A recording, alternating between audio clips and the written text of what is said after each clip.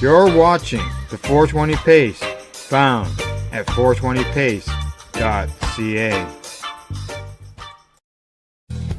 Stay tuned.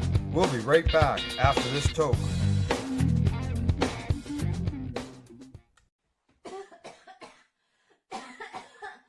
Into the 420, damn it. So what are you doing? Nothing. Nothing? Why not? Trying to get on this lifestyle radio website. Sounds like a cool website. Yeah, it's alright. Oh, wait, I might have it. You might Now you have can it. unmute now. To Lifestyle Radio. The Go on. opinions expressed during this show are those of the individual participants This and is do funny, not isn't it? necessarily reflect the It's opinions very of their funny. associated Push organizations button. or We haven't lifestyle done this in a radio. while. Are you ready? That's awesome. You should all know the words by now. I don't. Music, you like weed, well, we gonna be good friends. This is how much I like more than smoking trees. They'll make you dance with do-si-do and teach you how to cheat from Toke on the 420 radio show. On the 420 radio On show. Lifestyle Radio. Way behind there, lady. Way behind. It was like listening to an echo. It was on. It was bang on for me. You be quiet or I'll play this. 3, 2, 1.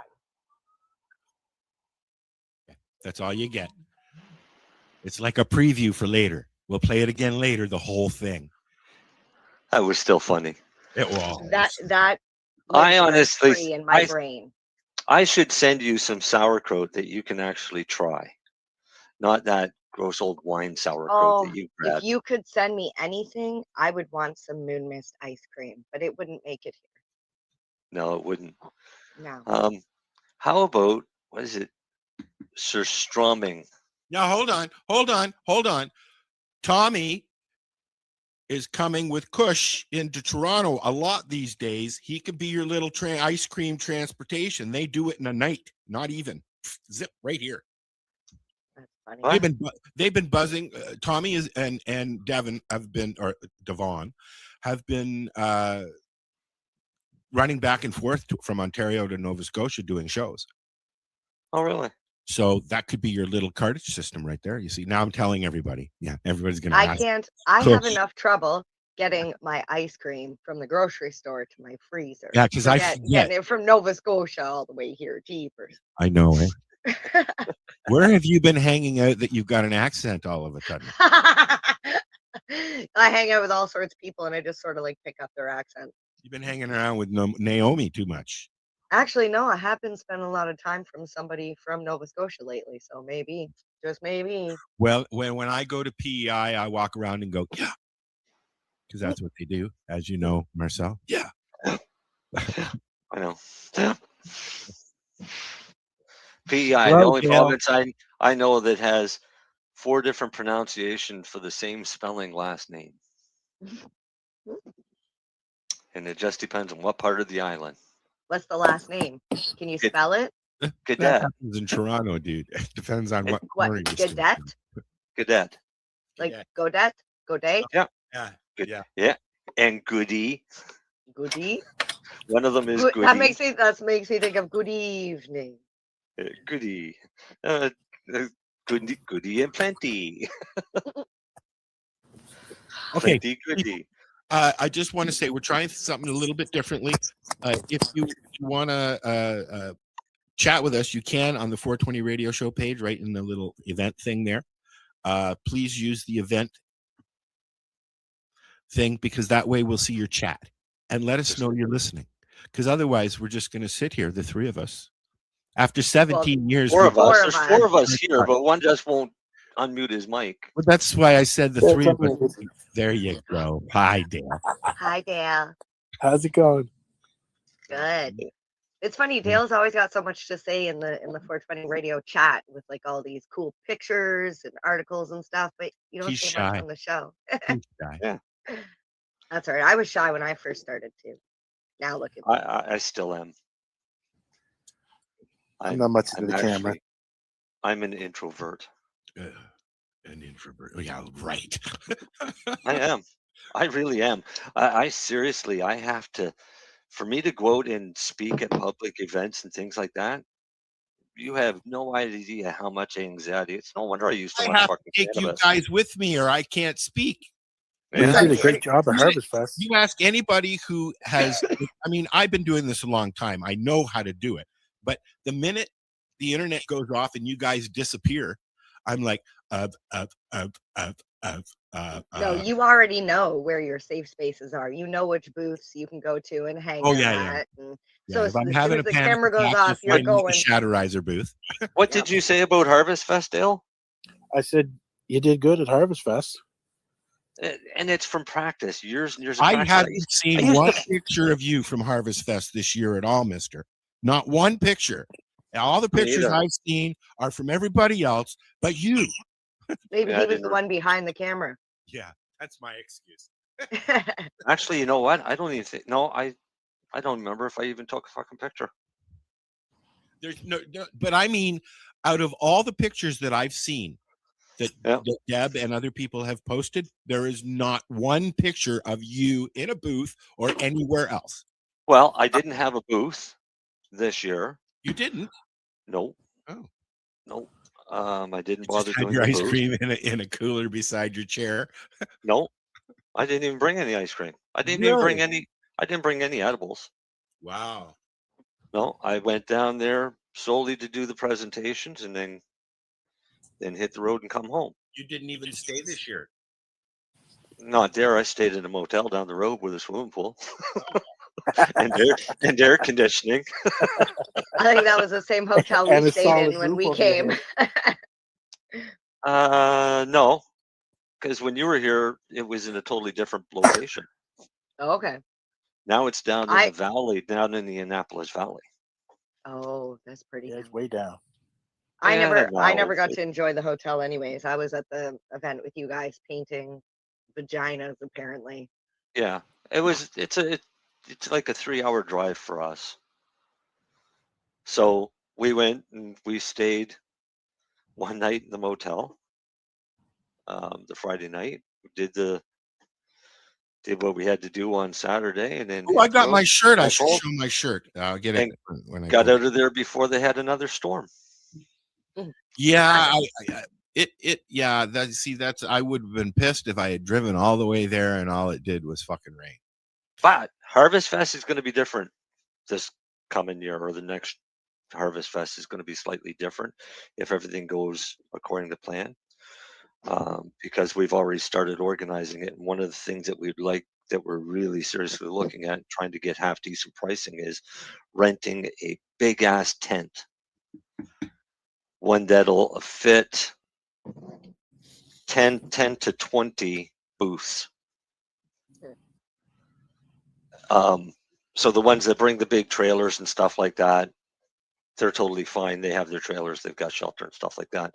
This would just be an opportunity for people to come. Instead of having to bring a canopy and all of that crap, they can just come in and set up in their designated area inside the large tent, where the demos would be, the announcements, and everything else. Just in case. Well, I mean, this is 2 years in a row that they had some major weather issues. Wow. So, and was it hot? Not overly hot this year. It hasn't gotten over 25 here. It was our heat index today was 37. Well, I shouldn't laugh because it's like it was 99 and it's even been 100% or more humidity here. Humidity. So, yeah. Oh yeah. I've woken up last week. I woke up a couple of nights in a sweat. It was that humid. Well, our humidex has gone all the way up to 39. That's what ours is for tomorrow. It's Yeah. Really? That was this past week. 74 in the we're outside. It's 46% in here, 28 in the greenhouse, 51% downstairs. No, I don't know which one's why. I got to put labels. Tomorrow is 39 here. 41. Is it sunny? Here now it is, yeah. Supposed to be. No, it's dark here now. Is it sunny in Truro? No, I mean tomorrow. It's still light until like It should be 9:30. daylight outside right now. Not It's till about here. 9:30. Oh, I guess What? that's there. It's 8:30. It's 8:11. Yeah, It's 7:11 here. they've already been to the It's store and It's gotten. 8:15. It's already dark here. Yeah, I guess Yeah. Dale's in the dark right now. Yeah. And even better, Didn't you we hear have a there's a power out? No, we have a hurricane coming next week, so Yeah. Yeah. that's going to be exciting. So the models for the hurricane, depending on Are which we getting model you that look too? at, We'll get no, the you don't get aftermath. you don't get hurricaned. No, you don't. We get the weather. We get the No, you storm. don't. We do you get don't. some of the residual weather. No, you don't. Here in Toronto, we do. Up here, No. yes, we do. When From the our last, hurricanes? when the last Like, are you talking about the hurricane or ones that go up the tornado or south whatever, of, or the south or the east side of the state? Yeah, up the ones that and those come along. up. things- no, you guys get those because you're all, out in the middle of the fucking ocean. Right, but you guys don't get any of the residue from those because We get they other don't stuff. really, they don't, re- well, no, our weather systems go from west to east. We get your guys' shitty weather and pollution. Oh, I'm sorry. You can talk Well, to yeah, Neil but about right that. in Ontario, if you look, Marcel, where Ontario sits, you're right. It comes from west to east, but it also comes from south to north, and they meet right just under Ontario and pushes out to the east. Right, and this is what makes Atlantic Canada the armpit of Oh, you North need America. to get a weather girl Oh. background, There's the Mary Jane. news. Mary There's Jane, the weather. you need to find a weather girl background for you because that was really cute the way you went, and you could be our meteorologist. I Or can't the even weather figure out girl. how to change it from the green background. What's on the Well, back? So all of the we could walk smog you through it if you like. and your weather Yes. that you have in Ontario Yeah. comes east, as well as all of the stuff from the industrial US. So we get this. This is why we have Yeah, you such. get all of it. Well, we have really high rates of autoimmune diseases, cancers, everything else, because we're literally an armpit. I learned this in the 70s from one of my I'm not in an teachers. armpit. I'm in the coast, on the edge of the water, the coldest water of all the cold waters. Well, the hurricane that we're getting, or may not get, is being projected 3 different ways. One is for it to go into the Carolinas, North and South Carolina. That would be awesome because that would mean that it'd probably work its way up to Southern Ontario. We don't care about that. The other option is it comes straight up and hits Nova Scotia. Yeah, I'd Just prefer that. bang on, not us. Well, I And the don't want it to third- come to Southern Ontario. The third option is the cold front that's supposedly going to push down might push it out to sea and miss us completely. That's the that's the one best. I'm hoping for. Yeah, that's the best. But the way it's tracking, the eye of it would go right over mine and Dale's house. Oh, really? Yep, because the eye is that big. The eye of this thing is the size of PEI. Yeah, they said it was pretty aggressive storm. Well, it was a There's category it coming 5, up but I think it from the off Gulf. of Africa, off of Africa, where they all Oh, okay. all of our Where they all storms come. come off of this from Africa, off the Sahara. Dang you, Sahara. Yeah. Does it get sandy? Actually, if you look at some satellite footages, depending on the resolution of the camera and stuff, you'll actually see a brownish cloud that goes off of Africa out into the middle of the Atlantic, and it goes about halfway across. That's the sand and dust, and dirt, and storms. But our concern, of course, is a lot of us grow outdoors, and we don't like hurricanes when we grow outdoors. Let's not talk about growing What up. would you even do to protect them if Pardon? they're not ready? What would you do to protect your plants? We have Like, for people that example, some like people it's are coming. What do you do? yeah, some people know that it's coming, so the day before they'll put their plants into a garage or something like that. Yeah, but mine Um, are in the ground. I can't put them in the garage. What do I do? Every big leaf that's on them, remove it. Okay. If it's a any sizable leaf, because by now they should be flowering. Yes, because right? that's Yeah, their little sails. Yeah.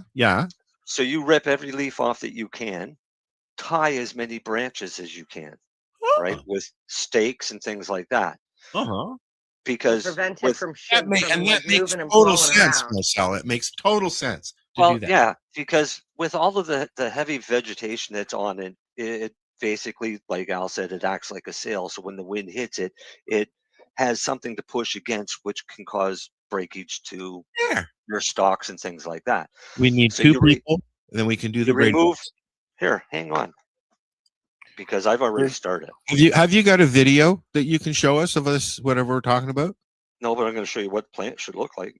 Okay. For It's Fiona, just going to take me a minute because I got to email it to myself. when Fiona hit, I put all mine together. I put all four together, the pots right against each other, and then I took a rope, started at the bottom, and I wrapped them all the way from the bottom up to the top, and it's just like a Christmas tree wrap. Yeah.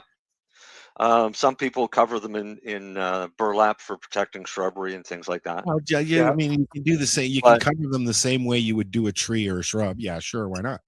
But Now, a question before you go on with that: when you're covering plants that are flowering, do you have to worry about trichomes and stuff sticking to what you're covering? You're trying to save as much of the plant as possible. Who fucking cares? Okay, thank you.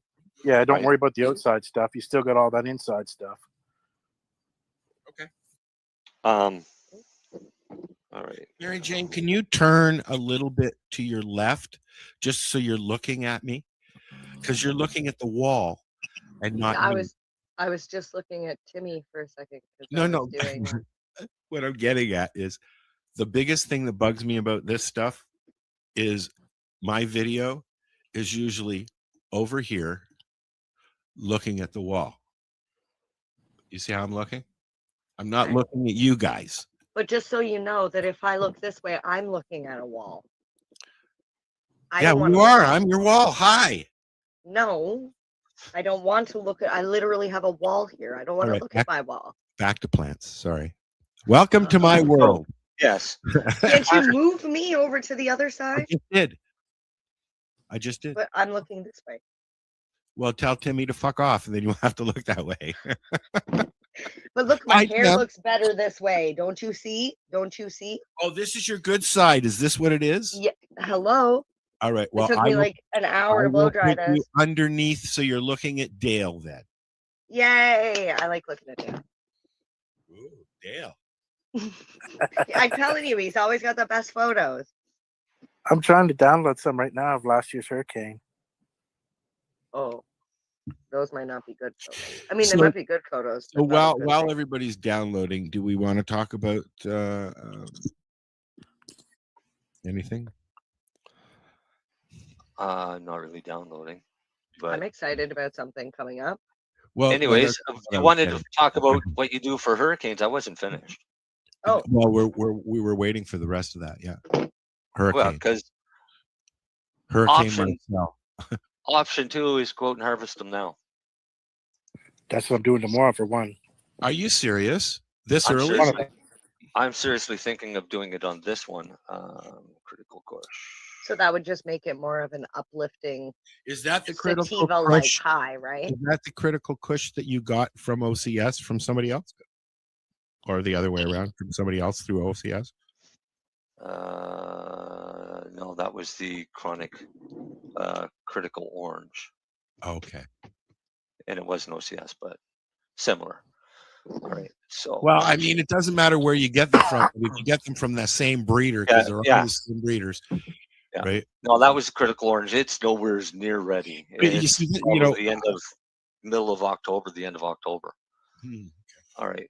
I should have gotten some of that when it was there, when I saw it, but I didn't have the money. And I got something called oh crap. I had them written down in front of me, and now I don't know where it is. It's behind me. Hold on. They're right here. I still have some of those Bruce Violator Kush. No, I got Violator Kush seeds. Did you didn't oh yes, those are good that's ones. one of my favorite strains. Are you not growing at home anymore? No. Okay. There's a stripped plant. Is there a reason for that? For what? Yeah, I just don't have the time. I don't have the Okay. time. I don't want to do it. And you're close to the res, and prices are It manageable costs. there. It literally costs. It costs more to grow it right now where I am. There, yes, yeah. I don't even I have no access other than one store up here, or I grow my own, or I order in.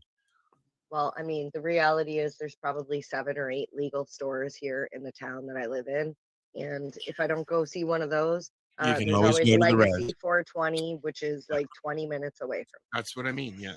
Yep. And you know, Tim, there's And never they're any all problems or yeah. issues and good I'm gonna stuff. ask and- Tim to come on the show. If you're listening to the show, if you're watching us wherever, say hi, because then we know you're listening, right? And then you become like interactive, and then you become part of the show. Mhm. Or So, not. Be let's see afraid. Be very These, afraid. Be afraid. Be very afraid. these plants here. What is this? I'm gonna. You want to show Make them, me bigger. Dale? No, make me bigger. Make you bigger. Oh, this is the 4 plants Dale was talking about that he tied up. Oh, okay. Here's what the one that I'm gonna. You see any big leaves? I'll He show pulled them all out. Dale's stuff. Exactly. Because we have a hurricane coming. I just want to say those buds look really frosty. They are really frosty, but I can see that from here. I'm like, oh, What those is look that? nice. that's critical kush. Okay, that's not an auto, obviously. No. And was it seed or Seed. clone? Okay. Yeah. Yeah, I'm not having fun with this fucking seed shit. But So what we're doing now is we're doing all the pruning and getting rid of as much leaf and lower bud that we don't want off. And do you see that green stake that's in there? Yeah. Those are my it's 6-foot metal. fiberglass. Well, it's fiberglass. They're like 6 feet long fiberglass. I used bamboo last year out here because it was really windy before I got the greenhouse. Bamboo's great, but I mean, every year you got to buy new bamboos. I buy these things every year. Every time I see them in the store, I'll buy more. Yeah. Because those The ones are dollar probably store has them usually. 6 or 7 years old. I got those at Walmart, and they were on sale for like $2 a piece. I think I bought I'm going to 25 or show 30 of them. Dale's picture as well. Okay. Yep. So this is Dale's picture. Yeah. See, I wouldn't have done that. And I mean, yes, it works and it makes perfect sense to do that. I wouldn't have done it only because there's that risk. How did you make out with those, Dale? Did they work out? Oh yeah. Okay. Yeah, they went on the ground. They got blown over, but yeah, they survived well. I stood them there of the aftermath. That's the worst thing is when you're growing in pots. If you don't have a heavy enough pot and you've got too many leaves on, they'll blow over. Just as you said, blow over. I changed the picture. Yeah. So I mean, that's a risk, and that can be more damaging than just the plant by itself because you have 4 of them all going over together. Because that's obviously before. No, that's after. Oh, is it? Yeah. Well, they didn't fare that bad. You didn't lose any bud, did you? Well, the trichomes were beat around, and it was, sitting in water and shit. But the other reason I wouldn't put them all together like that is because if one of them has a little bit of mold on it, they all now have mold. Yeah. Plus, they're wrapped in there tight and growing mold. That's only for one night, though. This is what I had to deal with. This is what I'm dealing with right here. Yeah, you had bad luck with them this year, man. You grow the best looking males. It does. I feel bad. Oh, where'd it go? Shit. Hold on a second here. Oh. All right, there we go. Yeah, no, I am not happy at all. And I'll tell you, buddy, some of these are your seeds. Oh, that's all right. 50% of them are going to be male. Yeah, I know. Why? Yeah, see, you can actually sex them and then like put them in the flower and sex them and find We out tried before to. they even get to that. Tried to.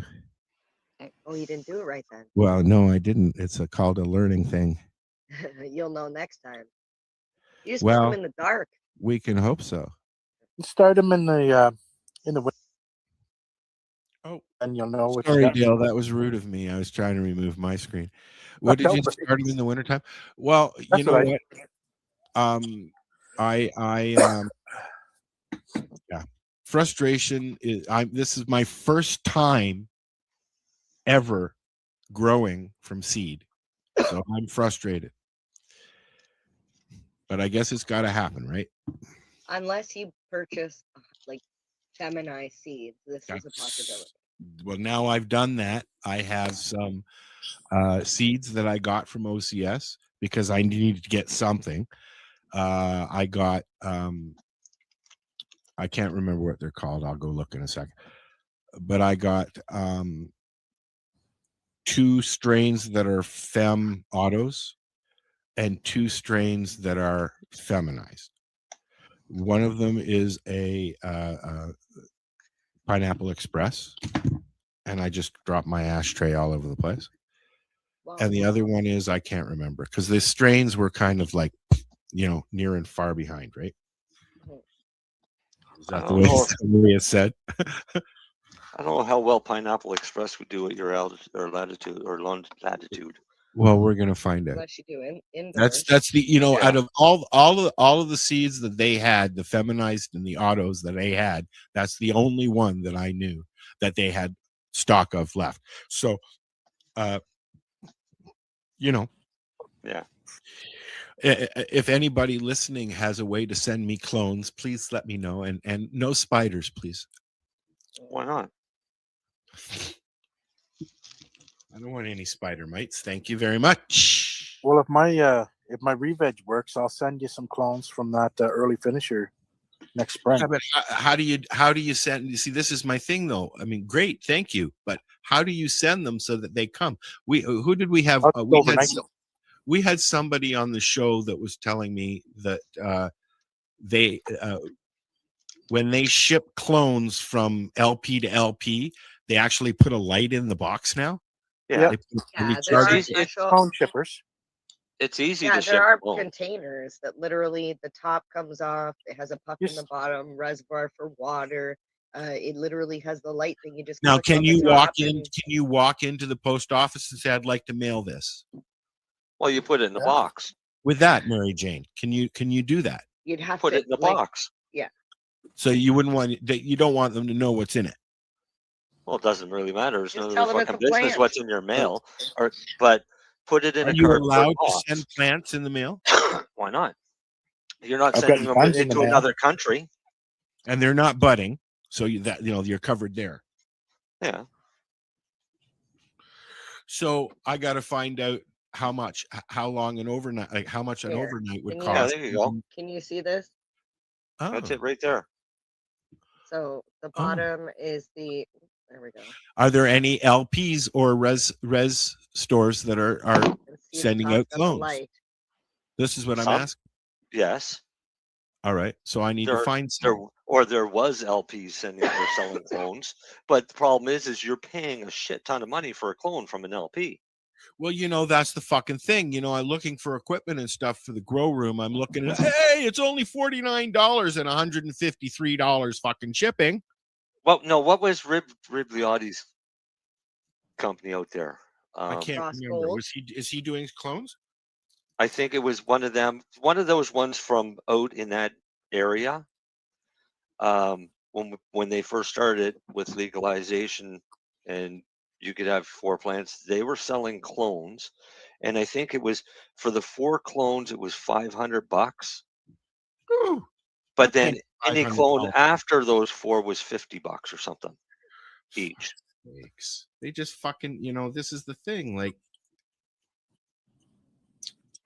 so I mean, you got to make it equal for everybody. Period. It'll never be equal for everybody because that's not how the system works. That's not how money making works. But that's not I'll how send a bunch, Al, if you want to try them out. All right. I wouldn't. Don't base your whole harvest on it, though. Just kind of think of it as like a side project in case they don't root. The easiest way to do it is start some seeds. If they're feminized seeds, great. Start those seeds, grow them up, cut the tops off after you get 4 sets of leaves, root them. Once they're rooted and they're actually growing leaf again, force them to flower. Right? Just take them and put them in a fucking cardboard box. But put them in the dark for 24 to 48 hours. And then start looking to see the hairs. Because if the female is coming out, usually it'll have a couple nice little hairs coming out of each of the calyxes. And then you'll know that those are truly females. You can then turn around and start cutting clones off of those plants. If you don't know what they are, then you're going to spend 3 months, 2 months feeding a plant that you're going to chop down. And nutrients aren't fucking cheap. What I've fucking just done. I've spent the last 3.5 months feeding and watching and primping 10 plants that have all turned to fucking male. Mm-hmm. Well, sorry, not all. One Hermie. There were more Hermies, but we already discarded those. Yeah. So not pleased at all, but live and learn. And now here's my question, though. It is September 9th, 8th. 9th. 8th. 8th. 9th month, 8th day. Yeah. I need minimum 60 days for these auto fems. Yeah. Yeah, pretty much. It'll say on the package. So, okay. So here's my question. Last year, I was in the greenhouse until October, December. I took most of them out in October. I left one in almost till Christmas. Yeah. Just because I don't know why I did that, but I did. Probably just to see what happened, right? Mm-hmm. Am I going to be able to do that with these autos, or because of the light, as you told me? Yep. You can if you want to put a light out there. So no, thank you. When is the best time to bring them in? After what point do I have to keep an eye on the light cycle outside? In all honesty, Al, I wouldn't put them out. This is what I'm asking you, bud. Should I? It's already less than 12 hours of daylight. All right. Or so sorry, we're 16 hours of daylight. So we're going downstairs. Then is what we're going to do. Yep. Right. You kind of have no choice because they're an autoflower. They require, at least a minimum of 18 hours a day of light. What I'm worried about mostly is it's dropping down to 3 or 4 at night here. And even though it doesn't go below 10 or 11 in the greenhouse, it's going to get worse. That's right. So my season outside is fucked, gone. No, your season. No, any seeds? No, because you're in a situation where you have a greenhouse and you have an indoor space. Yes. So when in this winter time, you start your seeds. For outside, and they'll be going out right away. Well, no, hear me out a bit. Let me finish. So start them in January, beginning of February. All right. For the plants that you want. Cut the tops off, force them to flower. That should be done by April. All right. You should know what sexes you have by April. Okay. That plant there, you start cutting off the clones that you want to put in your greenhouse and you start them vegging. And you'll have from basically the end of April until mid-June or so. Okay. They can then go into your greenhouse. Well, that's that whole. Okay. So then right? But they're going into the greenhouses as plants that are 4 feet high. Because you've been vegging them. Okay. Right? Indoors. So you're putting out half decent plants outside. You're not putting out little stubby things and then have to sit there and wait months to grow. Now you've put them out and you're getting them used to outside and the sunlight, and they'll automatically start to flower as those days start to shorten For you, it starts in July. So instead of putting them out on the deck for 3 weeks, I've just put them right out into the fucking greenhouse. Yep. Okay. And then, so you try and get them out when they've got some size to them, so they can survive the cold. Well, it's not that you want some quantity off it. But it will make it easier for them to survive colder weather, though, when they're larger. It'll be hardier.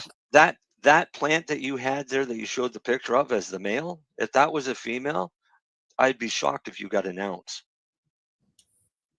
Yeah, they were all very stringy. I didn't like the way that, and I was poking and primping and fucking. Did you top them? Yep, I had to because they got too big in the dome. Next year we'll teach you about. That's how Dean got some, because I cropped them out. Yeah, but you're cutting clones off of males. Yeah, well, I didn't exactly know that, did I? No.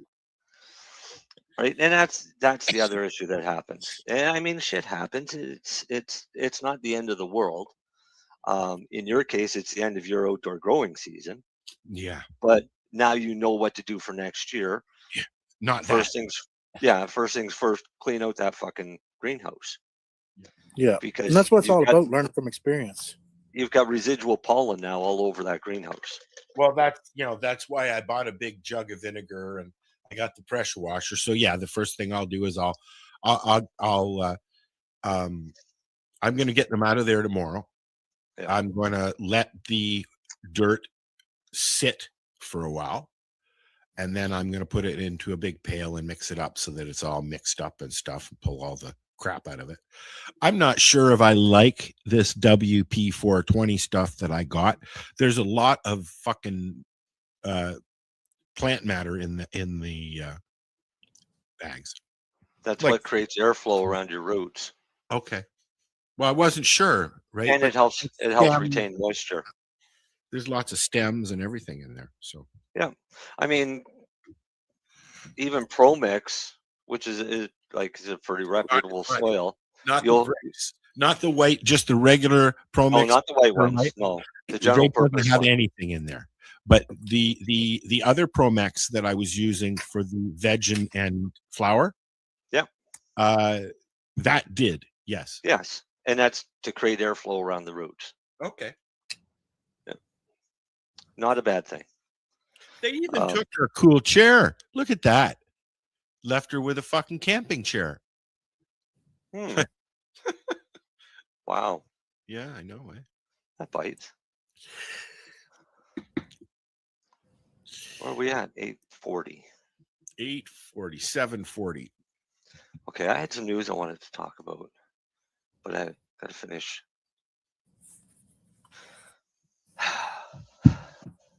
How's your plants doing this year, Dale? Not too bad. Yeah. We're starting to get into the mold season. I go out every morning and scope them out and pick off little pieces here and there. One thing that I'm enjoying is I've got one window fully open, and I've got the other window that's automatic, so it opens and closes on the humidity thingy, right? On the arm, and it works really well. I don't even and it's not getting really hot in there, and the humidity is not as bad as it was. Like, you go in there last year and it was just like and now it's not. It's tolerable. It's not like you're walking into a sauna. So I'm hoping that next year now that I've got this system working with the pots and all that and the windows, I won't have any powdery mildew like I did last year. Oh, you had some up there, did you? Well, don't you remember I washed it? I washed all my plants on the air. Oh, that's right. Yes, you did. Yep, I did. Now, should I do that anyways? I guess I don't have to if I don't have any issues, eh? I tend not to, but a lot of people do. It's personal choice. Yeah. I missed it. What? I know some people do it because they want to wash bugs off, as well as there's lots of different reasons for doing it. Some people do it just to do it. Doing what? I Washing your never plants? washing Watching them. your plants like I Yeah. did last year.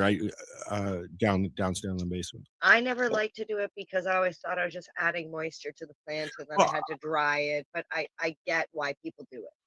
I Oh, I find you lose a understand lot why of they do it, but you get 10 or 20 fucking plants. The last thing you want to do is spend a week washing them. I want my farm back. and you lose a lot of terpenes too. You lose the flavor and stuff. Seriously, the year that I got off at the farm there, that was a good one for me. Yeah. And that was my Um, first. There was no mold, there was no nothing. I got every bud, there was no dry That rot. was your nothing. first year though. Yeah. I feel like that was just beginner's luck. That was also all Once you clones. get used to that spot Well- and you learn the growing there, you'll be good. I know. that Yeah. same year, I pulled 22 pounds off of 19 plants. Yeah, I got 2 pounds. Nice. This year we've had such horrible fucking weather. Are you going into adolescence or something there, buddy? Because your voice just cracked. Who? Mine? You were like, I got a cough. No, we've had some really shitty weather here with forest fires, Terrible. flooding. oh, here too. We've got, the forest fires are all around us. I got choppers flying over my house 20 feet off the fucking ground looking It's for. been a weird wet. The one advantage I wet have is I season. live in a no-fly zone because this used to be part of an Air Force base back during Oh. World War II. Oh. So helicopters can't fly over my house. Planes can't fly over unless they're above 3,000 feet or something silly. It's pretty awesome. Well, I've enjoyed the summer. Last week there were a couple of days where the humidity was so bad, as we talked about earlier, that I was uncomfortable, and the dog was uncomfortable too. But I'm learning the flow of the house. I've had the furnace on all summer. It gets that chilly at night here. That's crazy. I've had our heat pump set on dehumidifier all summer.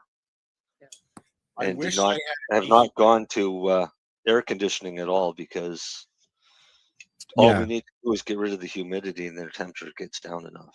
I've got Yeah, the forget nonstop rain. Pardon me? I've got the Nonstop dehumidifier rain. downstairs in the grow room for when I need it. Yeah, what did Dale say? I don't know. It's been nonstop rain. Yes. Well, yeah, I know. It's crazy. Now we're looking at another week's worth of rain coming. Fuck, eh?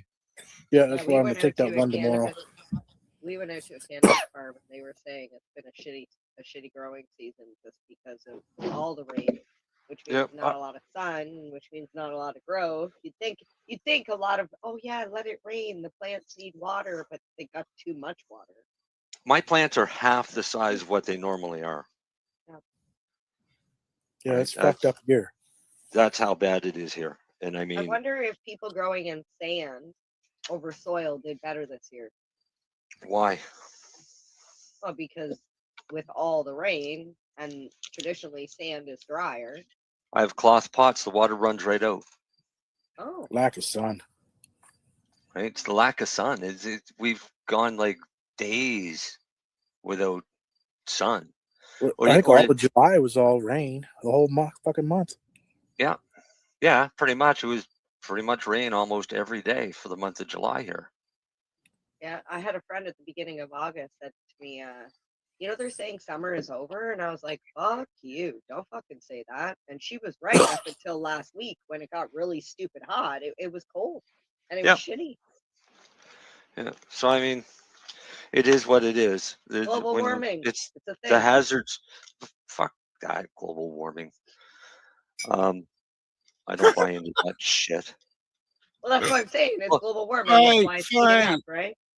Yeah, but it's not man-made global warming. This is my Oh, no. problem. And all the So this tax is money in the natural. world's not going to stop this. I'm like, I think we've had this discussion before. This is literally, we've been coming out of the ice age, or it's been warming since we've been coming out of the ice age. This is like using a mask and a vaccine to fucking stop the cold. Same thing, no I'm difference. still wondering why nobody said anything about respiratory illnesses going in through your eyes. Why did we not have to wear goggles? Because respiratory illnesses don't go through your eyes. So. Well, and they also don't go up and over barriers in between you and the table beside you either. Yes, they do. And I'll tell you why. Because no, I was being sarcastic because I know, respiratory, but you can still catch it. the one that gets me is the people that think the mask protects them. So for anybody that thinks the mask protects them, you wear it and have somebody fart. Well, and you let me know when you can smell that fart. It does protect Right? them, but the only thing It does not them protect from, them. It only protects them from spitting on somebody. We went No, through it the whole protects all of their COVID comfort and didn't have level. one argument. And now listen. No, it protects their comfort level up here because they're comfortable with being around people now because they feel protected, right? Let me ask you a question. If they mandatory Protection is make, mental. if they make masks mandatory again, are you going to wear one? No, I will Did not. I wear one Didn't before? the last time. Okay, so we're all good. It's like actually no, I did. I bought a special mask and it was a rhinestone mask, and it was like more. It was less mask than it was mask. Did you feel like a rhinestone cowboy? No, I felt like I could breathe, and that's all that You matters. didn't even know that song? Yes. Who sings like it? a rhinestone cowboy. And who sings it? I don't know. I've seen it on movies though. I don't know who sings it. don't Before say my it. time. I know it, but for some reason Chris Christopherson keeps kicking in my head, but it's not No, him. it's not Chris Christopherson. I know it's not. I know Nestor Pister did the knockoff, which was "I'm a Rhinestone Plowboy." Oh my. Oh, fuck. Yeah, who is it? I can't remember his name, but I see his face in my head. Yeah. All right, Google it. Google it. I gotta look it up now. Hang on. That's funny. You asked me like you knew. You don't even know, Al. No, I can't remember his name. I do. Ben Campbell. Thank you very much. Fuck. Yeah. See, that's why Chris Christopherson, because they were both right around the same era. Yeah. You ever want to watch a good documentary? Watch one about him. It's all about when he progressed into Alzheimer's. You know what? I would want to see that. He was very, very vocal right up until he left us about his Alzheimer's. The Last Waltz is up on Prime. Although I haven't watched it yet. It is there. Thanks, Marcel. Dying. This is a pot show. This is Wow. Darcy's hash. Oh, Darcy's blaming on Darcy's hash. Oh, fuck me. Choking on No, some don't. Darcy. That wasn't an offer to anybody. Thank you. Choking on some Darcy, are you? I thought you were talking to your wife. Sure, buddy. Has some of this. I wanted Darcy to be on today. Today's our 10th anniversary of being Facebook friends. You know what? You're about 10 years for this. Mary Jane's at 5. I'm at 17. I'm at 6. Is it 6? Yeah, I think she's around 6. Marcel's about 10. I know, I can't believe it's been 6 years. Next year is my 10-year anniversary as an advocate, like a public advocate, not just like behind the shadows. But when I said "fuck you," I'm actually coming out. Oh, fuck. Yeah, only 10, but still. What year was that? 2008. You know what's scary? I think 2008 is when I started becoming an advocate. Gail, what did you say? I say, you know what's scary? I've been kicking around here for like 5 years or so already too. 4 anyways. Darcy's I know it flies. 4. I 3 or 4 anyways. I think Darcy's been around for 5. 5 for Darcy, I think. About the same for Lenny. For Just- Lenny. We were farting around for about a year before Len. And here's the funny thing though.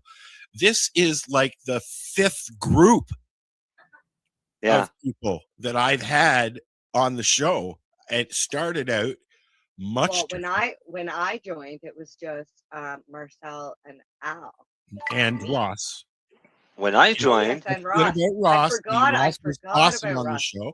Yeah, you know, Mhm. I thank Ross for all of his knowledge. I'm like, I didn't actually forget about him because we just had him on a show, but I forgot about him being on the pod. how's Ross doing? Good. He's retired Good. apparently. Yeah, he and Deb are out in Nova Scotia. Got a house out there. No Fixing way. it up. Yeah, man. Reach out There to you them go. now. Now you Facebook. can have him back on the show. Yeah, we can Well, I bring didn't him know. back. I didn't know if you two made up or not. No, we haven't spoken, but you know, if he wanted to come on as a guest, I wouldn't mind that. I do miss having the guy around. You know who else is out in Nova Scotia working for the company that he works for is our buddy Kurt, Mr. Geezy man. Nah. Oh, is he? Yeah, he's out there building houses or renovating houses. Okay. Yeah. When I started, the hosts were Amy. Amy. Well, no, I was a guest for that show. No, but it was at that back then. It was just Amy and I. Yeah, it was Alan, Amy, Lori. Amy Brown, Amy. I can't even Amy imagine Anonymous. what that would have been like. Just a Lori show. was on. You know what? She was. No, you're right. It was Amy and Lori and I. Yeah. Okay. And Brian. But Brian was Brian- never on. Brian was in the background. Brian came Brian was on like again Dale? for a little while, but not very long. Yeah, yeah. Anyways, Well, Brian stayed for a while when I was there, but he's still very much around, but not in the backside. You know, I come on to the show with Amy as a guest, brought up an article that I had written that pissed Amy had an off so argument, much, and then she left. Yes, we all she know. never this. ever came back. So they Oh, made, Marcel Wait, had for her to last show? they made me Oh, take her Amy. place Marcel had Amy. Oh. because I made Amy leave. That's I wrote an okay. article She about got the cooking. BBD. That's funny. I wrote an article about cooking with cannabis is stupid because after you've decarboxylated it, why would you cook it twice? You're just vaporizing it off. Yada yada yada. It's pure simple science and logic. She read it, and I don't know. I guess she thought it might affect brownie sales or something. That's stupid. I don't know. Well, But I mean, and that's fine. And I- then we had I Lori, don't and then think we it had did, though. Jess. no, Lori was around for many years before Amy, and then Amy joined us, and then Lori left when. No, Yeah, Lori. no, yeah, we got whatever. we had Jess Oh yeah, for a while. Jess. We've had Chris Backer. Oh yeah, Chris Backer. Yeah. We had Ross Middleton. Ross. Yeah. Lori was on for all of those ones. Lori was on before you came on. Lori Because was. I she was was Lori was on the one that for about- kept bringing me on as a guest. she kept, but she was on for a long time. Just me and her. Yes. Yeah. And then the falling out happened, and Lori left, and it was There you, was me, there and was no Ross. falling out. She just left. Well, there was a bit of a falling out. Not for me. Maybe for you. Well, it was me and Ross. It was, Because- you know what it was? It was It the was- legal aspects that Lori does not agree with, and she didn't want to be a part of it anymore. You guys were both going into the legal market, and she didn't want anything to do with it. I wasn't going in the legal market. You were going to work for Truro. Not then. Well, it was around when all the legalization stuff was going on, and you know, quite frankly, there were a lot of mindsets that got changed, and a lot of people left, and a lot of people went their own way, and some people went to the legal market, some people dropped out of it completely, and Lori's still very much around. I see her posting and stuff like that all Oh, the so time. do I. I see her posting. She and just I mean, decided, I have. she just decided she did not want to be a part of the cannabis community anymore, and I don't fucking blame her. I should have I done know. it 10 years ago too. It's Like, a. maybe that's why I don't know this person. 'cause It's I a got into the hateful. community in 20. It's very vengeful. It's very It's a hateful. hateful, vengeful, It's and backstabbing. fighting is what gets me. I don't. I feel You I feel like cannot win anything with anger, and I that's feel what like I that I community just was about. I Anger. just need to say it's not just the cannabis community, it's Oh no, every it's everybody now. community. It's everybody like But that. It's but it Yeah. it literally it's what is their intention and their personal intention for being in this space, whether it's the cannabis the space, the church space, the education space, politics, whatever. Well, yeah, but What is your intention there? If you have intention of doing positive for the plant and for it to advance the laws and the whatever, my then issue is those are the people I want to align with, not the people like you're talking about. You know who you are. we don't need nothing changes from anger. Period. And a no. lot of the people that have have come and gone were angry people to begin with, who thought they could use their anger to change the minds of people, and it doesn't Oh, work that way. oh, I mean, cannabis is a social plant. It's social, not fighting. here's a saying that you will like, Al. Yes. Your temper is the one thing you cannot get rid of by losing. So you can't lose your temper and get rid of it. No, but you can learn how to alter it. Well, yeah, anger is normal. It's just like Well, yeah, of happiness course. or If sadness. couples It's an don't emotion, argue, but it's how you deal with it. when a couple says we don't fight ever, bullshit. Because if you don't have little squabbles, if you don't have conversations, Like the newbie and I don't fight, but we have disagreements. yeah, he And gets told to discussions. he gets told to do what you say, and he says okay. Nope. No. I'll be honest. We've had disagreements, but I we know don't you have have. arguments.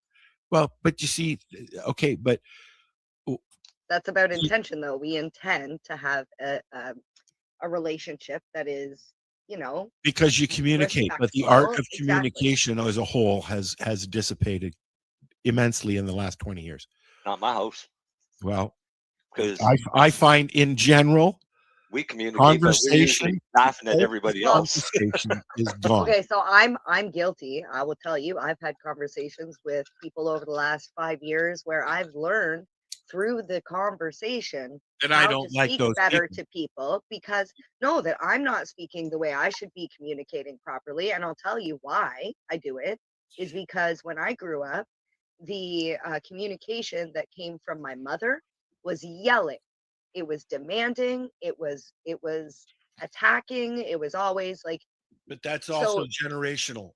Well, exactly. But this is what we learn. This is what we learn as communication. Yes. So, like, when I'm trying to deal with my children, I have to stop and think, is this the appropriate way to communicate? And I think that not enough people actually stop themselves and think about that. They just go off of what they've done for years, and that's just who they are. Was continuing the circle. And yeah, you're right. But when I say the art of communication is gone, I mean people don't like. I don't remember the last time my phone rang and it was just a friend calling to say hey. Yeah, It no, doesn't people happen don't call. anymore. People don't call anymore.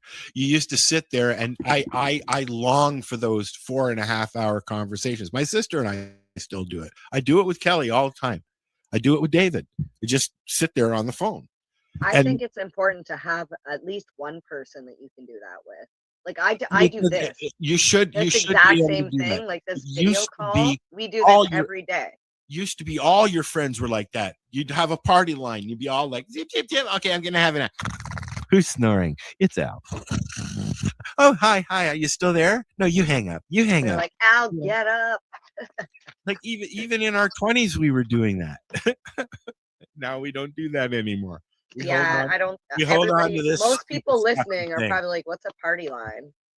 Because Yeah. party lines didn't exist when I was around. I know Well, what we it certainly is. did. At the cottage, when your parents took you to the cottage when you were a baby, okay, we had party lines, right? Yeah, you don't like talking on the phone, but you sit here every week with us. Touche. No, I'm No, not a I fan. have- I have a group of girls that we video chat every day. Like we are just having like meeting for a tea or a coffee. We sit down with our tea and our doobie and we just do this. I long for that. I long for that with that type of person, but I don't have those. Like they just don't make people like that anymore. Well, if anybody you out need to there get is yourself listening, a Darcy. Al if needs a anybody's Darcy. listening and No, yeah, I wants don't a, like Darcy that much. well, No, if, you need a Darcy because Darcy and I Darcy. talk pretty much every day or every second day. Well, I talk to Dean, a few times a week, but I'm not really a let's have a chat every day kind of person anyway. Sometimes I just want to be left alone, quite frankly. Well, that's an issue. That is me and my mood disorder. Yes. Yeah, that's an issue, not just me. No. The opinion of 10,000 men is of no value if none of them know anything about the subject. Marcus Aurelius. Marcus Aurelius was a pretty smart guy. Yeah. Who was he? Marcus Aurelius? Yes. You got to look up Marcus Aurelius. You already did. No, I'm just reading a quote from him. Oh, okay. are we telling wise quotes? I got one. Well, you already did. Which one? Oh, the other one. Okay. Well, this one, just the one you said, made me think of one. Marcus Aurelius was born in 121 AD and died in 180 AD. So it's nobody I would know. And he was the You're a very loud roller, Mary Jane. He was the Roman emperor from 161 to 180 AD. So he's an emperor, Right. He was the emperor of Rome. Yeah, he was a character in the She's Gladiator. offended. She's muted us. Yes, he was. And his most famous quote is, "You have power over your mind, not outside events. Realize this and you will find strength." That's basically everything happens for a reason. Yeah, but I think a lot of that is Let's wait for the emails on that question. yeah. I think more so that would be, don't worry about something that might not ever happen. Yeah, and that's valid too, because I keep There's telling a lot of David, people that stress themselves over shit. keep that telling may or may David not that happen. don't worry about things like he's like, and this is gonna happen, and that could happen, and that could happen. I'm like, dude, don't worry about things until it happens. When it happens, then you worry about it. Because I would say it's probably 80% women that do I that. kept fucking saying, No, I disagree there. I think you're gonna fall down the stairs. You're gonna slip I down say the fucking 80. stairs. I think a lot of I did men it. would do it as well. But Well, I will tell you, I have plan A, plan B, and just in case plan B doesn't work out, I generally have C through E as well. everybody This should. is something I'm learning just recently. No, think about this, okay? Burning Man. Let's just, for example, you just got a finger shook. there. Burning Man. No, let's use it. Let's use it as an example. Burning Man All didn't these go off people very went. well this year. All these people, they bought their tickets. They Yeah. went out there. They had their campers, their Yeah. food, their clothes, their whatever. And what happened? It fucking torrential downpour. Everybody got trapped. Same Now, thing happened at Woodstock. You made plan A. Plan A was to go there with your RV, with your food, with your friends, with your clothes, and Think about the rain. something happened. You wouldn't have been able to plan for plan B or plan C through D or E because why? You wouldn't have known that it would have torrentially downpoured. You wouldn't have checked to see where the closest hotel is. You wouldn't find out if you could get an Uber Well, let's talk or how about you're Harvest getting out of Fest, there. shall we? Same thing. You plan for one thing and you have a backup, and after that, you just Was there a make the backup, best Marcel? fucking. I mean, what you do instead of worrying about what could happen, Just do it. prepare yourself in case it does. Okay, now Right? for some, Yeah, but for that's example, worrying about it somebody- too. No, when no, it's somebody not. has I'm going to Harvest Fest. anxiety, it's hard to do that, Marcel. When you have anxieties, I mean, I am afraid No, of think pretty about much it. everything. You're going to go to Okay, Harvest Fest. Yeah. Yes. All right. It's a good example. Yes. We're in Nova Scotia. Our weather can change in 5 minutes here. Yes. I mean, we can have sunshine and super high heat, and the next thunder and lightning, torrential downpour, hail, and high winds. Right. So you're going to an outside festival camping. You've got to be prepared Bring a raincoat. for I'll be right back. any eventualities, especially when it comes to the weather. I grew up as a kid hunting and fishing and shit in the woods, usually by myself. My parents had a rough idea of what direction I was be in, always, whenever I went. I always had extra food just in case, but I know how to trap and catch food to eat, but just in case. I know different routes to get home just in case. And I'm talking when I was like 10, 11, 12 years old doing this. This was normal for me to go walk 5 miles back in the middle of nowhere to go fishing for a day. People today don't prepare for any eventuality until it happens, or they sit and worry about what might happen, but don't stop to prepare themselves for it. Well, what I was trying to get at, Marcel, let's use Harvest Fest like you are. What if the road washed out and there was a fire and there was no way to leave that location, just like at Burning Man, stuck at this Actually, there location. is. There's 2 roads in. No, one of them is washed out. The other one you can't get out. There's no possible way to get out of there. Fine. But you couldn't pre-plan for that, is what I'm getting at. No, exactly. You couldn't pre-plan. You just deal an with it in the emergency. moment. Right. And how do you Which is deal why with I'm something like saying that? don't think like those people, which I'm saying I'm trying not to be that person because it's not healthy for me to go. For example, I'm going to this event for 4 days. And I can plan for my clothing, I can plan for sleeping and travel and food and all this other stuff. But if the power goes out at the event, or if something like things that I can't control, I'm not Right, going if to there's a worry about force. all of this stuff. Right. Here's a good example. We It's have just a too much. hurricane coming. Yeah. It may or may not hit us. No. We have people that are actively freaking out because So you plan, like they're you're in saying, you panic got to mode plan for it. because we might get hit with a hurricane. My attitude is, all right, I'm going out and taking the leaves off my plants. Yeah. Right? That way I'll lose as little as possible off my plants. It's just a fucking windstorm and it may or may not hit us. If the leaves are off my plants, even better, because it's less for me to do when it comes time to harvest. Right? They've already been pre-trimmed, more or less. That's the difference. Why sit here and worry about what might happen when I could go out and do something in case it actually does happen? Yeah, you got to make the Yeah, best but of the see, situation. there is Always. something to prepare for the worst, but also expect the best.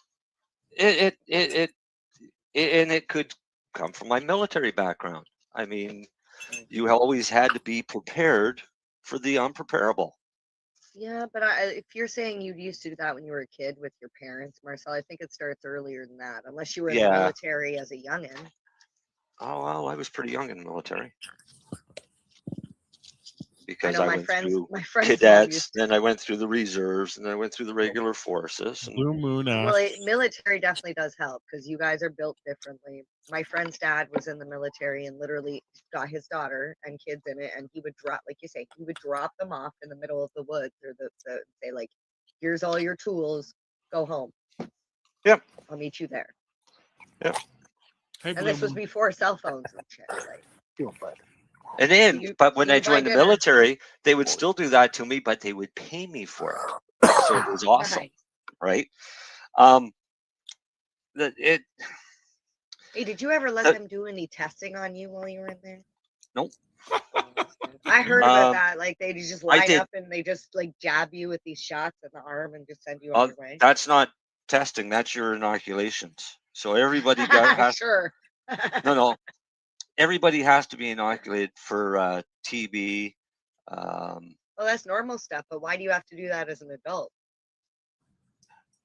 because you're going to be tasked with going to other countries. Oh, I guess, yeah, that makes sense. Because if you were to go to another country, they always make you get shots before you go. Right. So, I mean, we went to the Middle East. So before we went to the Middle East, we had to go in for a series of shots for that, malaria, shit like that. When I went to Europe, we had to go for shots too back in the 70s. Yeah. I mean, but these are shots have been around since the 40s and 50s, right? So they've been deemed safe for years.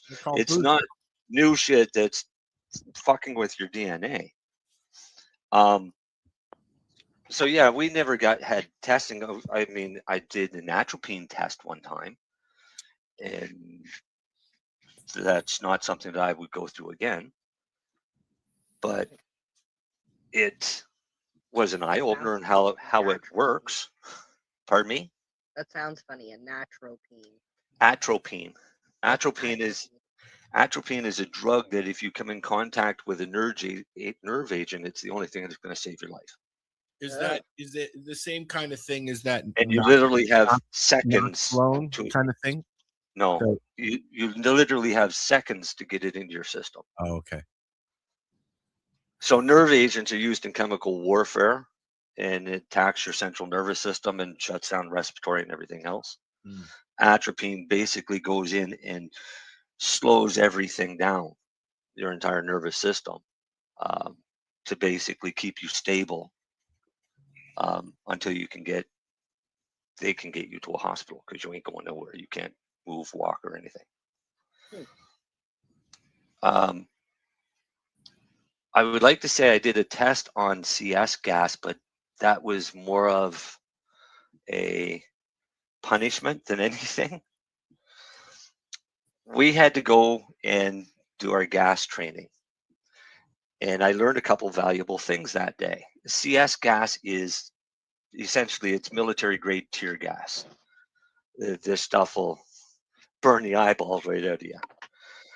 And they take everybody with their gas mask, put them in a little hut, make them do jumping jacks, push-ups, sit-ups, whatever, just to get sweating happening, especially like the crotch area and the armpits.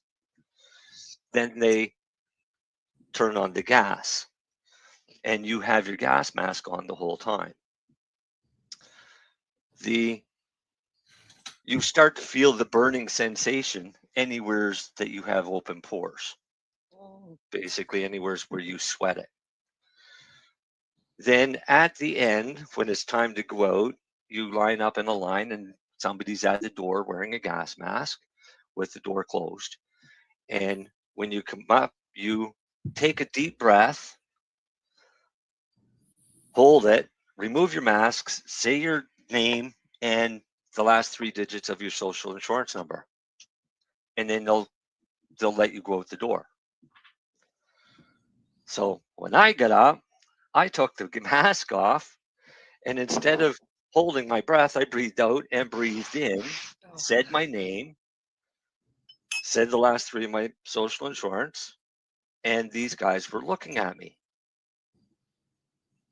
And one of them, the sergeant, was there, and he said, "Are you breathing?" I said, "Yes." I said, "Actually, this kind of smells nice." And he opened the door and he made me get out. So then he turned around. The next group are going in. He made me go back in the entire time without a gas mask on. And yeah, my eyes watered a bit, but I had no problem breathing the gas. So years later, we were on a grenade or on a rifle range doing weapons trials for the M16 rifles, and all of a sudden I could smell something, and I couldn't place what the smell was, but I knew I liked the smell. So I'm sitting there breathing this and trying to remember, where do I know this smell from? Somebody else starts freaking out, gas. They all take off running to get out of it. The grenade range across the road was firing gas grenades, and the wind was blowing it all over to us. And I'm sitting there breathing this gas in, thinking, this smells great. I wonder what this is. I like this smell. Where have I smelt this before? Yeah. So the CS gas, the initial breath makes you want to cough. If you don't cough, then you won't start, because once you start coughing, you won't stop. So you get over that initial cough, and I probably credit that to a lot to cannabis for the amount that I smoked before I got to that stage. So, yeah, cannabis. But yeah, if there's a riot and they fire gas, I'm You staying. wouldn't have to. Yeah, you're staying. Yeah. You I'm want staying. that. Give me it. Give me Marcel's it. over there going, Fuck, yeah, I love this smell. Fire more, fire more. Mhm. Send it all. We were on an exercise one time, and I got in shit because I didn't put my gas mask on, and there was gas grenades. But I was helping my buddy who was coughing his lungs out and puking from coughing so much, helping him get his mask on. So the boss comes over and he said, "Why isn't your mask on?" And I said, "I was helping him." And he said, "Get your gas mask." And I'm literally standing in a trench that is nothing but a fog of this gas. I pulled my gas mask off and put it on, and he looked at me and he said, "Where's the filter canister?" I said, "They're all out." I said, "They're waiting for more on resupply." I said, "I don't have one." And I said, so I said, "Can I take this off? Because I can actually see better without it." So we had a big gas attack. I didn't have a gas mask, which was fine by me. you're lucky you're still here. You're special. You got something like internally that you could just. Yeah, it won't let me fucking die. Who do you keep whispering to, Dale? His wife. He's whispering to his wife. No, I'm outside. I'm just sitting here by myself. Me and the dog. Oh, I thought it was the dog. He hears somebody on a sidewalk, so he's running around checking shit out right now. We got some comments on the chat from Blue Moon. And Blue Moon want to know why they don't do it later in the year with Burning Man. And in all honesty, it doesn't matter what time of year you do it. It could rain anytime.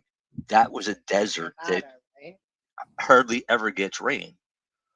That can happen at any time. It's not because of that specific time of year. It's happening more now because of the natural say it, cycle. Mary Jane, say it. Because the of natural cycle of the Earth melting the glaciers. This term that Raising- they're calling warming of the globe. Why don't we and call the it what it coughing is? of Marcel. Yeah. Why don't we call it what it is? The last of the last ice age. Is Because it the once last though? it's the How last much of the longer last do we one. have? Well, as soon as it finishes melting and then temperatures drop again, and very likely have a shift to the poles slightly, and But that could be another 100 million. Then we'll all be walking around I like don't this. know, years. this could last for another 250 years. But I mean, It's not going to affect us or our children or our children's children. well, it is already kind of, because I mean, Yes, the increased temperatures, yes, is We're a about big to see a concern. huge food issue. That's for sure. Right, that's our problem. With everything is that's grown this, droughts this and year. flooding. Yep. We've got flooding in parts of the world, and we've got droughts in the other part of the world. it's But not this is just all been a during shitty cannabis year. right. This is shitty every year. Yep. The There's going to forest be fires. a big lack of corn this year as well. Mhm. Everything that grows from the ground is going to be. I'm telling you, by next year, you think food prices are bad now? $35 for a fucking sirloin steak up here. Oh yeah, it would be bad up there. Yeah, that's why I people can still go get them get for a moose. $6.70. Al, you should learn to hunt. You know Go what? get a deer and a moose. My sister's coming from Alberta. It's 104 Fahrenheit in Texas today. And I'm going to What's ask her that to bring Celsius? some bison steaks. 40. Well, that'd be all right. I want to try 40 some degrees. 40 degrees Celsius is nice. bison. Wow. Where's that? No, Texas. Texas. Yeah, but you expect Texas to be hot, don't you? Blue moon to Texas, but it's a dry heat. I love when they say, but it's a dry heat. Arizona, but it's Making a dry fun of my accent again. Texas Jeez. is hot. I had a stopover in Dallas one time, and I've never been. I got off the plane and I had like an hour or two to kill before the Well, flight that's not true. went Yes, on. I have. I've driven through on the way to And I thought, all right, the airport was nice, air conditioned, it was nice and cool and everything, to the point where it was actually too cool. And I thought, all right, well, I'm going to go out and have a smoke. And walking out, it was like hitting a wall, a solid wall that I had to push through that was nothing but over 100 degrees plus like 95% humidity. And I go out, have a quick cigarette, and think, there's no way I can stay here and go back in. Go to Arizona, 100 degrees, go out, and there's like 2% humidity. It's totally dry and it's totally different. California. Yeah, I was in California. Yeah. Is Humidity makes a big difference on how you feel. well, it's very humid up here all the time. Mm-hmm. So even in the winter, it's humid up here. So I live in a province that's almost completely surrounded by ocean. I know. We have. When does humid become moist though? Because like there comes a time of when year you when it when gets you wake damp, up right? when you wake After up, about it's puddle. 70%. Yeah. Right, like you get Starts- damp in the cold, and Last then year, when it chills your bones, you're freezing. Last year in October, I guess, I had a condensation on my ceiling in my office here in the corners on the outside wall that was being caused by hot and cold, and I wasn't running the furnace. Now I'm running the furnace every now and then, and it's keeping it drier in the house. Does your furnace have a dehumidifier on it or a Nope, but it's gonna humidifier? fucking have one next year. Okay, because you can. When I lived in PEI, we You had can get them. They just attach right to them, and they just run water all the time, and the air goes through the water. I have a blue light filter on it. Ours was slightly different, the ones that we had, and it ran a dehumidifier during the summer months, but a humidifier during the winter months. Because in the wintertime, it's much drier and you need some humidity in your house, right? So this was a great attachment to the furnace. Somebody's hungry. But all summer, we've been running ours at around 61%, which keeps the house cool and keeps us dry and not sticky. But we go outside and it's like 98% humidity, almost to the point of drizzle, which is right around 98%. Well, it's 81% outside right now. For humidity? For humidity. Let me take a look and see what ours is. 1%, 11 Celsius, 15 in the greenhouse, 55%. 44% in the house, 21.2. This is the weather forecast for the evening in Terrace Bay, Ontario. Thank you for listening. And East Coast of Canada is 21 degrees. And humidity is 90%. I got a thing when you're done to play. And it's staying 20 degrees and humidity 90% all the way through until tomorrow morning. Yep. It's crazy. When it goes up to 93% and higher temperature. Yep. In Nova Scotia. We'll be right back. Yeah. 420 Radio Show. 420radio.ca.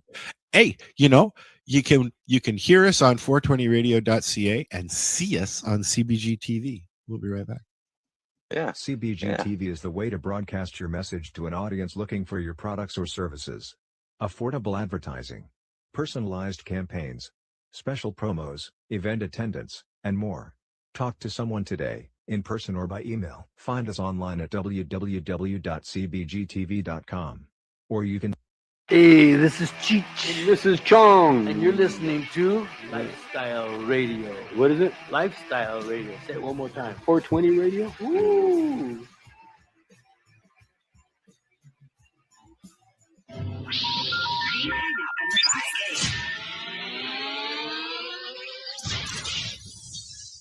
You're listening to Lifestyle Radio. Are you an independent musician? How would you like to have your songs played on hundreds of radio stations just like the one you're listening to right now? Join MusicSubmit.com and we'll promote your music to radio stations and blogs in your genre. It's free to set up your account, and we guarantee your music will be considered for airplay by radio stations worldwide. Why not sign up today? It's free. MusicSubmit.com, radio promotion for indie musicians. This is how it grew to be.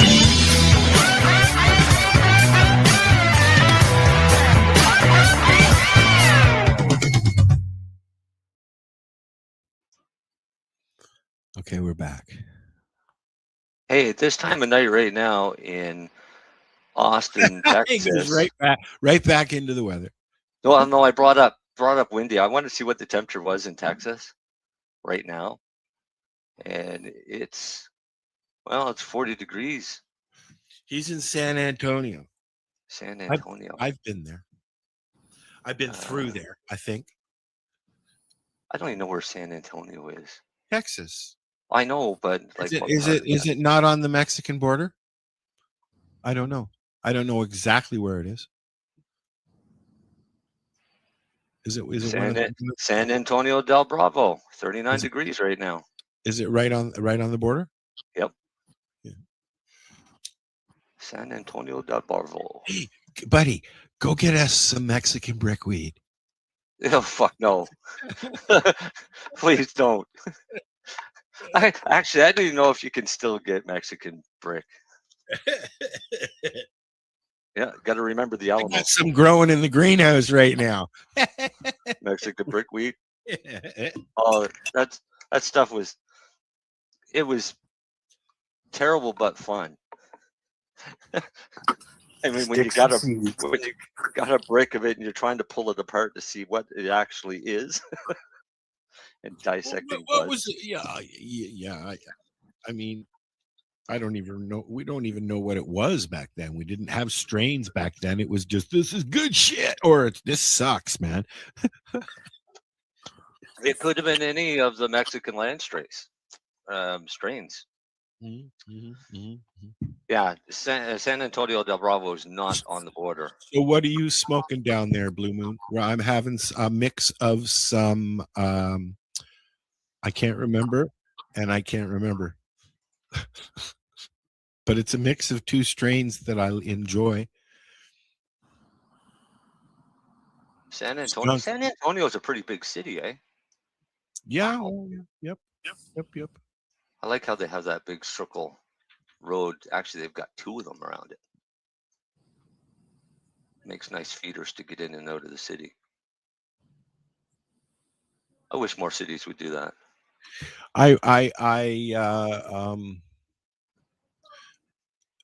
Put a circumferential highway around the city so that you can go on the circumferential to get around the city proper to go into whatever exit you actually need to. So the reason I played our Grow segment song was in honor of our pal Darcy, who better be fucking listening because he's got nothing else to do. I can't see it because if we make him laugh, it's just going to hurt. So okay, so we better not do that. Yeah, but if he is listening, then yeah. Fuck you, Darcy, you fucking piece of shit. I called his wife. About an hour before the show to get an update to see how he was doing and stuff. Yeah. And she said, "Well, he's not going to be able to. He's not going to be home tonight. They'll keep him for the night." I said, "I already knew that." I said, "I was just calling to let you know that you had to come on the show to take his place." You actually called Carla and said that? Yeah, and said you need to have something ready for a Grow segment. Oh, I would. You know what? You need to be recording this shit when you do stuff like that. Dude. Yeah, no, the profanity coming out of her would suggest I don't do that. Are you serious? Yeah, I love Carla. She's awesome. I only pick on people I like. I know. So I pick on Darcy. I pick on Carla. I pick Holy, on Dale who's making all that noise? Dale, you in the kitchen making a tea? No, just finishing up. I'm still looking at my supper thinking whether or not I want to finish eating it. I enjoyed the sandwich I had while I was getting ready for the show. I and got I'll sushi. probably have something after that. Sushi. Where did Sushi. Mary Jane go? Bitch, she left. Again? Well, she made it half the show. I suppose. He's smoking kryptonite. Kryptonite. Blue, or she. Could be a she. I'm sorry Could be there, a Blue she. Moon.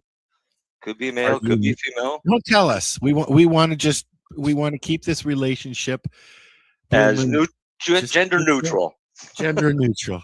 You can Yeah. be whoever you want. If you want to be a princess on the moon, you can be a princess on the moon. Well, wait. Now they said skunk and mostly kryptonite, so we could stay gender neutral and just call them a pothead. But it's a guy. That's fine. Oh, If you'd like to call in and be insulted by our hosts, you can. yeah. Feel free to jump on board. We can trash everybody. We're equal opportunity assholes. We should get Blue Moon to come on though and tell us what the cannabis situation is in Texas. Well, maybe maybe he can do that one day. Sure. We haven't heard from anybody from Texas, have we? Yeah.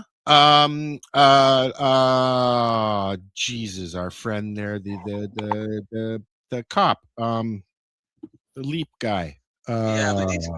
Howard J. Woolrich. Yeah, he's a little different. I mean, I want somebody that actually isn't a former member of law enforcement and has a different take on what the view actually is. Oh, well, you're no fun. I mean, it's all good. Look, she came back. She actually came back. I didn't think it was good there, Blue Moon. Now, she got a onesie for us. I don't know what happened. Why couldn't you change while we were? Never mind. Oh, I can. Okay, I'll redo it. I'll redo it. Hey, did you? Just so you know, she wears clothes under the onesies. Did you go as a kid to see the Harlem Well, yeah, Globetrotters like a when they house- came through town, Marcel? No, but I went as an adult. I used to go. My dad used to take us every time to Maple Leaf Gardens when they came into Toronto back when it was Meadowlark Lemon and Curly Neal, all the originals. Yeah. Are they And like they've fancy? just like had an trick? anniversary. They've been around so long. They're still doing the same fucking thing, and they're playing the same fucking team. And they're doing a lot of the same gags that they did because you know what? I As a used to watch them as a 5-year-old watching Meadowlark Lemon, a huge man rip down the fucking court and get a basket every fucking time off of Curly Neal's back. You know, I mean, like that's when Chrissy and I went and saw entertainment them was about entertainment. 15 years ago, and it was That's hilarious. real entertainment. That's what entertains. Like going to the Barnum and Bailey's. I've been watching Nick Walenda's show on Prime TV where he goes around and does different stunts in different places. Oh yeah. And Nick I've been Wallenda, watching Catfish. Yeah, do you know who I mean? You know who Nick Wallenda is? Do you? Yes. Like, do you guys know this team? No. The Bananas? Savannah Bananas. No. Okay, The what? so they're called the Savannah Bananas. They're like the Harlem Globetrotters of baseball. Oh. Okay. They're like the best. They'll like to catch the ball. They'll like do a backflip to catch the ball. Just Cool. yeah. Sorry. Yeah. No, we went and saw Harlem Globetrotters about 15 years ago, Chrissy and I. It was awesome. Yeah, tightrope. But I started watching Catfish a while back on Crave, and because I started out in the internet when the internet started, catfishing was pretty normal then, but it never had a name, right? And now I'm watching these people and I'm thinking, how stupid can some of these people be not to realize that they may not be talking to who they think they're talking to? right? And that's exactly what it boils down to. So back when we had Telnet and message boards and all of that shit, and a name like Blue Moon, you had no idea if you were talking to a male or a female. Oh yeah. Yeah. And then you'd have to I ran ask IRC chat rooms ASL. back then, so yeah. You say ASL and they'd tell you, and Yeah. then you had to take them for their word. Yeah. No, Yeah. it was before that, Mary Jane. Yeah, Okay, you know, like they didn't do the ASL then, but yeah, I know exactly what you mean. you were They don't do it anymore either. unless you were standing in front of that person, until you did that, you had no idea who you were talking to, male, female, kid at all. It didn't matter. We changed that when we started using video cameras. Right, because we never had video cameras. There was no FaceTime or anything like that. Exactly. Yeah. So catfishing was way easier then, and I'll admit I've done it because it's fucking hilarious.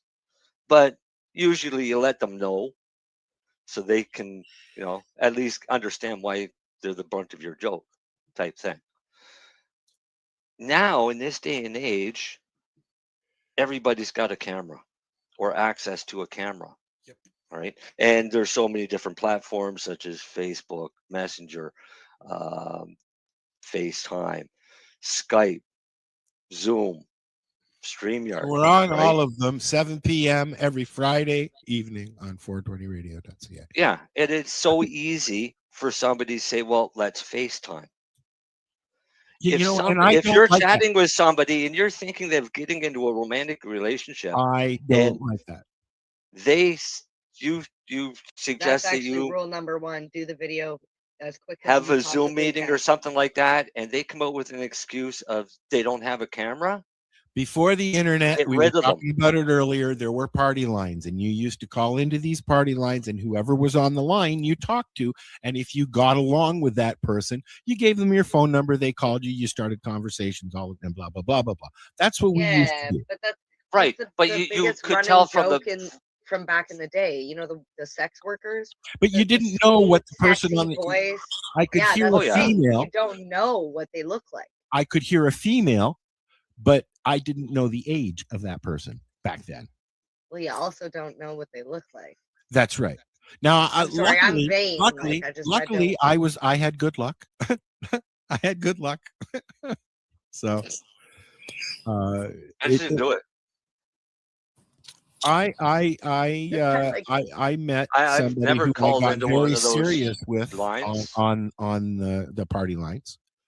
Yeah, but see, I've Are never you talking called about into party lines or chat lines? I'm talking about party Chat lines, lines. not the 100, 900 fucking call me baby, not those. I'm talking you pick up the phone, you call a centralized number, and it's usually an area where there's cottages or that whatever. sort of party line. That's where the party line theory started. And then you had all these businesses who would operate a party line where you call a centralized number and you go into a bank of people who you can meet. If you don't like them, you press 9 or record like you. a 5-second or a 30-second thing. I Exactly. remember that. And if you like them, you connect live. I used to and get you booted from that chit-chat. all the time because they're like, "We're sorry, but you sound like a minor," and I was like, "Fuck." I've never done it. Well, I mean, that's, we went from real people hanging out at high school to a very antisocial society in the 90s, which has turned into a society of people who either think they're sick or they're not and don't know how to have conversations with anybody anymore. Think they're sick or they're not. Like maybe they are or they're not. Or maybe they are sick and they don't think they are. Right. No, I don't know. I have no hope for humanity.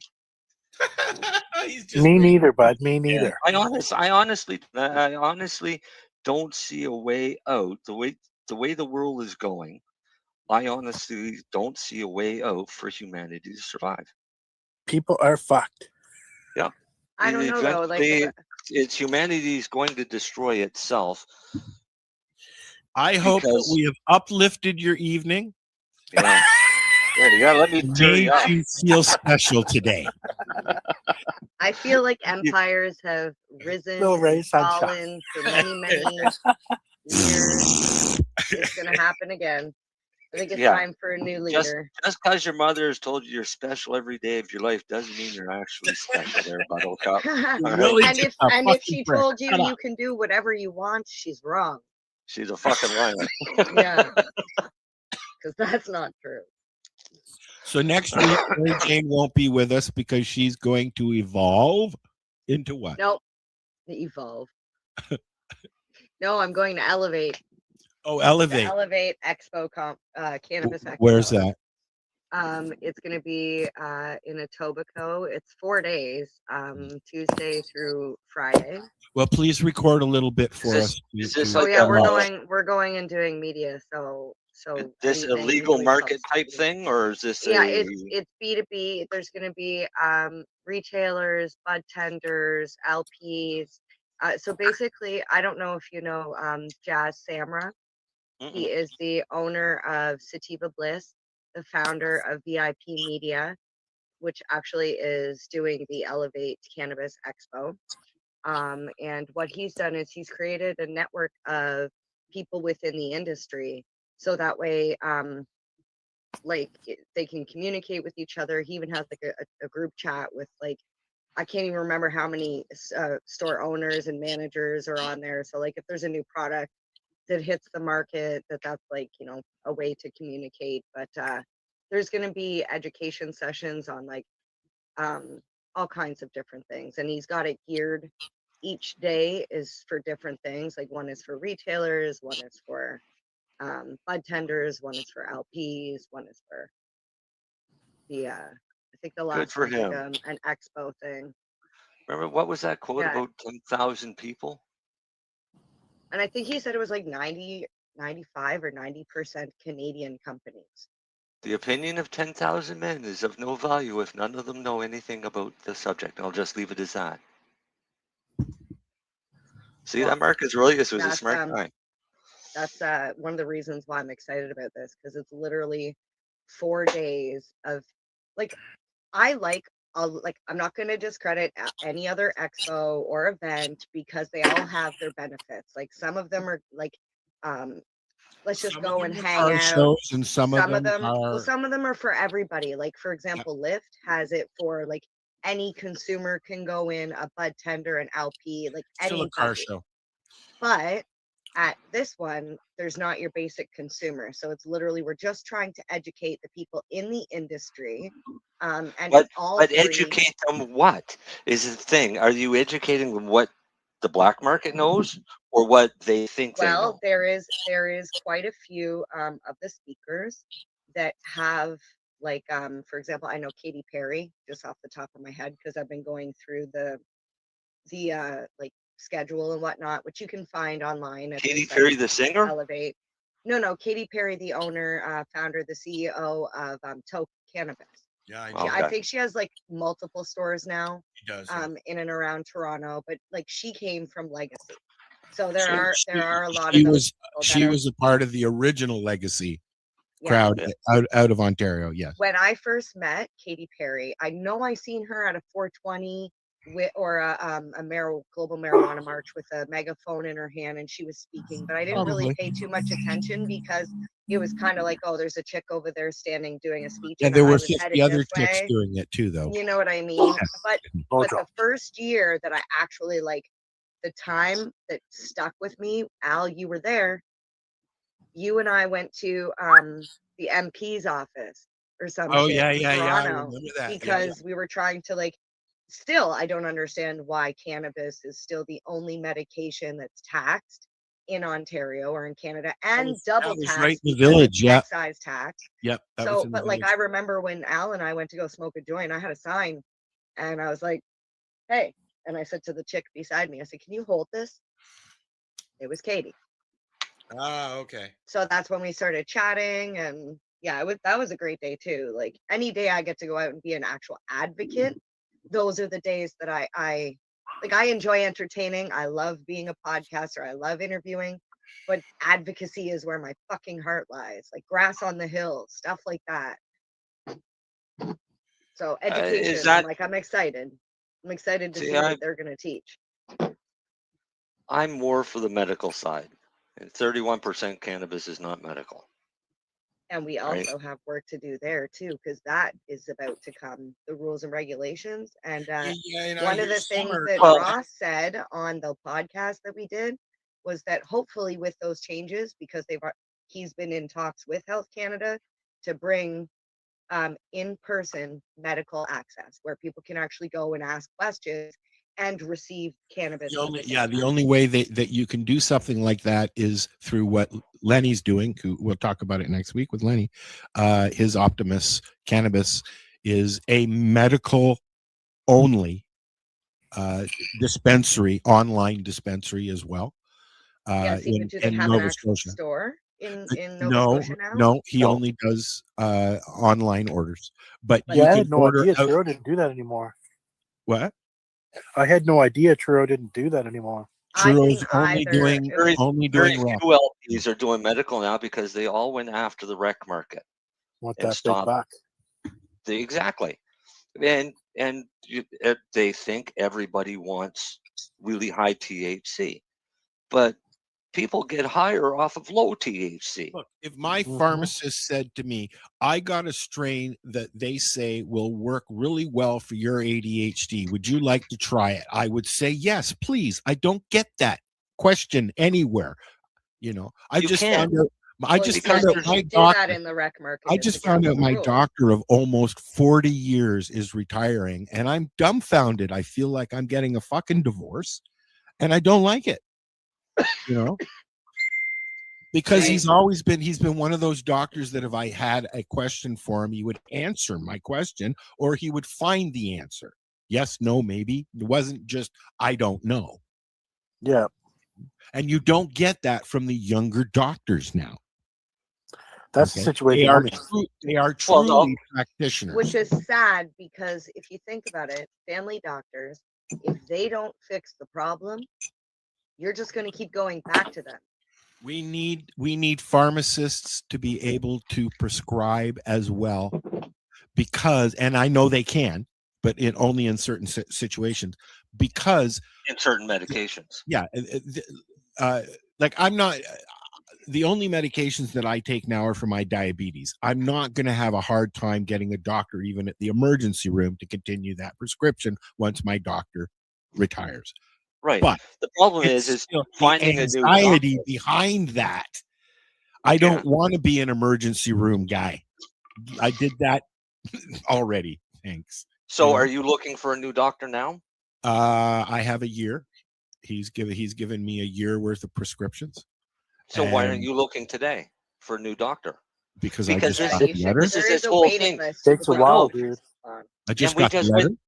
We went through this whole thing earlier. No, you got that letter like 2 weeks ago because I remember you saying me 5 years. Divorce. Yeah. Right. Yeah, it was 6 years for me. The day you got that letter is the day that you should have got your name on the waiting list for a doctor. There's no there. Okay. Well, here's the thing, though. Okay. Our province has a waiting list. I've been on it for 5 fucking years. There's no doctor here in town anymore. I have to wait until one comes into town to even get on a waiting list. The only thing. Well, no, you can get on a waiting list for one of the teledoctors. Fair enough. Fair enough. I can. Right? Yeah. And I will. I'm not worried about it. But let me speak for a sec, Marcel. What I'm getting, I'm not worried about having to find a doctor. What I'm worried about is the anxiety of that. Do you get what I mean? I totally understand. I think Marcel's trying to make you avoid more anxiety later. Dale is right. I will not have that kind of a relationship with my next doctor. Build trust again. Right. I mean, this is a doctor who I have open conversations with about cannabis before cannabis was legal. This is a doctor that I've been having for the last 10 years conversations about psilocybin. Well, for 5 years. About mushrooms and psilocybin. He was very on board because he knew my father, and he sent people to see my dad, who was a psychiatrist, right? So he knows that, like, I'm not dicking around. I'm not just trying to find a buzz, because if I was, I would have been getting perks from him the whole fucking time. You know what I mean, man? My doctor learned about cannabis from me. referred Well, mine as well, because when referred the patients to me. Let me the finish. first question Referred was patients to me. You didn't let didn't me know. finish. Yeah. But he referred patients to me to talk to them about cannabis. Yes. Got cancer in his throat. Wouldn't listen to me. Went the chemo route. He's now in the nursing home That's too bad. because the chemo destroyed half his fucking brain. That's too bad. Right. So I mean, and he knew what cannabis could do and how it could help because he had patients come and talk to me about it. My doctor did not, as you know, because you've been around a while. And he said to me, our first conversation is, I don't know anything about doses. That was his first issue. For about 2 years, he was humming and hawing, dancing around. And then finally he said, well, you didn't bring me your papers. So, but since then, he's learned about doses. He has a lot of other patients on using cannabis. I was going to say on the dope, and now he knows a little bit more. He was learning about the whole mushroom thing, and it's just sad because he is a doctor. Mm-hmm. So was mine. My doctor wouldn't let you leave the office until every question you had was answered. Exactly. And I've had appointments where we would turn around, he would send out emails and make calls while I was in, have me go sit in the waiting room, see other patients. Then as soon as he got those answers, have me come back in and finish off the appointment type thing. I had one appointment with him, which was 4.5 hours long. He would not let me leave until we had exhausted every possibility of what we were trying to figure out. Half my life, he's been my doctor, dude. Yeah, well, mine wasn't half my life, but it was my sick life. And as I got better, he was stunned. So he learned firsthand the power of cannabis. And it got to the point where we laugh about things that were coming out that they were saying about cannabis, like hyperemesis and shit like that, right?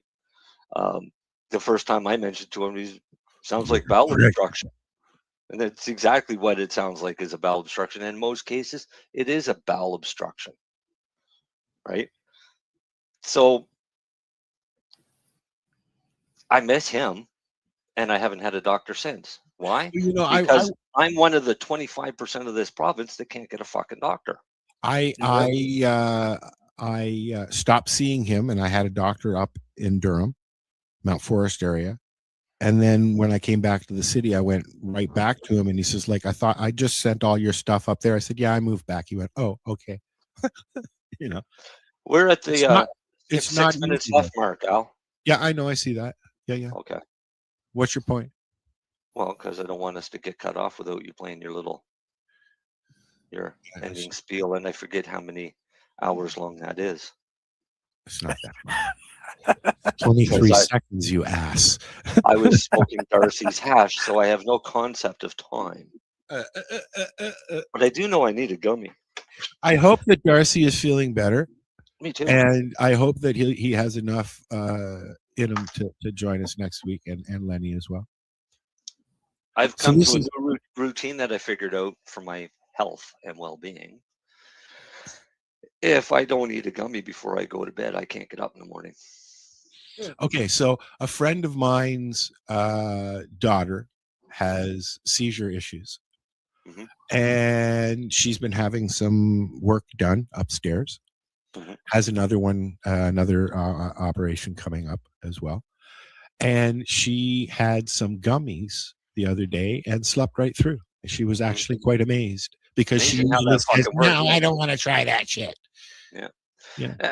Well, I've always said cannabis can cure a lot of things, but it can't cure stupid. And if you're too stupid to at least try it, then I'm at the point now that you get what you deserve. I give you that. Right. If you've got a block in your mind over cannabis that does not allow you, like my father with Parkinson's, shaking like la, la, la, la, la, I don't want to try anything that takes over my mind like that. My father was a psychiatrist, a pill doctor. Yep. Okay, with Parkinson's, and the ending was not good. So at least try it. My sister tried it.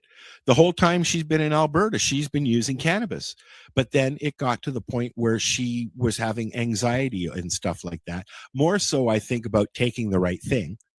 And so she stopped. And now she doesn't have any issues. She's sleeping better. And, she started taking melatonin and she's sleeping. Yeah. Actually, I was just reading up on something here today, and I forget the name of it. I'll have to look it up again. But it was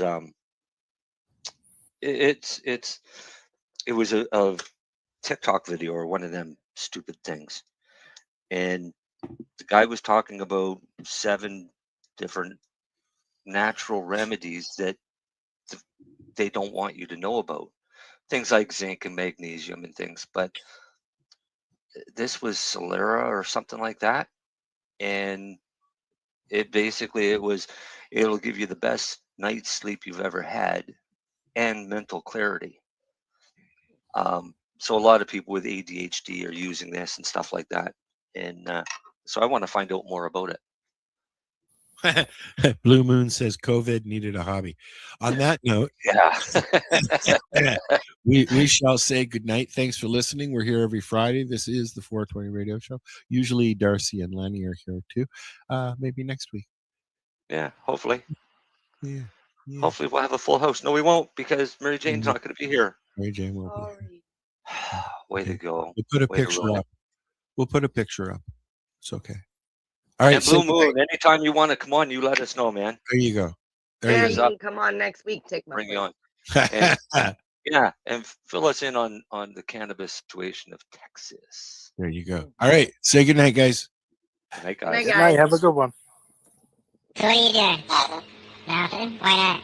Trying to get on this lifestyle radio website. Sounds like a cool website. Yeah, it's alright. Oh, wait, I might have it. You might have it. You're listening to Lifestyle Radio. The opinions expressed during this show are those of the individual participants and do not necessarily reflect the opinions of their associated organizations or Lifestyle Radio. We are the Cannabis Broadcasting Group here at cbgtv.com. You're listening to the Pace Radio Network here at paceradio.net. The views expressed by the individuals during this broadcast are their own opinions, and they may not be the same as those of their group or other organizations they may be involved with. All medical advice during our broadcast is not a medical opinion and should be checked with your medical physician.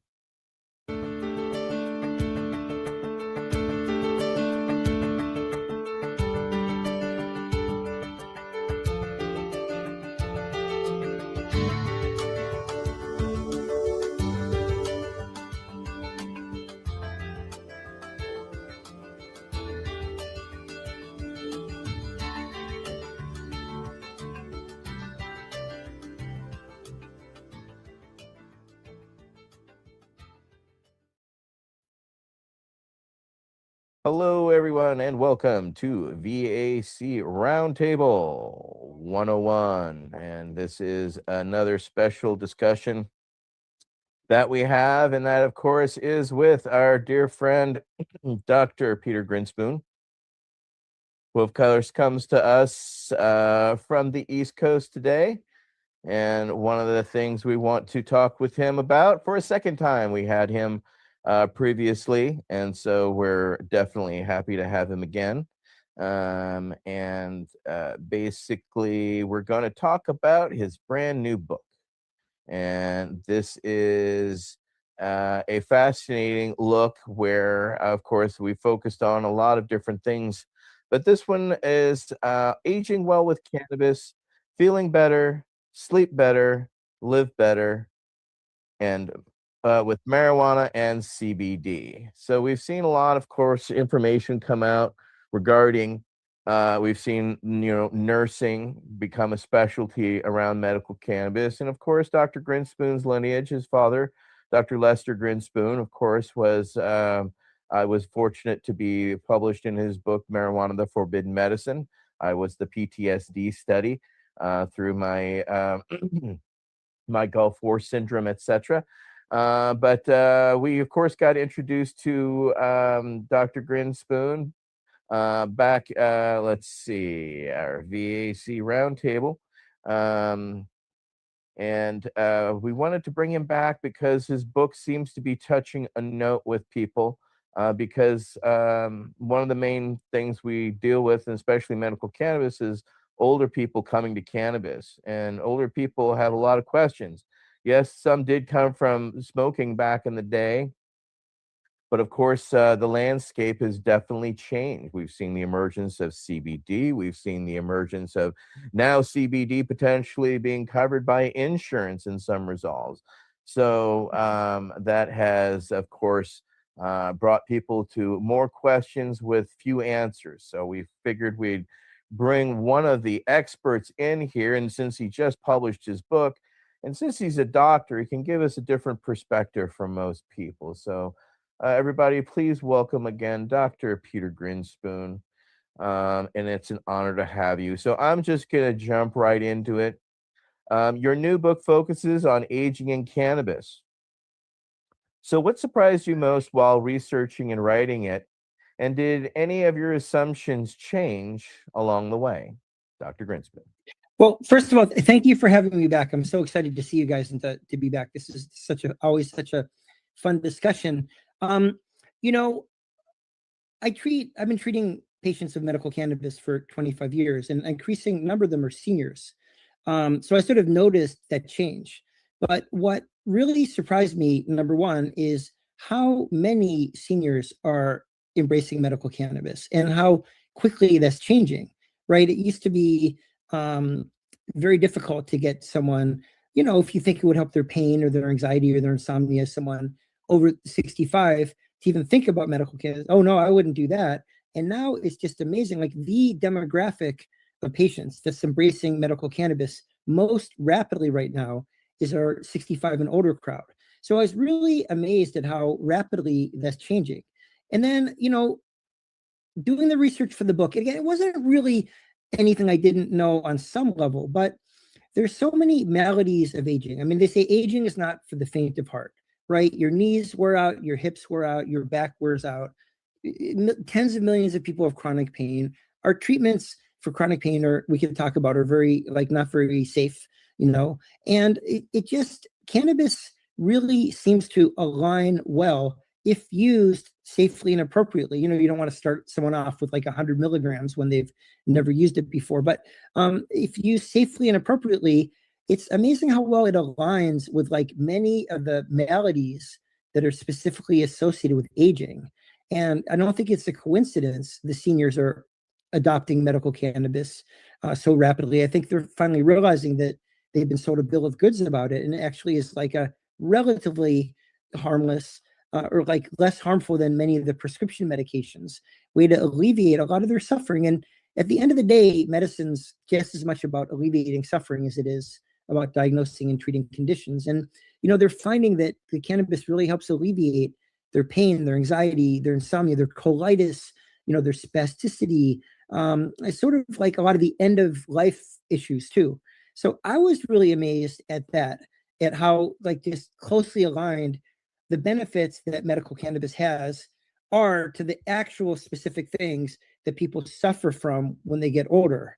And then finally, it is really interesting to see the prescription drop off. There's something called polypharmacy. People who get older, they accumulate diagnoses, they accumulate specialists, and they accumulate medications. And doctors rarely remember to de-prescribe medications. So, polypharmacy is when you're on 5 or more medications. I have seniors on 10, 15, 20 medications. And because, and I'm sure this crowd knows this as much as anybody, cannabis can do several things at once. It could help with the pain, the anxiety, the insomnia. It could help people peel off some of these other medications.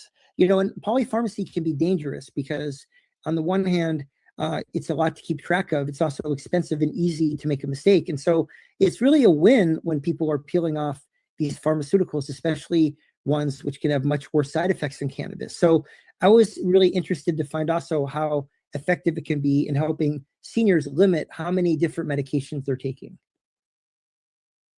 That's a key component because many of our younger veterans are finding, contraindications just over their prescribed medications, not to manage, much less cannabis, when they're doing in the mix, because it's a VA policy just to throw pills at us as opposed to, think about contraindications or, the polypharmacy realities that lead to other medications, right, which only stack the polypharmacy, which we have seen to the point where you have seen many of our veterans have done protests where they've actually spilled out bottles to show just the sheer amount of how we're just overprescribed these medications. And that's why, many of us are drawn to the natural medications and especially cannabis because we don't seem to have those contraindications. It doesn't mean that people can't or don't have contraindications from cannabis and regular medication. Those are still ongoing. And one of the things we did earlier in Berkeley Patients Group was have a contraindications form. So when people actually had those types of adverse reactions to medical cannabis, I think we started that in about 2004, 2005, because people were coming in and saying, hey, I'm having a reaction to this and that. And Dr. Mikaria and others were very fascinated by that because there was so little data and information out there regarding medical cannabis that, we soaked up with a sponge, anything and everything you get.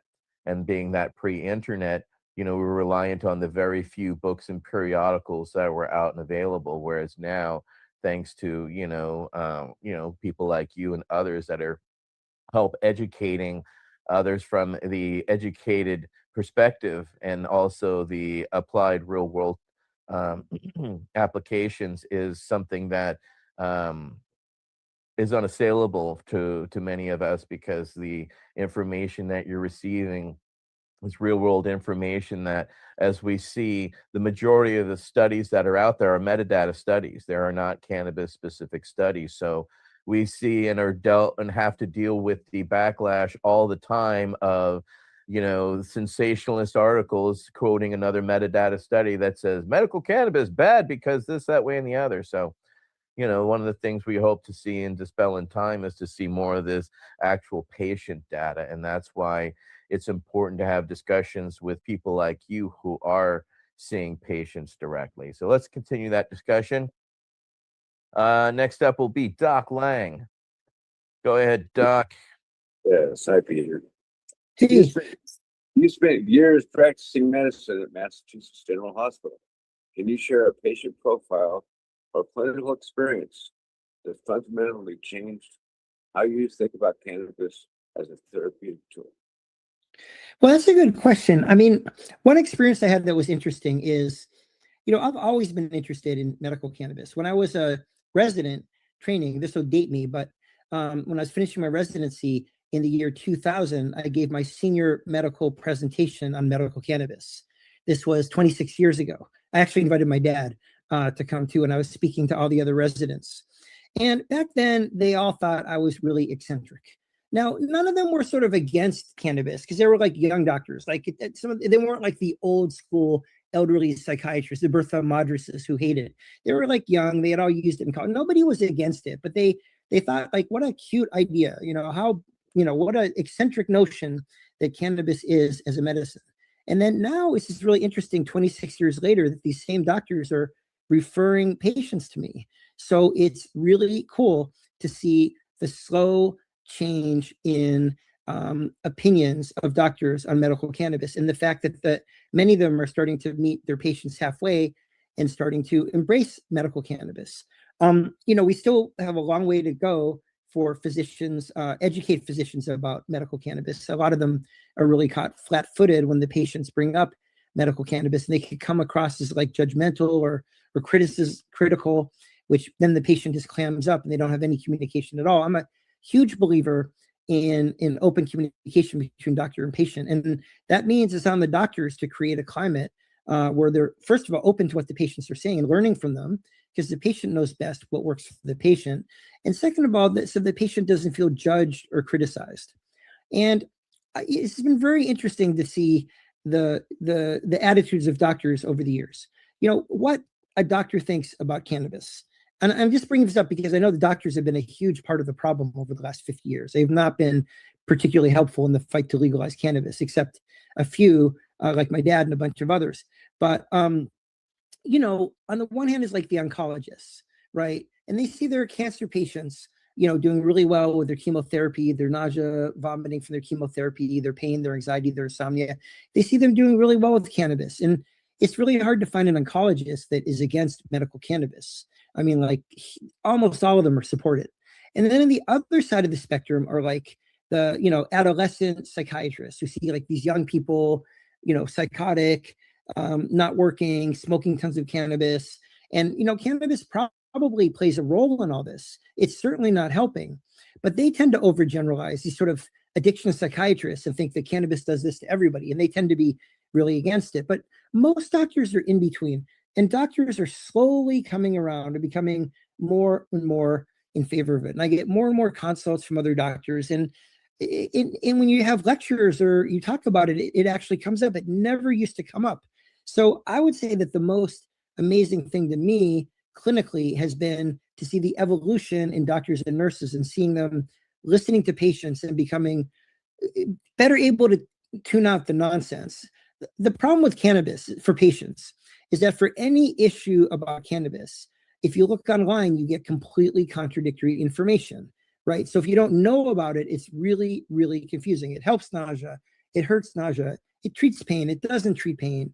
It's addictive. It's not addictive. Like whatever you look up, you'll find two opposing answers, which is really confusing. And I'm just really surprised relieved that doctors are finally coming around. And I think that's the thing I've seen over the last 26 years that's been the most surprising and the most encouraging. Reading my dad's book, Marijuana Reconsidered, he proved in like 1967 that the magazine Playboy had more accurate information about cannabis than the Journal of the American Medical Association. Like I sometimes jokingly refer to the JAMA as the Journal of Absolute Marijuana Antagonism. They're like always completely against, like unreasonably. But despite that, the doctors are coming around. So I would say that is the most amazing thing I've seen over the last 26 years.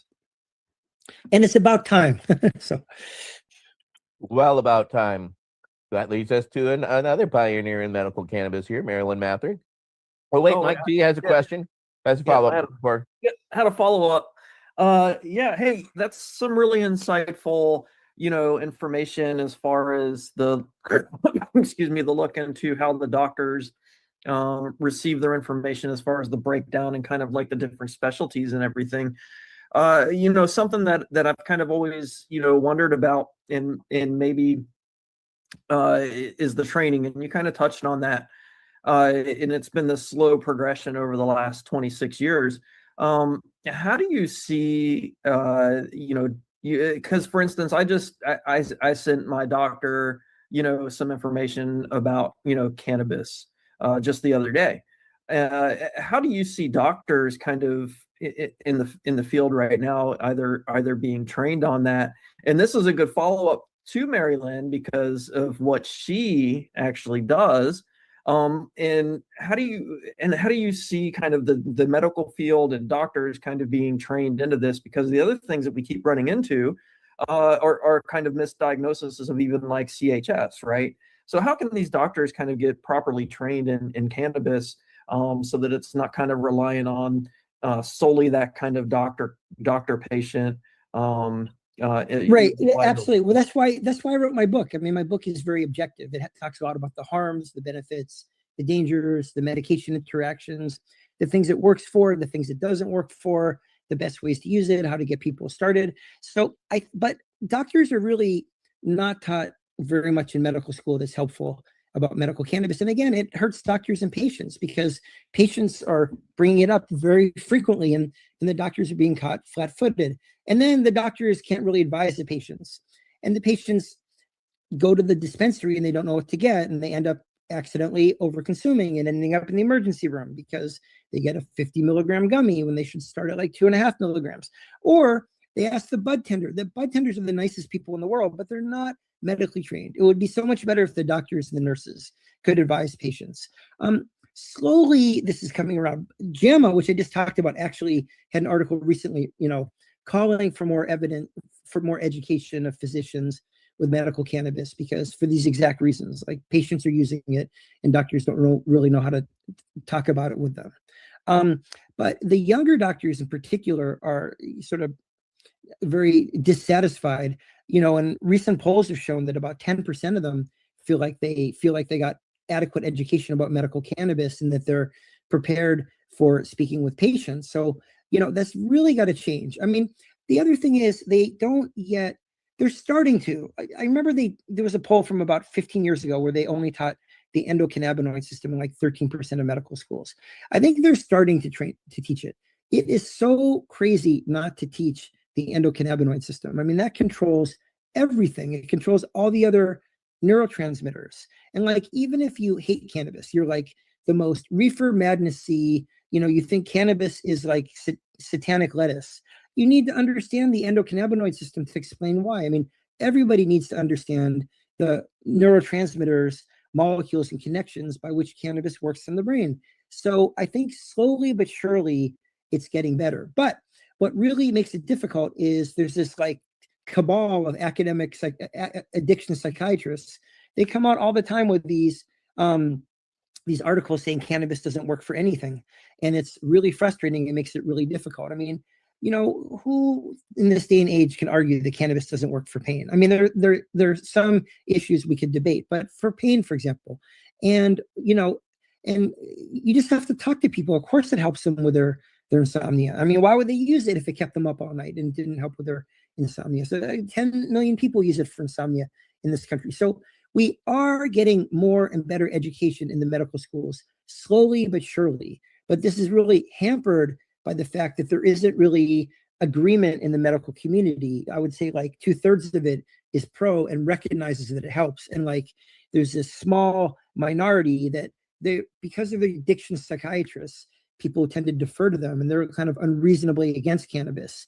And that makes it very, very difficult to agree upon a curriculum to teach doctors. I mean, how do you, if it's something like treating blood pressure, I give you a blood pressure medication. No one's going to debate that. We could all agree about that and come up with a curriculum for the medical students. But if there isn't agreement that cannabis works or what the harms are, it makes it much harder to educate doctors because there just isn't consensus. So I work really hard on this, but it's been really difficult. No, it sounds like it's quite a challenge. But going off your point, I haven't heard of anybody saying, I stayed up all night smoking pot. I just couldn't get to sleep. Well, it does affect some people like that, actually. I mean, honestly, when I use it, it's a very small percentage. Right. When I use it, it keeps me up at night, but it's mostly because it's fun to be up. But and my dad used to keep up at night too. And my brother actually. So in my family, it keeps people up. But for most people, it helps them relax. It helps them with their anxiety. They feel a state of gentle euphoria. They drift off to sleep and then they wake up and they're not hungover. It's not like taking trazodone where you have a dry mouth and you're groggy, or it's not like taking Ambien where like you don't remember what happened. You have like the huge black and you're groggy the next day. So I think it's really effective for sleep. And it's just so funny to spend time arguing with doctors to say that it doesn't work. And it must be more frustrating being the doctor to have to argue that with other doctors. Okay. Well, it is frustrating, but I actually got addiction certified last year. So now I'm an addiction specialist, and that makes it a little bit easier to argue with them. So. All right, Mary Lynn.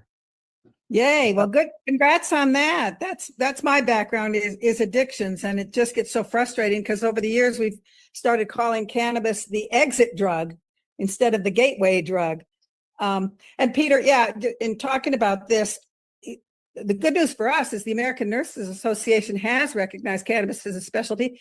And actually at the end of this month, at the General Assembly of Nurses, at the ANA, there's a policy there to get it into nursing curriculum, the endocannabinoid system, and to encourage all practicing nurses to get educated on it. So makes a difference because you're right. AMA, they kind of giving in a little bit, but they still fight it so much, whether it's, big pharma that's too much influence or whatever. I don't know. But anyway, your question, you kind of addressed it a little bit, but in your view, what are the biggest mistakes physicians make when discussing cannabis with patients?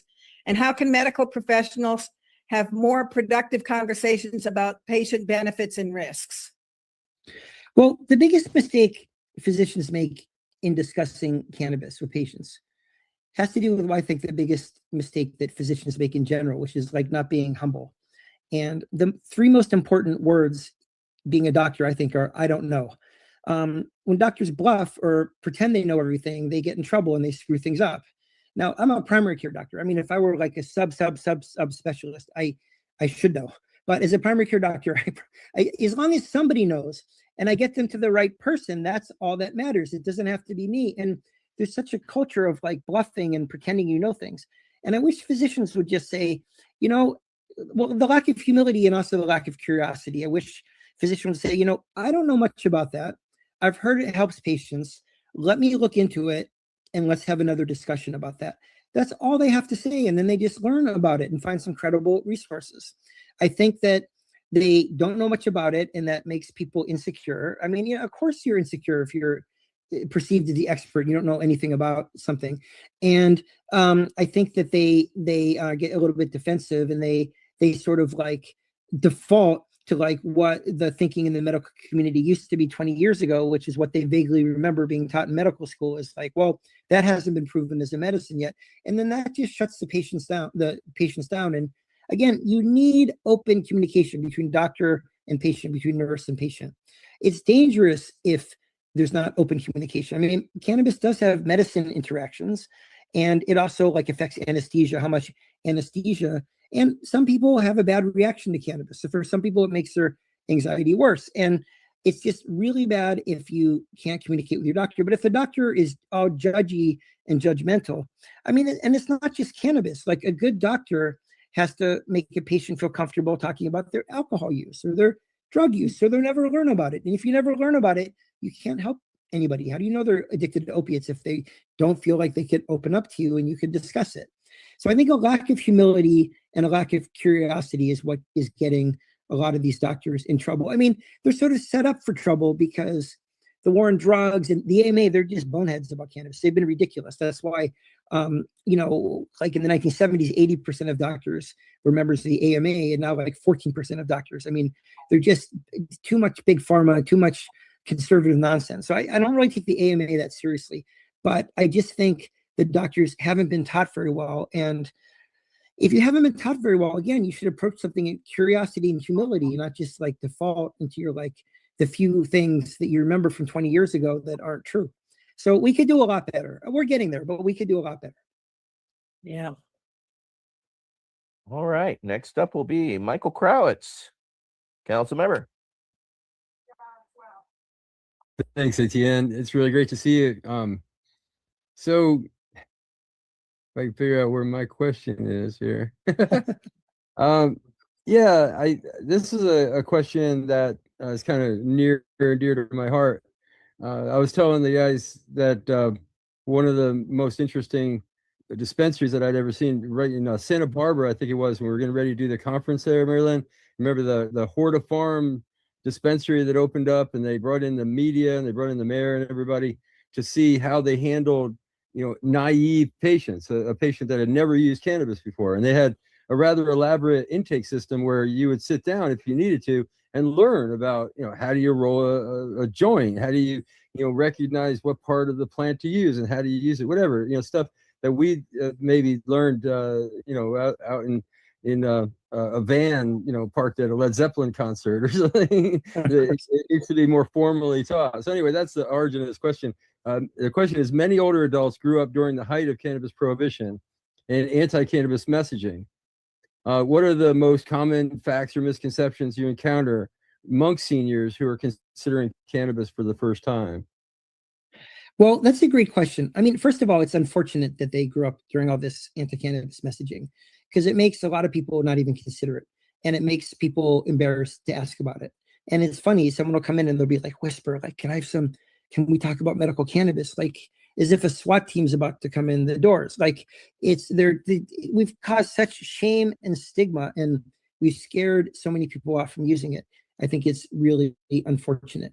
But again, as we talked about at the beginning, they're coming around. They're the group of people that are embracing medical cannabis more rapidly than any other group in our society. So obviously they're getting another source of messaging that's kind of overruling the drug war messaging that they got, or they're just suffering and they see their friends feeling better and they're sick of suffering.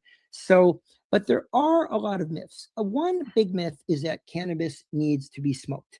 Now, I once had a friend of mine, he's a psychiatrist, he's a good guy, but he just got angry and stormed away from me. How could a burning plant medicine possibly be, any kind of burning plant material possibly be a medicine? And he like stormed away. And it's like, I don't actually recommend that people smoke cannabis medically for several reasons. One is a doctor, I'm really not supposed to, but also, I mean, the smoke does have combustion products. It is safer to use a tincture or an edible, assuming you use the right dose and you know what you're doing, which is part of why I wrote my book. So the biggest myth is that you have to smoke cannabis. People don't want to smoke. They've been against cigarettes. You know, a lot of them have respiratory issues. They're older. They have trouble breathing. A lot of them have COPD or heart disease, and they associate cannabis with like smoking a joint. And like, unfortunately, a lot of the articles in the newspaper, when they reference cannabis, they show someone smoking a joint, and there's like this huge cloud of marijuana smoke. But in reality, it's really safe. Again, if you use the right dose, to use a tincture or an edible. And I just wish people didn't automatically associate medical cannabis with smoking, because that turns off so many people. It's not the healthiest way to use it, and it sort of plays into a lot of these stigmas of the past. So that is, I would say, the biggest myth is that it has to be smoked. I mean, let me think. There are a lot of other myths. I mean, you have all the myths from the war on drugs, like the gateway and the like amotivational syndrome and all that stuff. I think that stuff is slowly starting to die down, which is good. So yeah, there are a lot of myths. But we're getting, again, that's why I wrote my book. I have this whole section on myths, but I would say most people think it is. I mean, the other myth is that because it's not a pharmaceutical, it's not a legitimate medicine, right? I mean, we've been bombarded with pharmaceutical advertisements our whole lives. And, I don't have to tell you the outsized influence that the pharmaceutical industry has had on, the medical societies and the medical profession. And a lot of people think it's not really a medicine if it doesn't come in a pill bottle that you get at CVS. And I think that's another big myth that people have. People have been using plant medicines since the beginning, the dawn of human beings, and they've been using cannabis for 5,000 years. And many of our pharmaceuticals that we use have come from plants. They're plant-based, like digitalis is from foxglove. So I just think that's an unfortunate myth. And, it also gets into this like Eastern medicine versus Western medicine and how you have to be in one camp or the other. And I just don't see why we can't take the best of both worlds. And like, healing is healing. People get into these camps. So I think there's been a big pharma influence on like the perceptions of people about cannabis. It's really unfortunate. I mean, at the end of the day, if you're feeling better and doing better, that's all that matters. Michael Krauts has a follow-up.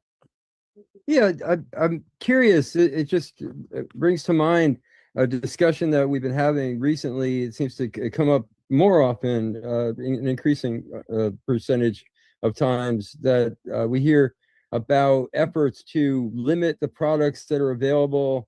The percentage of the THC, limit the products to only non-smokable products. One of the presentations I remember, I think it was Rand, did a side event at the UN like a year or two ago, and they talked about the percentage of THC in one of these vape pens being like 97% or something like that. And I asked them a question, do you take into consideration the dose that you actually inhale from that vape pen? Because I use a vape pen and I use a remarkably small amount. I might use a 0.5 gram vape pen. It might last me a week. So that 0.5 gram compared to a smokable combustible cannabis isn't even half of a one afternoon supply, let alone a whole week supply. So it's obviously you're not using the same amount per inhalation or the same amount per day or week or month or whatever. That's number one, is sort of the comparing apples with apples and oranges with oranges. But then the other side is, it seems like, and this is just our observation, I guess, inside our council, but it seems like these things have very deep unintended negative consequences. Like it sounds good to get people away from smoking, but then who actually gets hurt by this, change to make it non-smokable? Maybe you can, speak to that. That there is rare cases where you actually need to smoke, or patients that prefer it for one reason or another, aren't there? Well, first of all, I'm not saying banning smokable products. I think that's ridiculous. I don't like banning any of these products because they just become in the illicit market and become more dangerous. I mean, the more you legalize cannabis and bring its use onto the open, the safer it gets. And I agree with you. There's certainly, I mean, I generally suggest to people that they don't smoke it, but if someone has a migraine, it's much more effective to smoke it. When you're in the middle of a migraine, like your stomach, you don't absorb medications very well, which is why many of the migraine medications are like nasal sprays or injections. And I remember I would have these 36-hour shifts in medical school, and I'd be like such a migraine at the end of this 36-hour shift in the hospital. And the only thing that would work would be like a puff of pot. And if you took a gummy, you just wouldn't absorb it. So I think migraine's an example of when it is reasonable to take a puff. And then also, like, you're in chemotherapy, right? You're in cisplatin or some medication that makes you barf. And these nausea and vomiting comes on so quickly, you can't take an edible and wait for an hour. And my brother Danny, which is a whole other story, you guys probably know the story, but he had childhood leukemia and my parents let him use medical marijuana. He wasn't going to take a brownie. I mean, he was throwing up, and the smoking really helped him. So I think there are cases where smoking's really appropriate. I do have a lot of patients that use it for pain, and they also have heart disease and they have lung disease. And I do sort of feel like, why don't you just use an edible? It's just better for you. So, and I try to nudge them in that direction, not because I want to tell them what to do, just because it's healthier. I'm a doctor. I want them to be healthier. And the thing with smoking, it's also like, if you have a puff once a week at a party, it's not bad for you at all. If you puff on your vape pen, which people do like 60 times a day, that's obviously bad for your lungs. So it is sort of a question of magnitude as well. And then as for you asked about 8 questions at once. So as for the THC limits, on the one hand, I don't think we should limit the THC because it's just going to end up in the illicit market, number one. Number two, if we say it can only be 10% instead of 20%, that screws all the people on fixed incomes like veterans and seniors or on like Social Security. And it makes it cost twice as much. And then all it does is make people pay more. And it's already very expensive for people. I have patients who have gotten off Percocet and Valium, and then got them using a little bit of an edible for their pain and for their anxiety. And then they come back 2 months later and they're like, the cannabis was $100 a month and the Percocet and the Valium are each $1 a month on Mass Health. So I had to go back to the Percocet and the Valium, even though I was feeling much better in the medical cannabis. So you make it more expensive. And as my dad always used to say, people titrate to their own level of comfort. And that's actually going back to misconceptions. Like, a lot of people who haven't used cannabis and a lot of these like addiction psychiatrists think it's like other drugs, like cocaine, like the more you take, the better you feel. But actually, if you take too much cannabis, it feels really bad. You're anxious, you feel sick, it's awful. I mean, I'm sure we've all had the experience, I certainly have, of like taking the wrong brownie and just being like so anxious and so sick, it's awful. I mean, literally people find the right level for them. So I think there's a lot of hype and a lot of hysteria about these high potency products. At the same time, there has been an increase in accidental overconsumptions. There's been an increase in accidental overconsumptions to the emergency room. And like, I've been at parties, one party in particular where like these baby boomers took the same 3 bong hits they took in college, but now, when cannabis was like 3%, and now they took the same 3 bong hits and it's 24%. So it was like taking 25 bong hits, and they just freak out and it's an awful experience. So I think with the really strong cannabis, I mean, many people here are like veteran cannabis users, but if people who are new to it, it's really easy to accidentally overconsume. And like, there are sodas with 100 milligrams of THC in it. And like, who drinks half a soda? And I was once actually speaking to a bunch of addiction doctors at a dispensary, and they had a chocolate bar with 1,100 milligrams in it. And it's like, you could easily see someone ending up in the hospital with that. And then the final thing I'll say is that, fortunately, despite propaganda, the sky is falling, teen use has not been going up with legalization, which is really, really good. And that rips away like one of the main arguments against legalization. Some of these idiot groups like Smart Approaches to Marijuana will still lie and say that it is going up, but it is not going up. Even Nora Volkow admits that teen use isn't not going up. She's actually interestingly gotten a little more progressive about cannabis recently too. But there is some evidence that teens are getting access to these like super, super potent products, which is really not good for them, especially if they're 14, 15. It's just not good. You can't, I mean, of course, I started when I was 13, but I grew up with the household that I grew up with. But generally speaking, you can't argue that you want 14-year-olds or 15-year-olds. We say just say wait till 18 at least. And there's some evidence that they're getting their hands on these like super potent products because people buy them in dispensaries and then sell them to the kids, which is sort of unethical. And then that's really not good for them. So I agree with most of this, but these issues are nuanced. And like when the prohibitionists say something, there's always like a kernel of truth. But it's just like wildly exaggerated. And like people do get cannabis hyperemesis, but it's like overdiagnosed. I mean, and it is bad for teens. So I agree with a lot of this stuff, but I do think that's the hard thing about cannabis. A lot of it is really nuanced. Like it's not good for you to smoke, but in some instances, it is good to smoke, right? We shouldn't ban these high potency products, but there is a negative to these high potency products. It's a very, very nuanced topic, but that's why we're having discussions like this, right? And the importance of discussions like this, because we have our anecdotal experiences and over the decades, whereas doctors are just really documenting it now or being able to, because in the VA system they can't, until we had to create a whole law and a Directive 1315 that made them do so. So even in that case, we had to force them into their next step. All right, next up will be Michael Davis, council member. Okay, so this is kind of a long question. Okay, so you've lived through hang on a second. You've lived through every major phase of modern cannabis history. In early generations, many people learned about cannabis through friends, community, and shared experiences. Today's seniors often didn't have that opportunity and may be approaching cannabis for the first time later in life.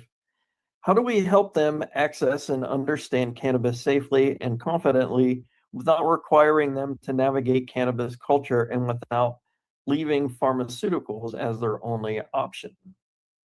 Well, honestly, that's exactly why I wrote my book, because they need good information. Knowledge is power. Think, for example, put yourself in the shoes of an 80-year-old that's never used cannabis, and imagine yourself walking into a dispensary. And imagine how bewildering that would be. It's like completely confusing, bewildering. Like there's a million products, there's a million people, there's a million strains, there's a million delivery methods. So in my book, in one of the chapters, I go through walking into a dispensary, what you do, how you get the right dose, what the options are, like in a granular level, just to make it less stressful. And I think the most important thing for seniors is to really start low and go slow. I mean, a lot of them their kids are sick of seeing them suffer. So they're like, here, try this 20 milligram gummy. This is what I take. And the grandparents get really sick because it's too much THC. And then they get turned off on the whole endeavor. And they're like, that didn't work. I had a bad reaction to it. And I think if you just start these people on either like 1 milligram or 2.5 milligrams of THC and work your way up slowly, most of them do really, really well. Some of them, a lot of times you can even get them feeling better without even them feeling it, a psychoactive effect. Some of them you need a slightly higher dose. Some people don't like the psychoactive effect and just say, I don't like this, I'm not going to take it. It's not for everybody. It doesn't work for everybody. And some people have a bad reaction. I mean, most people, cannabis helps make their anxiety better, right? In lower doses, it tends to lower anxiety, and in higher doses, it increases anxiety. It's biphasic. So we have to start really slowly and carefully. We really do ourselves a lot of injustice when we make these really high potency products combined with a lack of education. It's really dangerous for seniors. I mean, if you take too big a dose of cannabis in addition to an anxiety attack, it could trigger an arrhythmia because it gets your heart rate going so quickly. So I really think knowledge is power, and we've just got to educate our seniors a lot better. And ideally, the doctors and the nurses will be doing this. And I know we're all working towards that end, but again, that's why I wrote this book, so at least there'd be like one neutral resource. I really, really did try to talk about harms as much as potential harms, as much as benefits, because those are just as important. The anti-cannabis people just talk about the harms, and we tend to talk about the benefits, but they're equally important. It's a medicine like any other medicine. It has It's good sides, it's bad sides. It can be used in a more or less safe manner. And it's all about educating people. So I just feel bad for these seniors that want to try medical cannabis and they can't really find a doctor to talk to, and they can't really find any good information. So they try to do it on their own, and it's hard to do on their own because, as you guys said, they didn't have the cannabis culture. They didn't have like the Grateful Dead parking lot where like all your friends are smoking and someone's like, take a puff of this. And back then it was like 6% THC. Now it's so strong. So I just think we can do a lot better with our seniors. They deserve a lot more. They deserve the alleviation of suffering that cannabis can provide. And they certainly deserve to have enough readily available education so that they can do it the right way. Absolutely. Well, leads us into our next question because, of course, we saw cannabis use disorder. It's something that's been coming up, and of course, we did kind of a deep dive into that ourselves when we're doing our FOIA request because we saw, of course, a change in the DSMs, right? A combination of cannabis, cannabis disorder and I don't Dependency and addiction, yeah. correct, and they combine them into DSM-5 with, of course, no further breakdown for everybody, and of course that led into the psychology of DSM-10, which of course is something that a lot of our veterans are dealing with, and that focuses specifically around cannabis use disorder, which of course I'll get into the question here and why that leads. So as somebody who practices both internal medicine and addiction medicine, how do you distinguish between healthy cannabis use, problematic use, and true cannabis use disorder in the clinical setting? Well, it's interesting. I mean, first of all, cannabis is addictive, and anything that causes euphoria and relaxation can be addictive. A certain subset of people, it's not as addictive as tobacco, alcohol, or opiates, or cocaine or methamphetamine, but it certainly can be addictive. And I don't understand some cannabis advocates that just flat out deny that it can be addictive, because it can be.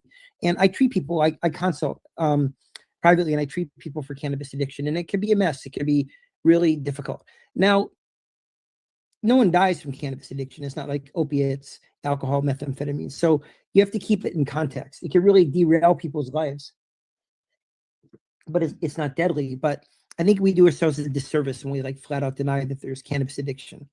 At the same time, the way the DSM-5 is written, they vastly exaggerate how many people are addicted to cannabis.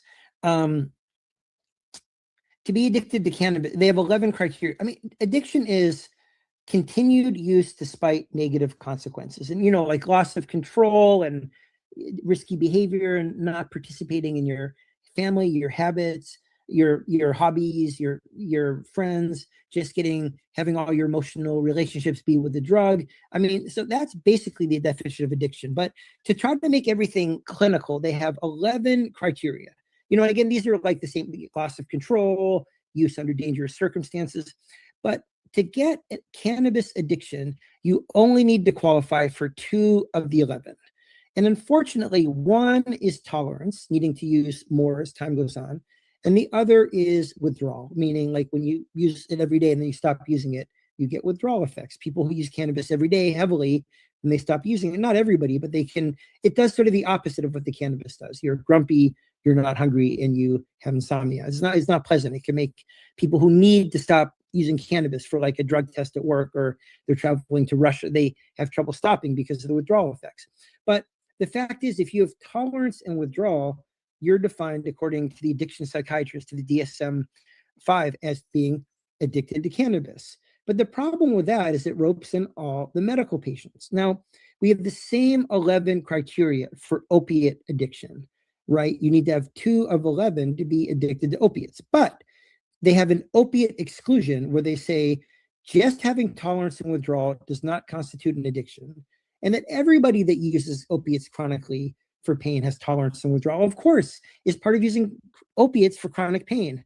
And the fact is, because these addiction psychiatrists don't consider cannabis a medicine yet, a lot of times you read things and they put medical marijuana, these like derogatory quotation marks, they just don't believe it. they don't have the same exclusion. And in the same way, many medical patients have tolerance and withdrawal. It's just part of using the substance. If you stimulate your endocannabinoid system every day, it can over time get a little bit less sensitive and you might need a little bit more. And if you stimulate it every day and then you, for whatever reason, have to stop, of course you get withdrawal.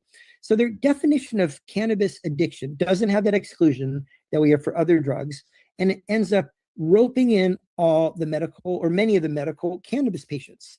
So you get these articles from these addiction specialists, quote unquote specialists, to say 30% of adult American cannabis users are addicted to cannabis. And that's such nonsense. It's probably like 3 to 5%. I've seen very few medical patients addicted to it. They use lower doses and they're using it to alleviate suffering. So it is addictive. It's vastly exaggerated how addictive it is. We need urgently to educate people and to get the addiction people, which is part of why I became addiction certified, to rethink how they define cannabis addiction. But just to get, that was a long answer to get back to your question. I mean, it all goes back to continued use despite negative consequences. Like if you use it for a legitimate medical reason and it's helping you, that's not addiction, right? If you use it socially at a dinner party on the weekends and you have a good time and you use it instead of drinking, that's a win. It's better for you than alcohol was associated with 178,000 deaths in 2024. Cannabis was 0. So that's a win. Like I do have one patient, for example, he really does have cannabis hyperemesis. He spends 1 to 4 nights per month overnight in the hospital, throwing up, barfing his brains out, just throwing up. And I can't get him to stop using cannabis no matter what we do. I'm like, look, I'm a cannabis specialist. I'm not anti-cannabis, but you have to stop smoking it for 3 months. If you stop smoking it for 3 months and the problem continues, then it's something called cyclic vomiting syndrome. It has nothing to do with the cannabis. If you stop cannabis for 3 months and the problem goes away, it is cannabis hyperemesis. But to spend so many nights in the emergency room, he's so miserable. He's missing work. He's missing his family. That is continued use despite negative consequences. So it clearly is addictive, and it can be really difficult, like all addictions, to treat. And we find that when we were, that was, of course, we had Dr. Russo on, and we did a deep dive on cannabis hyperemesis. And just for those who are watching, the only way to really get away from it is abstinence.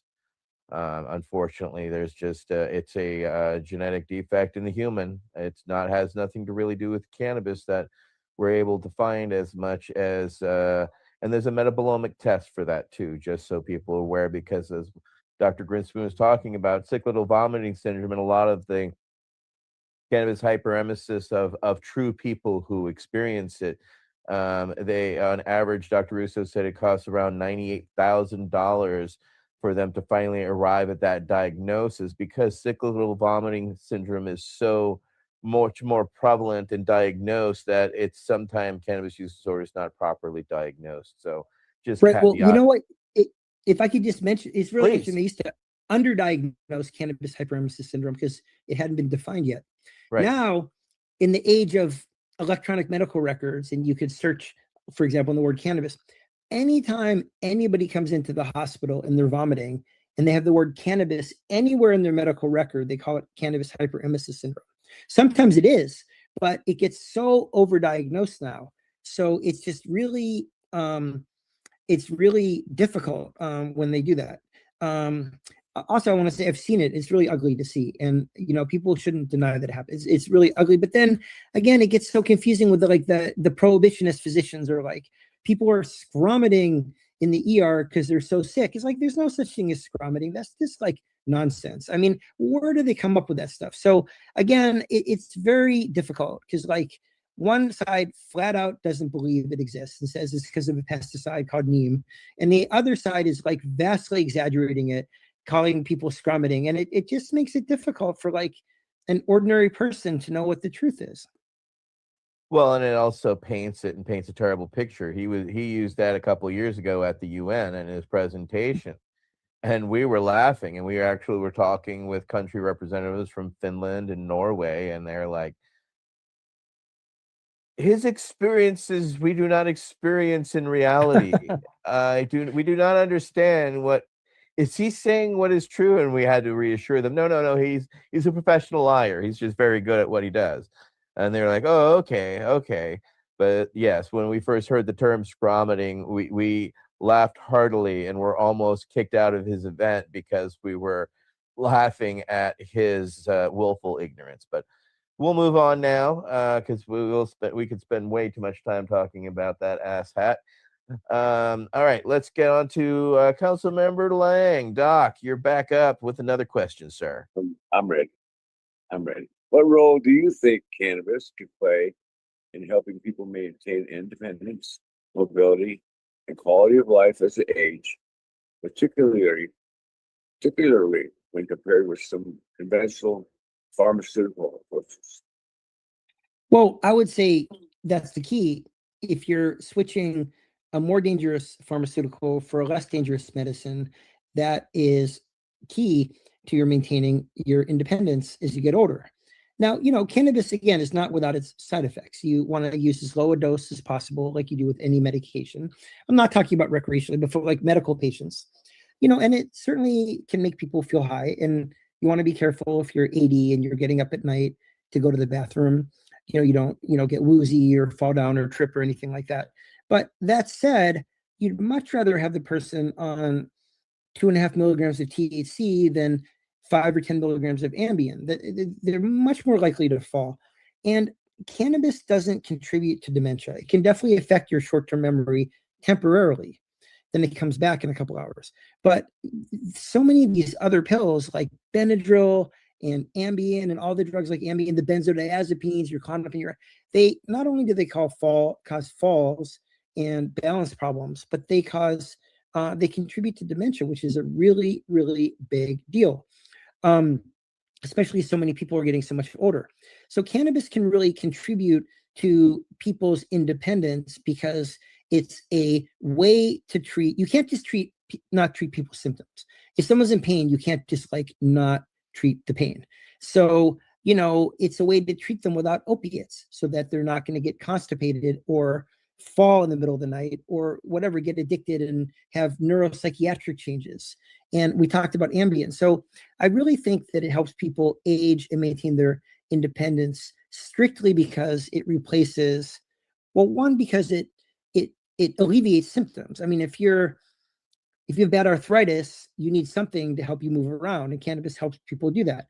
But it actually helps people do that with many fewer side effects. I mean, you think of pain, again, 50 million people in this country have chronic pain. Nobody wants to be on opiates because they're addictive. No doctors want to prescribe them. They cause really bad constipation in the elderly, and they can cause falls, really bad balance problems and falls. You fall, you break your hip, you're screwed. Now, Tylenol doesn't do anything if you really have arthritis. It's really not strong enough. And then the nonsteroidals are the biggest culprit of all. The Advil, the ibuprofen, the diclofenac, the Aleve, the Naprosyn. They cause 10,000 heart attacks a year. They cause ulcers and gastritis. They interact with so many medications like blood thinners and other medications like that. But mostly, as you get older, I see so many people's kidneys who have just been killed by taking ibuprofen after ibuprofen after ibuprofen. It eats away at your kidneys. Cannabis doesn't do that. People have this misconception that if it's over the counter, it's safe. And there's so many over the counter medications that are it's particularly like ibuprofens that are just deadly. So I think if you're using cannabis instead of ibuprofen, using cannabis modest dose responsibly, I think it could really help maintain your independence because you don't get kidney failure or an ulcer. So I think you avoid other medical problems that these other pharmaceuticals cause, combined with the fact that you could pretty comfortably, in a lot of the cases, not for everybody, but in a lot of the cases, control the symptoms that really interfere with people's mobility and their independence. I think people are finding cannabis really, really helpful for this. It also, can make people more social. There's an epidemic of loneliness out there, especially among older people. And people are rotting of loneliness. When I was during COVID, I'd have older patients make appointments with me as their primary care doctor just to have someone to talk to. There was nothing wrong with them. And I felt so bad after they only give us 20 minutes for an appointment. I'd feel so bad after an hour, but I couldn't see them all day and they were just so lonely. And I think with cannabis, people, their pain isn't bothering them as much. So then they go out and they start doing an activity with their friends or their senior living facility. And then because they're doing an activity, they're not as lonely. And then because they're doing an activity, they're not thinking about their pain as much. And they sort of get into this positive cycle. And I think the cannabis can be really helpful to older people in that sense as well. Agreed. All right. Well, next up will be Marilyn Mathery. All righty. All righty. If you could redesign medical education from the ground up, what would a modern curriculum on cannabis and the endocannabinoid system look like for future physicians?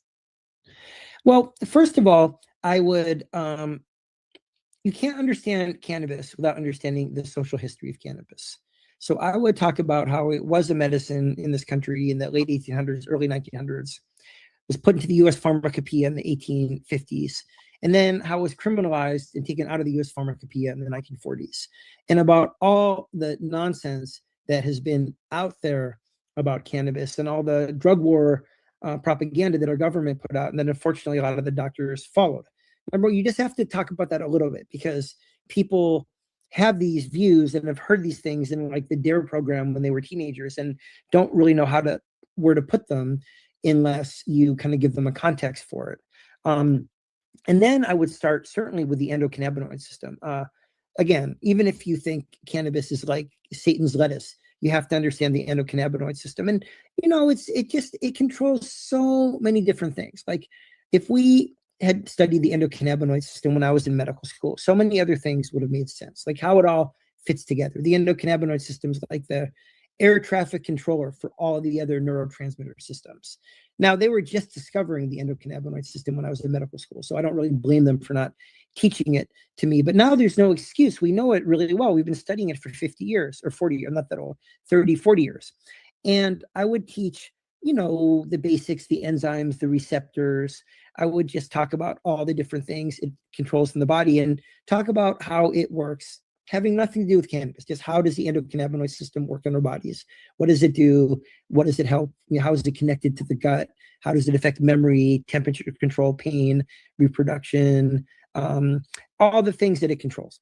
Then I would talk about what cannabis is, what the different components are, the main ones, THC, CBD, but also some of the minor cannabinoids, because doctors see that because patients are taking that. And I'd really go over like the different delivery systems. And I'd really put the emphasis on practical education. Like patient comes up to you and says, "Doc, do you think I should try medical cannabis for my fibromyalgia?" How do you educate a physician to have a really helpful conversation with that patient? How do you give them practical information? How do you get them started safely? How do you get them to avoid, you know, using super high doses? How do you gently encourage them, even though it works really well, not to smoke it, to use an edible, to use a tincture? So I really think it wouldn't be that hard.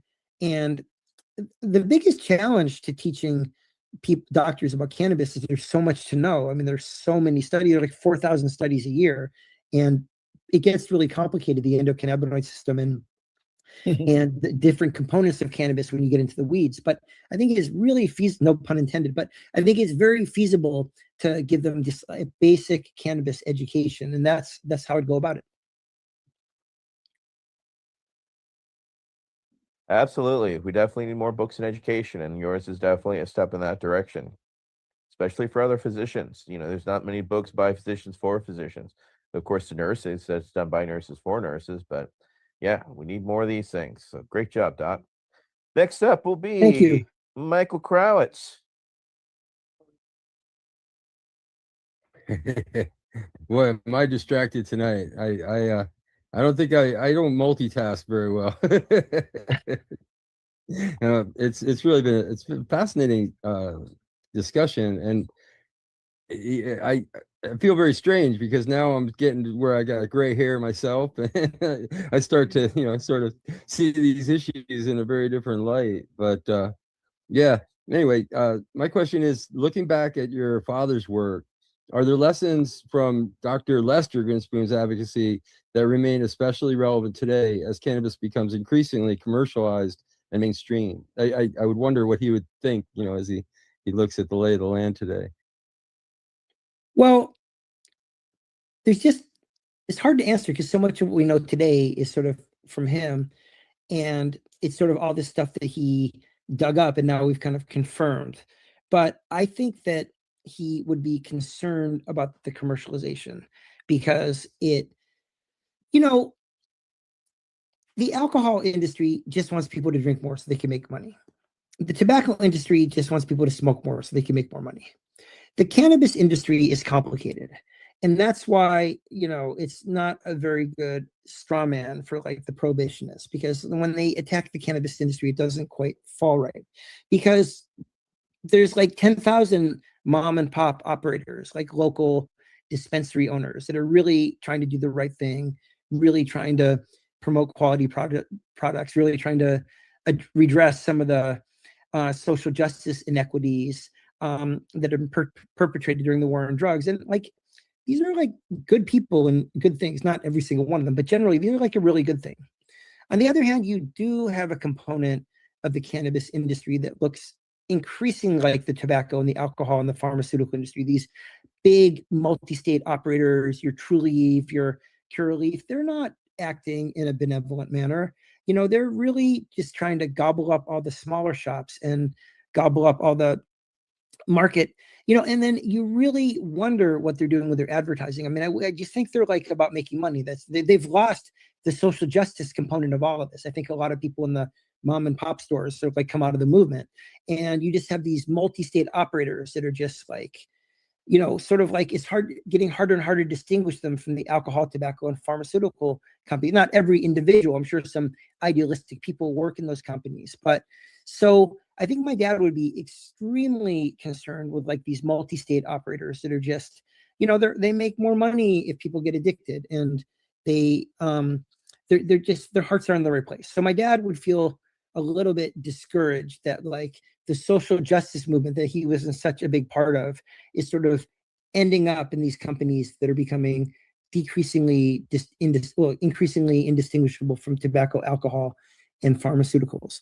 At the same time, I think my dad, there was this great picture of him on the front page of the Boston Globe with Steve Mendili smoking the first joint that was legally sold in Massachusetts. It was really fun. There's dad on the front of the Boston Globe getting high, but it was just really wonderful to see. I mean, he's worked on this for 50 years, the last 50 years of his life, and he's from Massachusetts, and to see him smoking, it was the strain of Jack Herrera. It was seeing him smoke the first joint was really amazing, and I think he would have like his heart would. I know what toward the end of his life he would just be overjoyed to see a dispensary, like, and just to see people being able to legally buy cannabis. It made him so happy. So he would be ecstatic at how far we've come with the legalization movement, but I think he'd be quite concerned about certain aspects of the cannabis industry, which are really out of control. So I think he'd be happier than unhappy because people are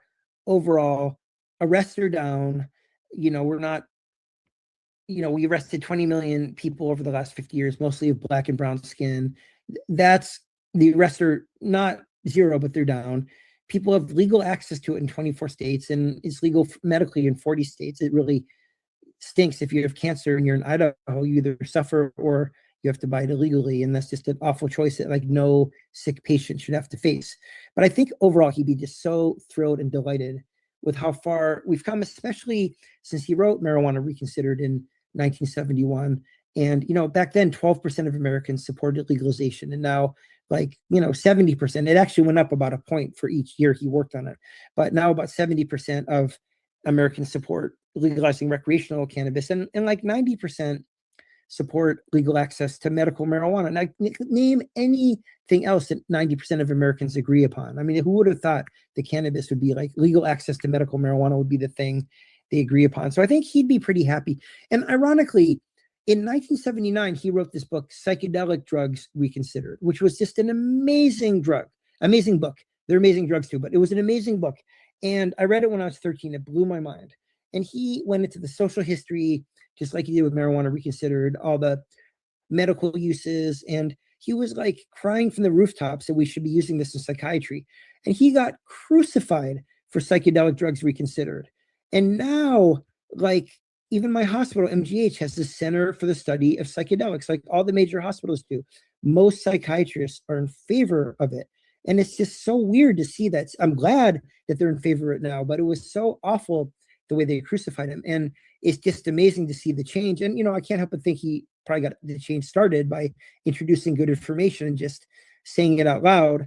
But it is pretty amazing. I think he'd be thrilled to see all the psychedelic research that's going on, and the fact that like 4 drugs have emergency breakthrough designation. And even though I think he thought Trump was like the biggest asshole to ever walk the planet, he'd be happy that he loosened the restrictions for research on ibogaine. And he'd be really amazed to see that Australia has legalized MDMA and psilocybin for medical care. So I think he'd be so thrilled, not just with cannabis, but really, really thrilled about what's happening with psychedelics as well. Without a doubt. Miss him so much. All right, Mike D, you're up with our next question, sir. I am myself a big fan of psychedelics, and that is that is great. Yeah. So the next question, imagine you're messaging or speaking to a 65-year-old patient who has never tried cannabis and is curious. And is curious about it, but feels overwhelmed by products, terminology, and conflicting information. What advice would you give them? And what do you wish every new patient understood before they begin? Well, the advice I'd give is keep it really simple. Ignore the hype. A lot of this is advertising. There's like more than 1,000 different strains. You look at the genetics of these strains and like there's just no rhyme or reason to any of it. What really matters is the THC level and the CBD level. And I just say, keep it really simple. Get some CBD, try that, 25 twice a day, 50 twice a day, 75. Get them ramped up in the CBD. And if that doesn't work, add a little bit of THC. Work that up really slowly. I write them up like a schedule. Maybe even if you're going to be conservative, say it's like they're 80 and they're on a lot of other medications, so you don't want to have an interaction. You start with like 1 milligram a night for 3 nights, and then 2 milligrams a night, and then 3 milligrams, like really ridiculously slowly. And I just tell them to keep it simple, keep to an edible or tincture, use a really low dose, and to just focus on those simple things, and to ignore all the paraphernalia, ignore all the different strains, ignore all the marketing, and ignore all the hullabaloo, because it's overwhelming for them. And again, at the end of the day, what really matters is how much CBD, how much THC, and how carefully you up titrate the dose. So I would just keep it really simple, give them explicit instructions what to do, and tell them to just keep blinders on and ignore all the rest. All right. Well, Dr. Grinspoon, we cannot thank you enough for joining us for an absolutely fascinating discussion. And, we've had you back before. Well, may have you back again because there's a lot of information there that's in there that you've been able to share with us, but I know you haven't been able to cover it all. But, let's give you a chance to plug. How do they find your information in your book? And then how do they find you on the socials to follow you, Dr. Grinspoon? Oh, it's easy to find me. My book is on Amazon, and so it's easy to get. And it's also in bookstores, but it's definitely reliably on Amazon. And to find me, I'm easy. It's just petergrinspoon.com is my website. And, there's a contact me button, but the contact me button just goes to my email. So it's really easy to get me. So it just literally if anybody has any questions, I'm always happy to answer questions. I've dedicated my life to cannabis education, as has everybody here. But send me a message, petergrinspoon.com. And again, if you have an elderly parent or reaching 65 yourself, the book really, I think it really helps people because you do want to know about the harms. It talks about that. You do want to know about the medication interactions, and you want to know how to get started and the different ways to use it. And now everybody in this group knows these things. But again, imagine an 80-year-old that comes to your office that's never used it before. We really have to keep it simple. And I just think with like good education, we could avoid these accidental overconsumptions, these emergency room visits. we could make people a lot more comfortable and have it be a much more effective medicine. So, I hope the book is helpful. I really enjoyed discussing this with you guys, and thank you for all the great questions. Oh, we appreciate it. So go out to your bookstores, get it for your friends, family, especially if you have an elder family member who's curious, or in my case, my family's blind, so read it to them, So thank you, everybody, for coming out. I'd like to thank our council members, Michael Crowitz, Mike Davis, Doc Lang, Marilyn Mathery, myself, Etienne Fontan. And of course, our special guest tonight has been Dr. Peter Grinspoon. So thank you for joining us on VAC Roundtable number 101. Peter Grinspoon, aging Thank you, world of guys. cannabis. Look forward to the next time. Absolutely, Doc. You have a great rest of your night and week. All right, you guys have a good weekend. Take care. Bye-bye. The Veterans Action Council is a Pace Radio Network content provider.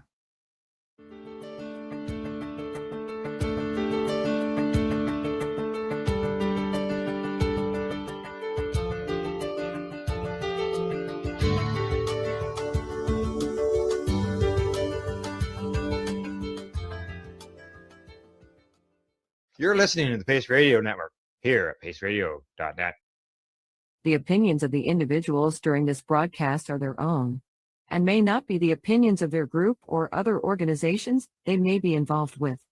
All medical advice during our broadcast is not a medical opinion and should be checked with your medical physician. Enjoy the buzz of legalization with Campbellford Lifestyle Shop. From lights to plant nutrients, books, consumption accessories, and more. We've got all your basics to grow or consume cannabis. Visit our info center or take a look at our piercing services and body jewelry, now available in-store through Campbellford Lifestyle Shop, 17 Bridge Street West, Campbellford. Limestone City Hydroponics is Kingston, Ontario's hydroponics shop. Take your growing to the next level and create the optimal environment with a tent kit, or maximize your yield with an ebb and flow flood table kit. Either way, Limestone City Hydroponics has more sizes and options to fit your needs.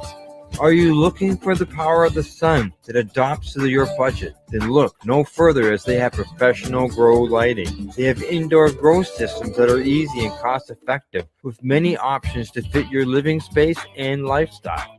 Cultivate your growing potential. We have everything you need to succeed. And if you can't make it to the store, they offer local delivery to the greater Kingston area. Remember, when you're looking for experts to help you grow, then look no further than the locally owned Limestone City Hydroponics, 105 Sunderland Drive in Kingston, Ontario. Call them at 613-548-0420. We are people advocating cannabis education here at paceradio.net.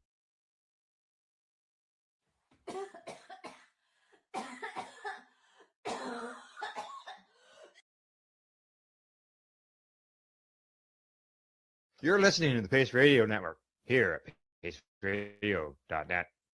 The views expressed by the individuals during this broadcast are their own opinions, and they may not be the same as those of their group or other organizations they may be involved with. All medical advice during our broadcast is not a medical opinion and should be checked with your medical physician. I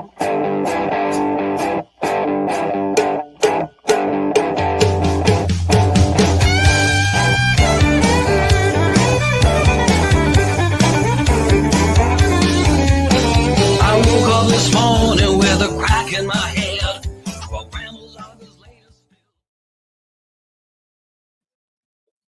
Good evening, everyone. As always, welcome to Pace Radio Show. We're coming to you from paceradio.net and 420pace.ca. Good evening, Tamara. How are we doing tonight? I'm okay. My daughter's visiting and had some kind of shitty news today. My husband found out he has type 2 diabetes. So Oh, I hear that.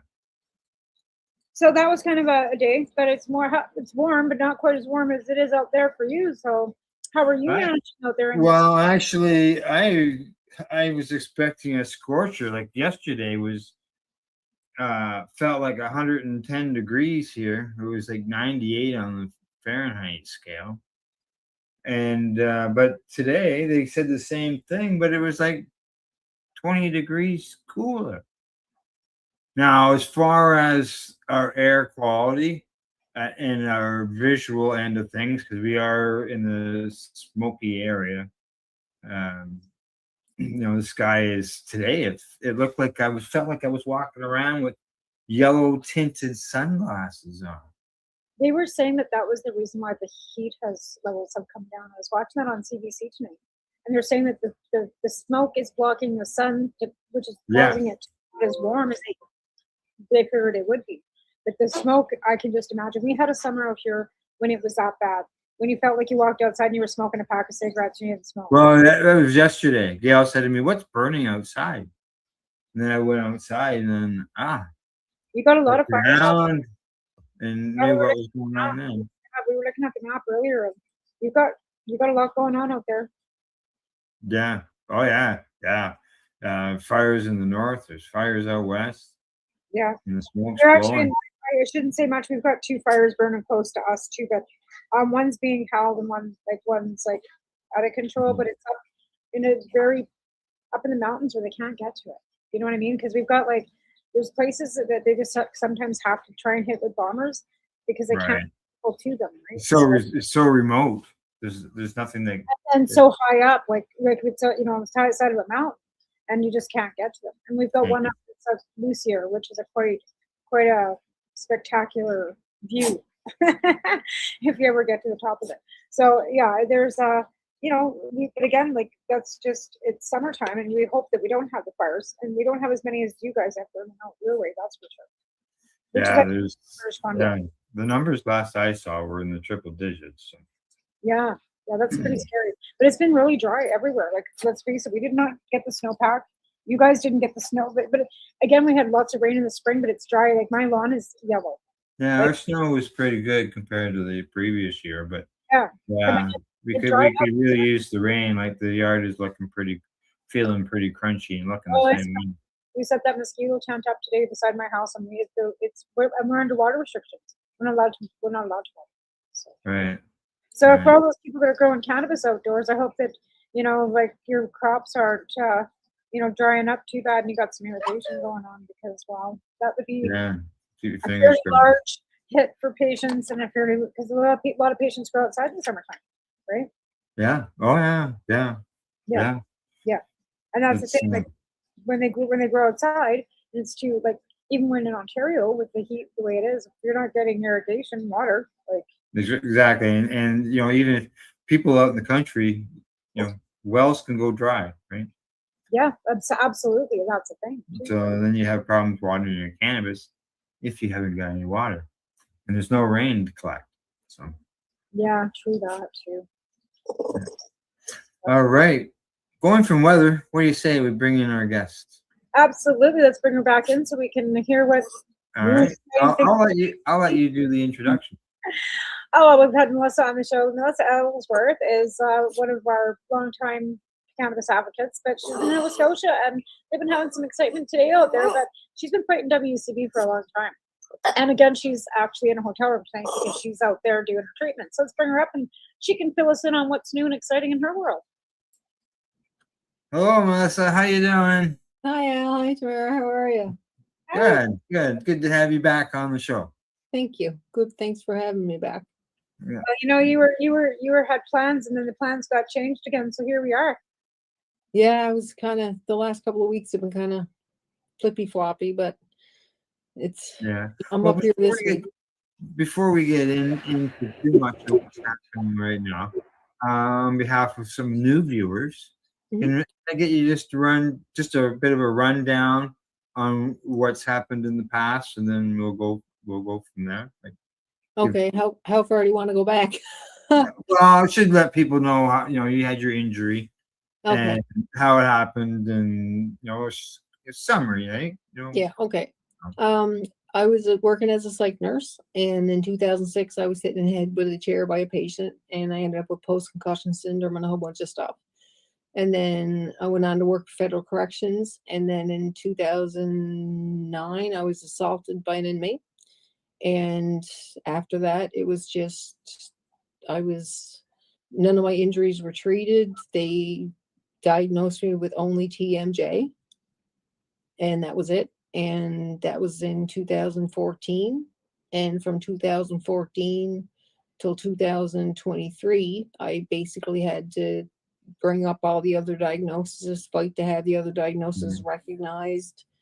I went through the gamut of medications. I mean, you name it, I was on it, and nothing, it either didn't work or the side effects were horrific. And then You mentioned TMJ. Yeah. What's that stand for? Temporomandibular joint disorder. It's a click under your jaw, and you have a hard time opening your jaw. And I was hitting the head with a wooden chair. So, I mean, there's a little more involved than that. Lack of diagnosis, the lack of healthcare in Nova Scotia, right? So Yeah. that being said, because of lack of doctors across the country, that also led to being on a WCB claim to begin with. So you're dealing with WCB doctors that want to get you through because it's an insurance company and not give you any validation for your actual injury, right? Go. Yeah. Okay. Yeah. All right. Continue. And then they switched me. Once we went through the gamut of medications, I was put on the synthetic form of abalone, and it worked some, but didn't work. So they only gave you that because of WCB not wanting to pay for your raw flower, right? So they give you a no, which is a cannabis derivatory pharmaceutical, and pay for Yes. that. They would not pay for your flower, right? $2,400 worth, but they wouldn't pay $2,200 for flour. Oh. Yeah. So they were So saving money, giving you exactly what you needed, but they still refused to pay for it. Yeah. Okay, go ahead. And then I fought for coverage, and I won. And in my tribunal in 2018, it wasn't for amounts or doses or anything like that. It was more specifically if I met the medical criteria for medical cannabis coverage, and I did. I blew it at the water, but that was before they had a policy. And then they came in with this policy that was 9%, that was 4 grams a day, 9% THC, and you can't even find 9%. It doesn't exist. 9%. So that's what they're sticking with now. Yeah, they're still sticking with it. And that's it. That's the thing. Like, she can't find what she needs because there's the levels and the ability, and not even like, it's just ridiculous. Like, they put the barriers on it when, again, you're dealing with a private insurance company, right? Because WCB, I think a lot of people think that it's government, and it's not. It's a private insurance company that's regulated by government policy, but it's not regulated by the government either. It's just them doing whatever the hell they want. Do what they want. Yeah. Yeah. Yeah, it's it can be a it's bit of a the pain. Wild West. The Wild West, yeah, absolutely. Yeah. So where are you sitting now? Like, I know that they do pay for a portion or not at all still. Are you able to get a little bit paid for, or? They put me at, they had me at 4 grams a day at 12%. They bumped me up to 12%, but even 12%, I was through my LP, I was only limited to 3 products. Like, literally. Oh, really? So, You and seem to I couldn't access what I needed, like sour diesel and different things like that for my headaches. And then when I reapplied again, they put it down to 3 grams at 9%. It's like the right hand doesn't know what the left hand is doing, because this goes through Medbee Blue Cross too.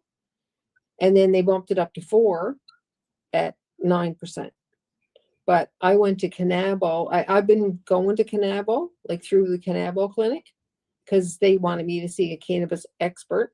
So I did, and they ignored. I had prescriptions from Canabo since 2019, and they even ignored those. And I had an appointment with Canabo just a couple of weeks ago, and they left the script at 8 grams a day where it was from Canabo before. And I sent it in, and they denied it. And because they said they denied it 2 weeks ago because they said there was no new medical information on my file since 2021. And I'm thinking that's weird, because my PMI, my permanent medical impairment, went from 12% up to 58% in 2023 based on new medical. So they're not even reading my file or my information. It's just no. That's so ridiculous. And you have to, how many times have you had to change a worker? Like every time you phone them. Oh my God, like socks. I think this is my 1, 2, 3, 4, 5, 6, 7. This is my 9th case manager since I got. And every time you get a new case manager, they have to go through the file. And if they're not looking at the file and reading the stuff, and they don't have a clue. Yeah. And I have to start all over again because Yeah, you have to start educating that person. not Well, even- it's when even my treatments, like if a doctor retires or a doctor leaves, because there's a lot of doctors leaving the province too. So if a doctor leaves, even though I've been getting these treatments back, and my injections say since as back as 2014, whenever a doctor leaves or retires, I have to wait like a year to be reassessed for the same treatments again. Right. So in the process, And then. that's a problem with healthcare in general, right? Mm. No, Well, does they won't approve it. have their own doctors? So like, don't they make you see somebody that's under their regime? Well, they have medical advisors, but at the end of the day, even my case manager said they have the case manager has the final decision. So it was my new case manager that denied this latest prescription because she said there was no new medicals since 2021. This is 2026, and I'm on the list in the queue to get another PMI because it should be higher. So does she want this? So is she looking for a report from your doctor? Like if she's saying there's no medical information since 2021. Oh, there's tons. There's Yeah. build a house with the medical information. So what is if she says she doesn't have it, has she requested that send it to us, or she's just saying yeah, they have it. I don't have it and just leaving it at that? Yeah, I can message her tomorrow and say, can I have a copy of this report? And they'll send me that report. Yeah. They just they pick and choose what reports they go with. But as far as she says there's no medical, like I'm looking at it, she's claiming that you haven't updated the medical file on that with them in 5 years. Well, if she's saying that that's the case, but she's not requesting you to send along information in order to update your file so that she can make a decision. Like she's got no medical information for the last 5 years. Yet you're still collecting a check and you're still sitting in yeah, there's that too. Yeah. And she's a caseworker, but you don't have any medical information on me for the last 5 years. How am I still sitting here, and how are you even talking to me?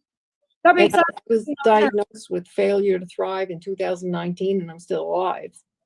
So I mean that says something. So my question to her was, how can you say you have no new medical since 2021 when my PMI went from 12% to 58% based on new medical information that came in? Because in 2023, that's when I was diagnosed with trigeminal neuralgia, occipital neuralgia, PTSD, osteoporosis, which are all compensable injuries. So they're just not reading they're either not reading the information or they're just flat out copy and pasting the policy into the replies without even looking. That's unbelievable.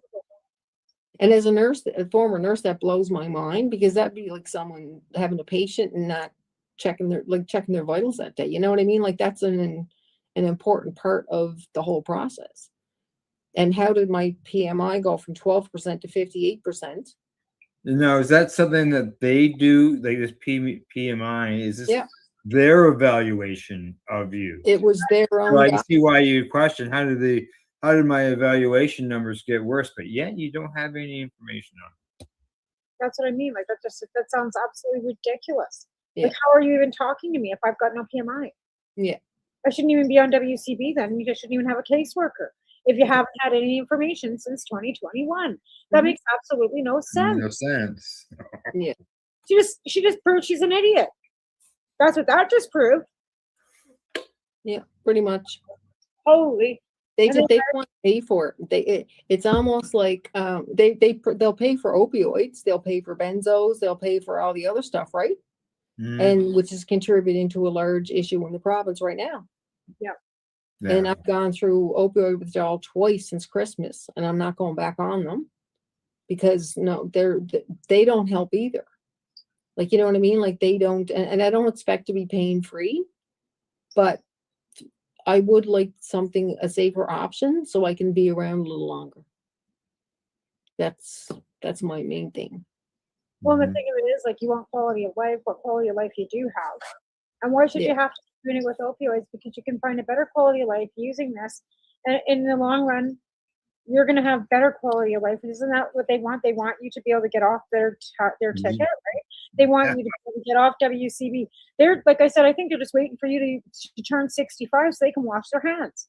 Because then once you're 65, you're washed with WCB. That's a few years off yet, but with It's not really for them. It's less than 10 years. So for them, but the May thing coming up, they're hoping that if they keep enough pressure on me and don't give me what I need, that my body will give out first, and that the rest won't fall back on them. Yeah, well, guess what? They're just not. They just don't know you well enough. I see. There's a comment here from Kendra. Yes, She says, hey Kendra. Yeah, she says that OG. that they have every doctor report submitted from 2021 to 2026. Yeah. Like you say. It's just ridiculous. Like I said, it absolutely makes no sense as to No. how she can even say that as she's calling me saying, sorry, I'm denying you because I don't have any medical. I got to think, Yeah. how many boxes of file do they have on you? I remember my tribunal in 2014 when that was 12 years ago. And when the lawyer came into my tribunal, it looked like a train. Like it had all these, like it was had all these boxes, like a lawyer, like, you know, all these things coming in. Is that all my information? That's just your one claim. And I was like, wow. Wow. Yeah, but yet there's nothing there. When I got Alan's transcripts after fighting with the WCB in Alberta for 2 years, the stack of fucking transcripts I got was as tall as I am. Yep. And there's probably a lot of stuff in there that was legitimate, that should have been legitimately looked at and taken seriously, but because it didn't fit their narrative, they just push it aside. It's like they got a check yes, check no box. It's kind of like Health Canada.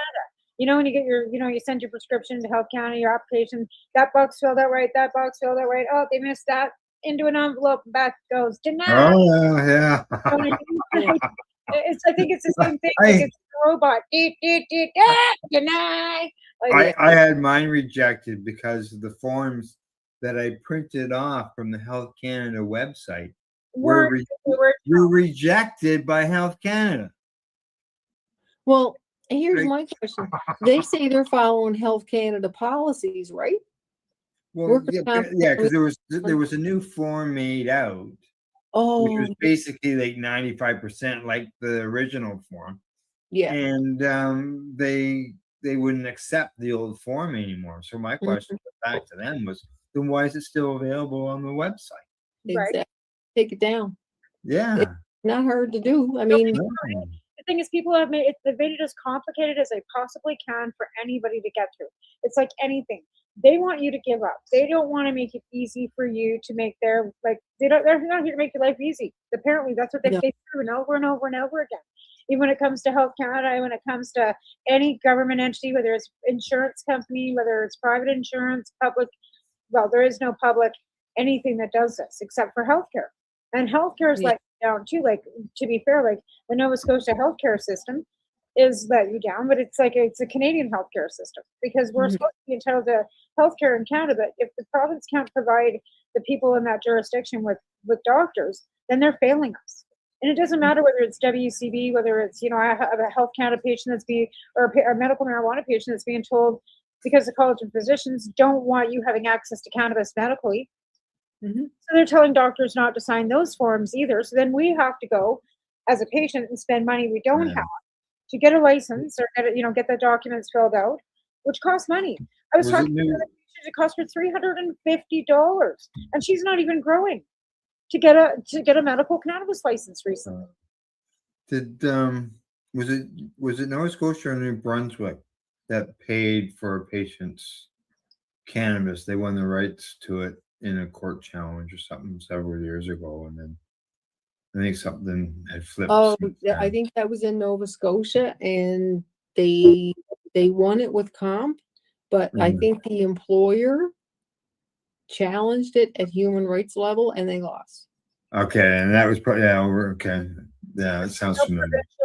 there's no provincial disability that pays for medical cannabis. No, yeah.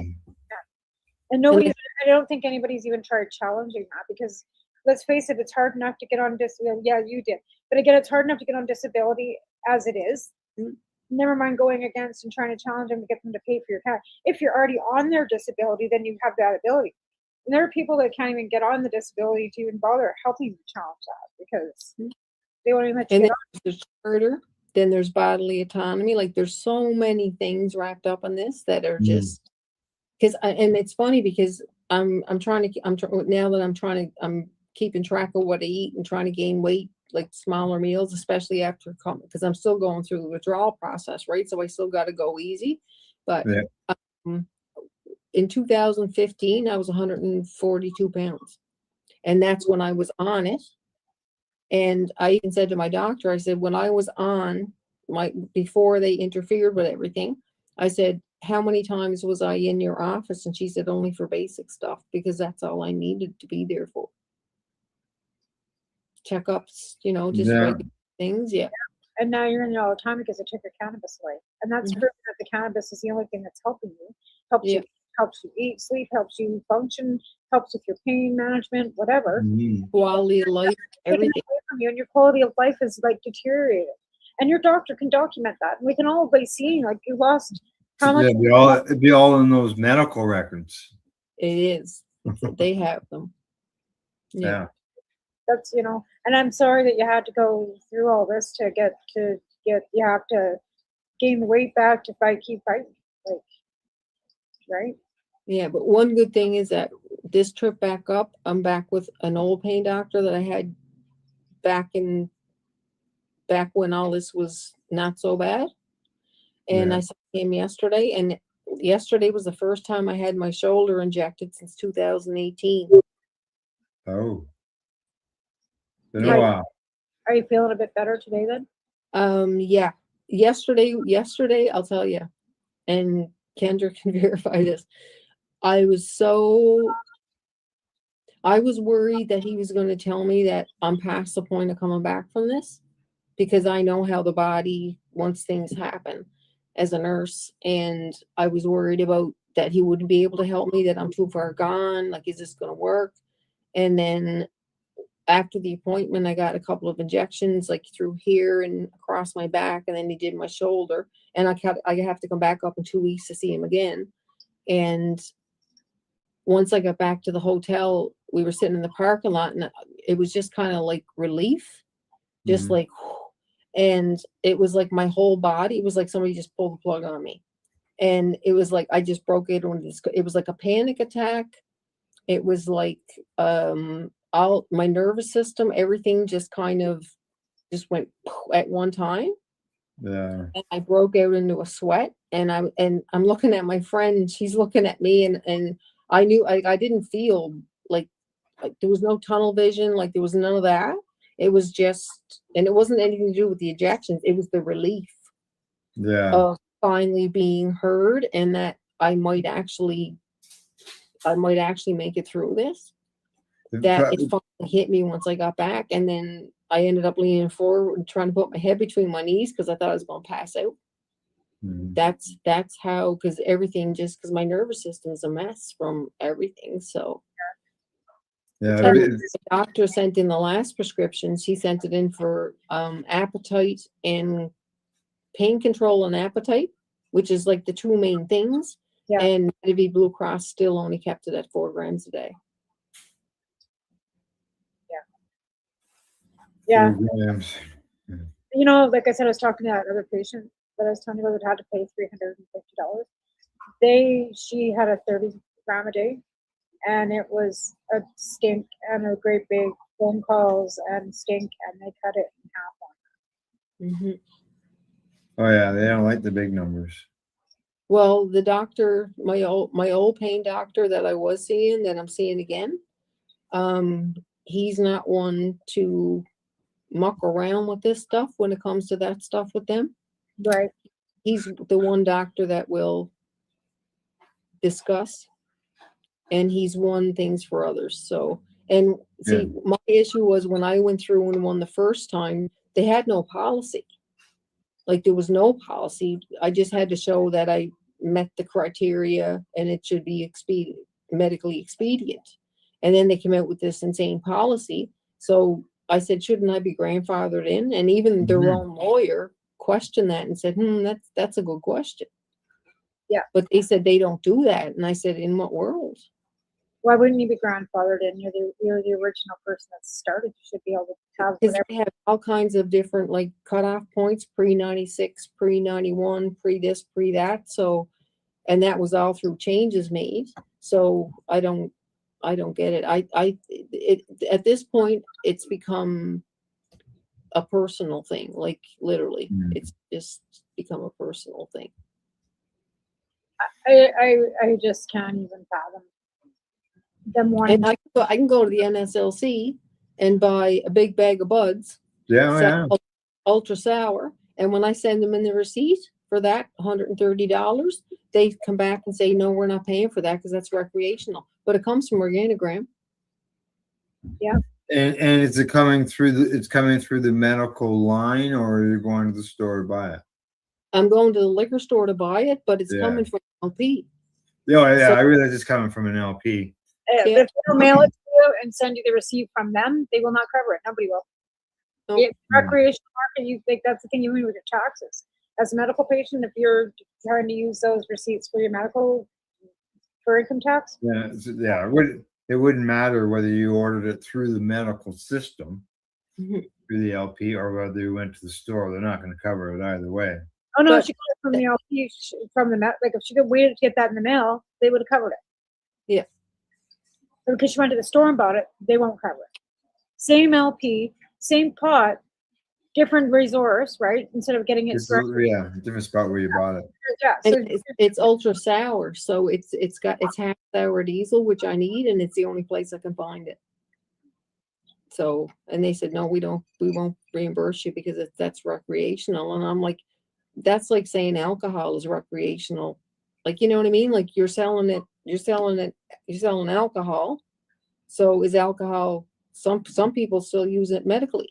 So, I mean, for appetite and stuff, because I know several older guys that used to use the, what was the beer, the thick beer, the malt beer to improve the rapid stuff before they would eat. Yeah. So that's medical. But they won't cover. They keep telling me that no, it's recreational. During Prohibition, they had medical alcohol. There, people were getting prescribed. Really? Yeah. During COVID, when everything was locked down, they kept the liquor stores open. Yeah, they did because that was an essential. Yeah, right? Yeah. Cannabis is an essential. They were left open too, right? So why all of a sudden is it not essential? Well, yeah, like during COVID, cannabis stores got that. So if it's an essential, essential, then it should be essential. But I think they kept it open in Nova Scotia because it was sold at the liquor store. And if they had to shut the liquor store, the emergency departments, people would have been finding out really quick who was an alcoholic because they would have been in emergent DTs. And there's a lot of prominent people that don't want to land in emerge and kind of end up like that too. So. All right, ladies, I see it's about the hour. Time for us to take a quick break. And while we do that, that'll give everybody an opportunity to see who our sponsors are. And other than that, you're watching the Pace Radio Show. That's twice tonight I've done that. Listen, I didn't even know what day today was. Honest to God, all messed up. I've obviously don't know what show I'm doing. Out in your basement, you don't even know what time it is. All right, you're watching the Pace Radio Show here at paceradio.net and 420pace.ca. You're listening to the Pace Radio Network here at paceradio.net. Camelford Lifestyle Shop, open Monday to Friday from 10 till 7 p.m. or by chance. Check out our flags, our t-shirts, plus our hats, and look of that supply of rolling papers, plus much more. We've got bongs and your favorite herbal vaporizers. Look at all the incense we have, as well as for those who collect knives, check out these knives in our collection. And while you're here, stop in to see Shay at the piercing room, where you can get poked by Shay. Daily deals, check them out. Campbellford Lifestyle Shop, 17 Bridge Street West, Campbellford, Ontario. What do you find at paceradio.net? People advocating cannabis education.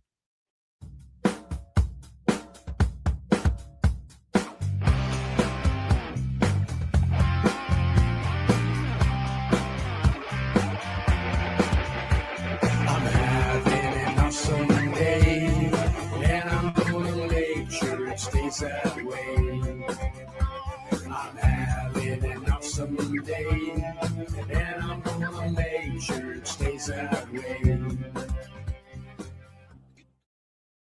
Limestone City Hydroponics is Kingston, Ontario's hydroponics shop. Take your growing to the next level and create the optimal environment with a tent kit, or maximize your yield with an ebb and flow flood table kit. Either way, Limestone City Hydroponics has more sizes and options to fit your needs. Are you looking for the power of the sun that adapts to your budget? Then look no further, as they have professional grow lighting. They have indoor grow systems that are easy and cost effective, with many options to fit your living space and lifestyle. Cultivate your growing potential. We have everything you need to succeed. And if you can't make it to the store, they offer local delivery to the greater Kingston area. Remember, when you're looking for experts to help you grow, then look no further than the locally owned Limestone City Hydroponics, 105 Sunderland Drive in Kingston, Ontario. Call them at 613-548-0420. Rerolled Saturdays. Check it out. Nothing but non-stop cannabis and psychedelic programming. Find it at 420pace.ca. You're listening to the Pace Radio Network here at paceradio.net. And welcome back to the Pace Radio Show. Tonight we have our guest, Melissa Ellsworth, and we are talking to her about her fight with the WCB in her province. Now, Melissa, as Tamara mentioned when we got started the show, like in the first segment, we talked about a lot about your situation. But today you are traveling, correct? Yes, I'm in Halifax I was supposed to be up here last week to get nerve blocks and infusions, but workers' comp said they didn't have enough medical information to send me up here to get, even though I was up here twice before to see the same doctor. Last week they wouldn't send me up. They said it was they said it was a miscommunication. So all of last week I was basically face down in the flare up. Right. Yeah. So And that's games they continue to play. I'm just gonna, my daughter's here, so if I cut out quick, it's just because I don't want the dogs barking. But these are the games they keep playing. So it comes to the point where they just like leave her to where she's like face down in the ground with no fight left. And then all of a sudden it's like, we're gonna pick you back up. Sorry about that. Hurry up, get your bags packed because you gotta be here Monday. Like, yeah, and it's like being waterboarded. Yeah. They and then you get there and they don't know. Now, have you got there and they don't know why you're there, or is this going to go? Are you going to get your pain block? I had my pain. I had some injections yesterday. Yeah. And then tomorrow morning I have my second MAID assessment via Zoom. And then tomorrow I go back home to Cape Breton on the shuttle. And then I'm back up again in 2 weeks to see the same doctor I saw yesterday. Yeah. Okay. And they have to, but everything has to go through the hotels or shuttle. Oh, yeah. You know, like, The yeah. travel. It's awesome, right? And I mean, this shouldn't be the way any patient, whether, you know, like, again, with the cannabis too, that should be like, Yeah. it should not be an issue. They're already seeing benefits. Like Al and I have done like several shows about the research. But at the end of every research, they want to have more research. And more research. And more research. Right. And we've had meetings. We've had meetings with people in the government. We've had meetings with an MLA and a couple other people in labor about this. We've had 3 meetings so far this spring with the MLA, the Labor Department, and a couple of people from workers' compensation. And in one meeting, some things were said, and I think they got caught in a couple of things. So she said, well, I think we have sufficient medical, and she slammed her thing down. And then 2 days later, they sent a message saying they need more medical. And since the last script went in, they said they were going to expedite the decision, because now hearing officer decisions can take 6 to 9 months. No. Yeah. And I said, I don't know if I have that long. Like, come on. And they said, well, we'll expedite the decision. So I appealed it, and I basically told them in the appeal that once whatever decision comes back, whether it's yay or nay, I'm still taking it to a judge for judicial review, because it has to be done. Yeah. Yeah. And that's the next step that you're going towards now, right? Is the judicial review. Yeah.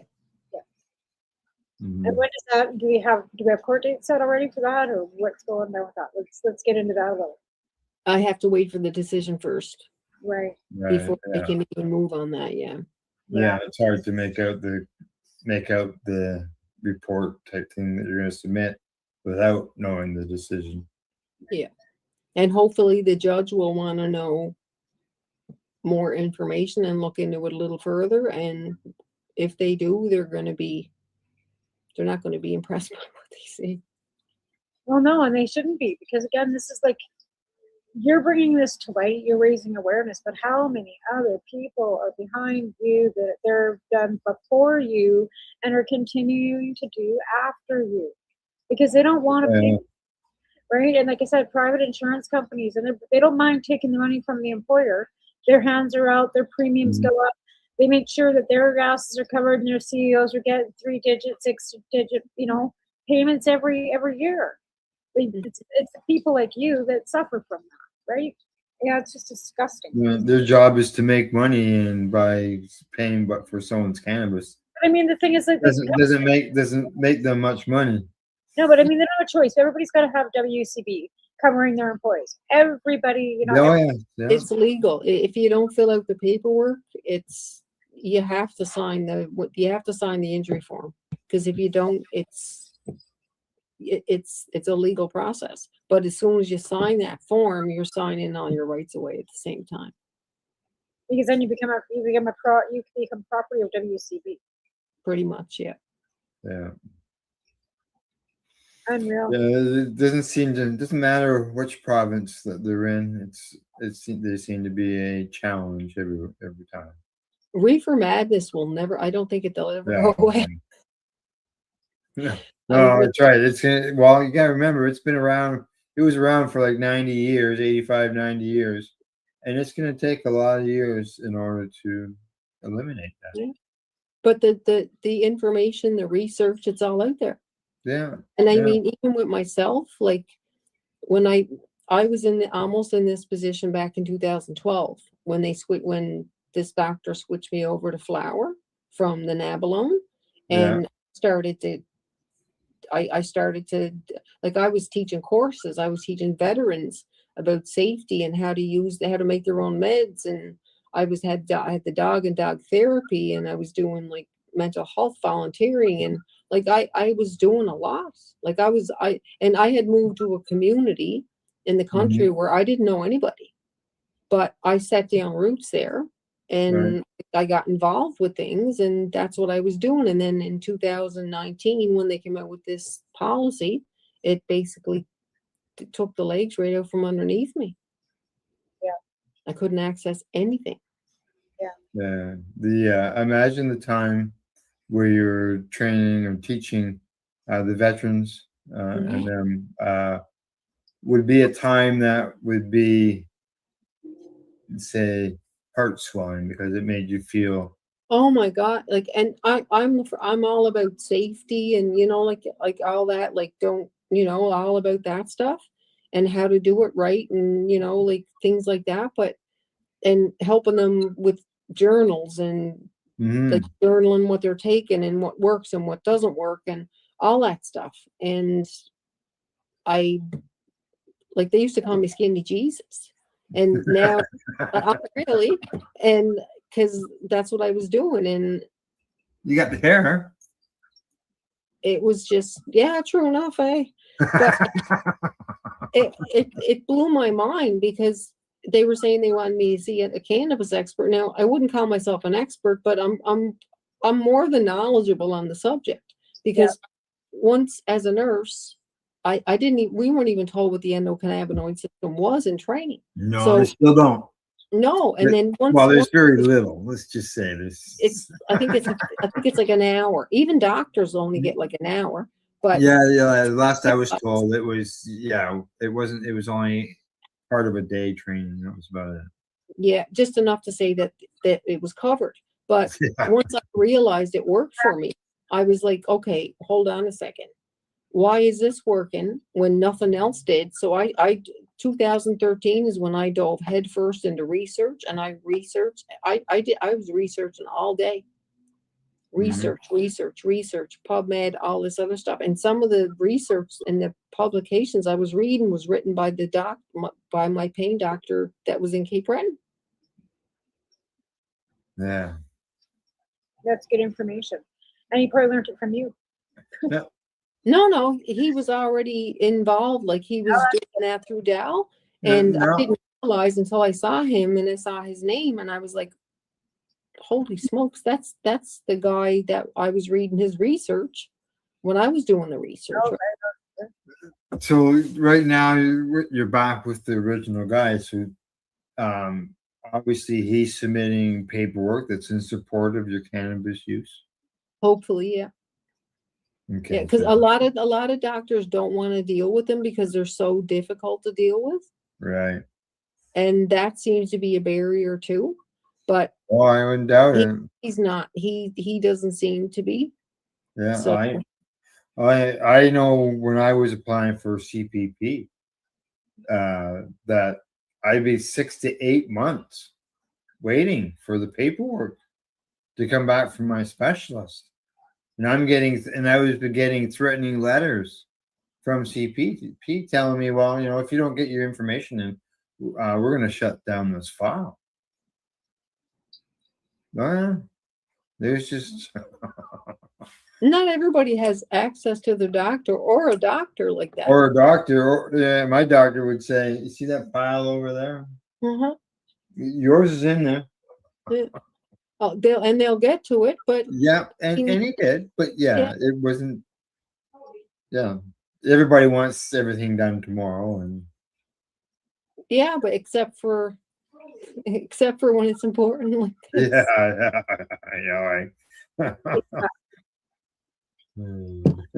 It's just crazy that they just keep these policies. Like they're policies that don't work, and they know they don't work, and they're continuing to fight No, policies that don't work. Does it have anything to do with, like, if some of us, like for myself, I'm more of a smoker than an edible and a person for taking cannabis. Would it have anything to do with the concern about smoking of the cannabis?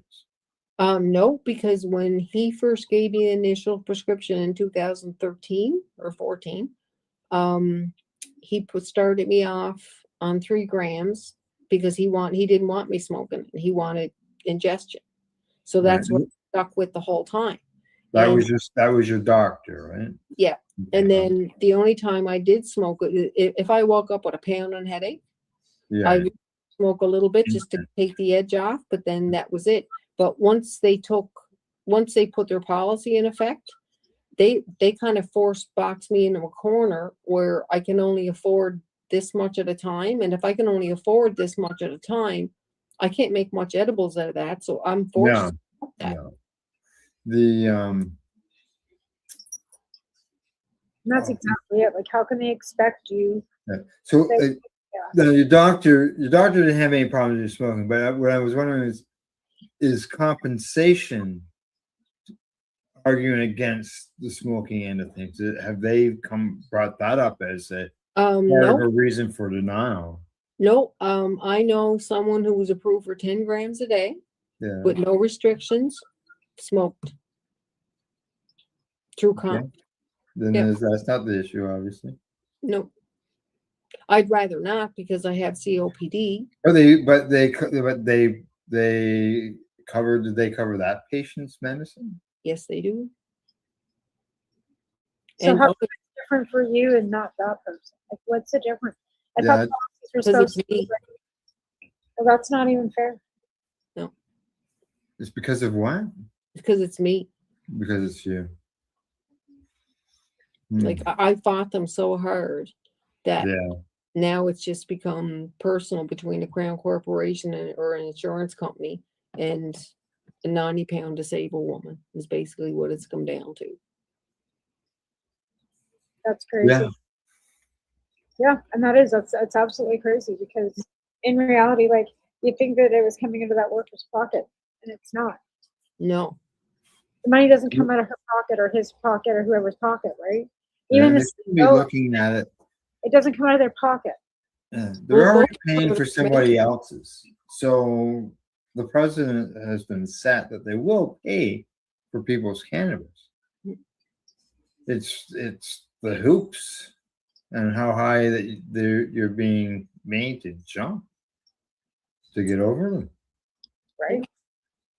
And I already set like a precedent, and at that time they had no policy, but I proved that I met the requirements that I needed it, and it was the only because I trialed all the other medications. And then this other patient got it after you, so you opened the doorway. Yeah.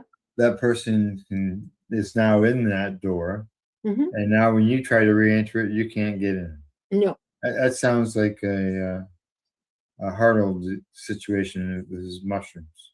Like Yeah. they have me at like 9% or maybe 12% because they keep changing it around so much. But I know someone that's getting up to 31%. Well, especially if they've got no restrictions. But here's the thing: how do they know what the percentage is? It's not on the fucking receipt. It's in the tribunals. But not from the cannabis. You know what I mean? Like you can't like when you're buying the cannabis, it doesn't like what Well, does it have to do with it? does it say anything in the receipt from when you get it directly from the LP as ordering it through the medical system? Is there Does it say anything? there's 12% or 9%? Or would there be there'd be a prescription or something written anyways? Yeah. I would think, or But they you don't could- know the difference between THCA and THC. Yeah, they should look at it as a combined. They're just oblivious. Yeah, and then the LP at that point would restrict you to what you would be available for you to consume based on that THC and the prescription. That's just Sounds like your phone's ringing. because when I had my medical cannabis, I guess it's got you at WCB. No, my doctor didn't put a percentage on it. It was just so many grams per day. There was no limitation. The Health Canada paperwork. There's none of that. Yeah. We're looking at it as a doctor and prescription and looking at dosing. How they like my family doctor, he wouldn't sign my paperwork because I couldn't guarantee that my dose that I got from joint to joint would be the same as if I was getting a pill from the pharmacy. Well, you can grow, you can have 5 seeds of the same strain, right? And grow all 5 plants, and each plant would have a different. Well, yeah, You go to LP every month, like one product would be Yeah. available, and the next month it wouldn't be because it was over the. It said it was the month before it was 9%, and the next month it was 11%, but it was the same strain. Yeah. And different spots on the plant. Yep. Yep. And then now with their variables of what 10 or 15%. Yep. And I was given a license. I was approved by Health Canada to grow. Health Canada had no issues with it for my full prescription. And they say they're following Health Canada policies. And I keep saying, do we have 2 Health Canadas? Because as far as I know, we don't. Yeah. You got a license to grow, but you're not capable of growing. Not 40 plants.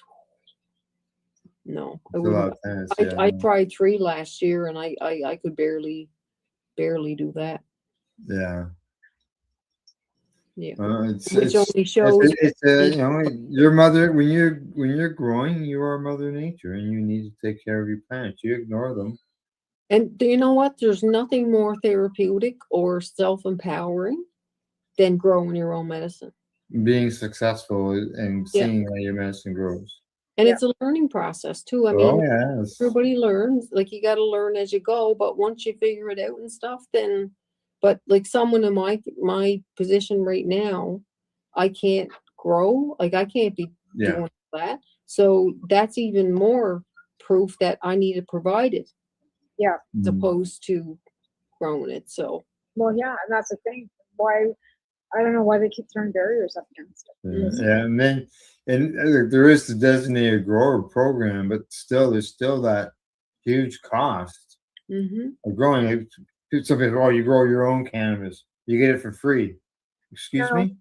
Oh, it costs a lot. It costs a lot of money to get that free cannabis. Last year I grew 3 plants, and between the 3 plant seeds and everything else I needed, it cost me $400. Yeah. Seriously. And you know, you're still gonna need to feed it, even if you're growing outside, you're still gonna end up with some costs. It's not as expensive growing inside. No. But you're gonna need your access to your medicine year round. Right? So growing inside can do that. But there is the cost of electricity, water, if you're in town. And I was growing outside, and you go through more food. You go through more food growing indoors than you do outdoors. And where I live, we still have frost warnings until the end of June. Oh yeah. So I mean, like I'm right on the ocean. So it's actually, the grow season is like yeah. It snowed somewhere out west. Did it not in the last week or two? I seen something about some hail, snow, some hail. But not that I know. Or maybe in Banff, it's possible. Yeah, maybe possible because, like I said, we've had, it's been like weird weather. Well, a couple of weeks ago, we had thunderstorms roll in. We had hail, heavy rain. Like we had some dandy weather roll through that would have. And I remember thinking, thank God I don't have any because they'd all be destroyed right now. Well, that's what I said last week on the show. I hope that everybody gets through this. Like, you know, the hail that was going through the tornadoes last week. This week it's heat wave. Yeah, so, heat wave. If anything survived the hail and the flood and every, all the other crap that went through last week, like this week it's done.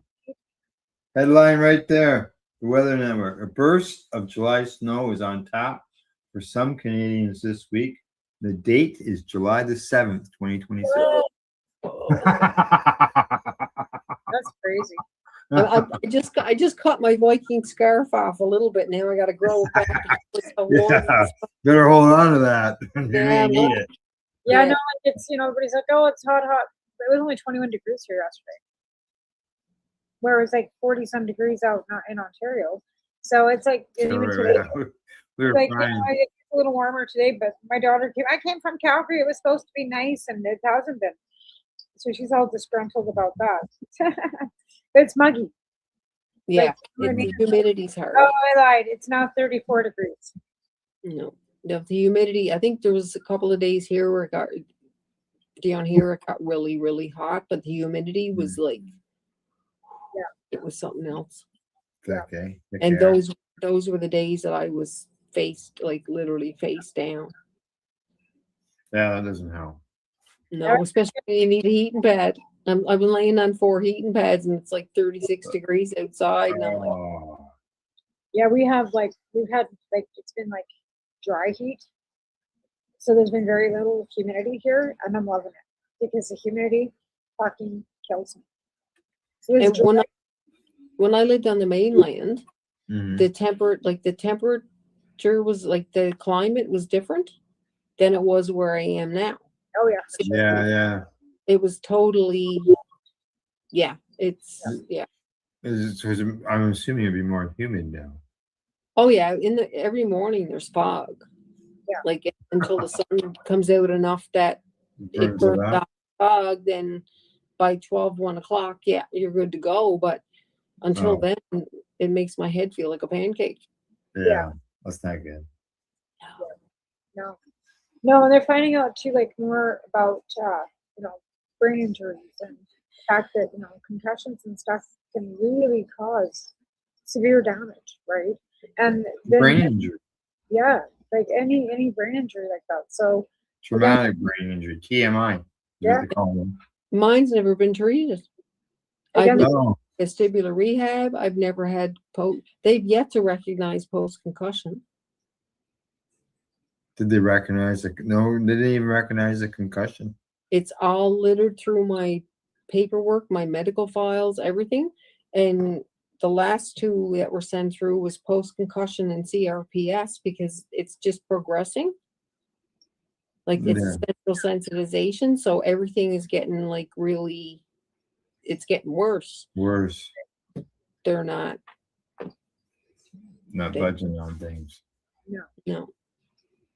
And are they stating it's because they don't figure that it, like, are they looking at this like it was a pre-existing, but they know it wasn't, but they're trying to pin it on a pre-existing prior to? No. Well, that's But, good. They aren't doing they're that. just denying the severity of your injury. I think they're trying to, because I worked as a nurse for the government, that I think that's part of it. Because like there, in the last little bit, there's been a few healthcare workers that were assaulted and things like that had happened. So things have been kind of kicking up that way. But back when I was injured, I think we made the front page of the Chronicle Herald 3 times in 1 week for our just nurses on our unit getting hurt. Oh, that's So not. it wasn't new news. Yeah, I know. On a side note, I know one of our local hospitals just did weapon detection in their hospital, in their entrance for the emergency department because of situations that you just described. I think they just did the same thing to one up here, but I can't remember which one it was. Yeah. But really, anything can be a weapon, a pencil, a pen. Yeah. Like, if you're sitting there taking notes, they grab the pen into your hand, that's a weapon. Yeah. So. Yeah. Yeah. You can use that to stab somebody, take out their eye. Mm-hmm. You know, in through the temple. Like, you know, especially like institutions, right? Like it's not an easy place to be, that's for sure. Yeah. My brother's a correction officer, so. Oh, okay. Yeah. Yeah. No, my brother's been a correction officer handling the contraband dog at Lethbridge Correctional Institute for 30 years. Oh.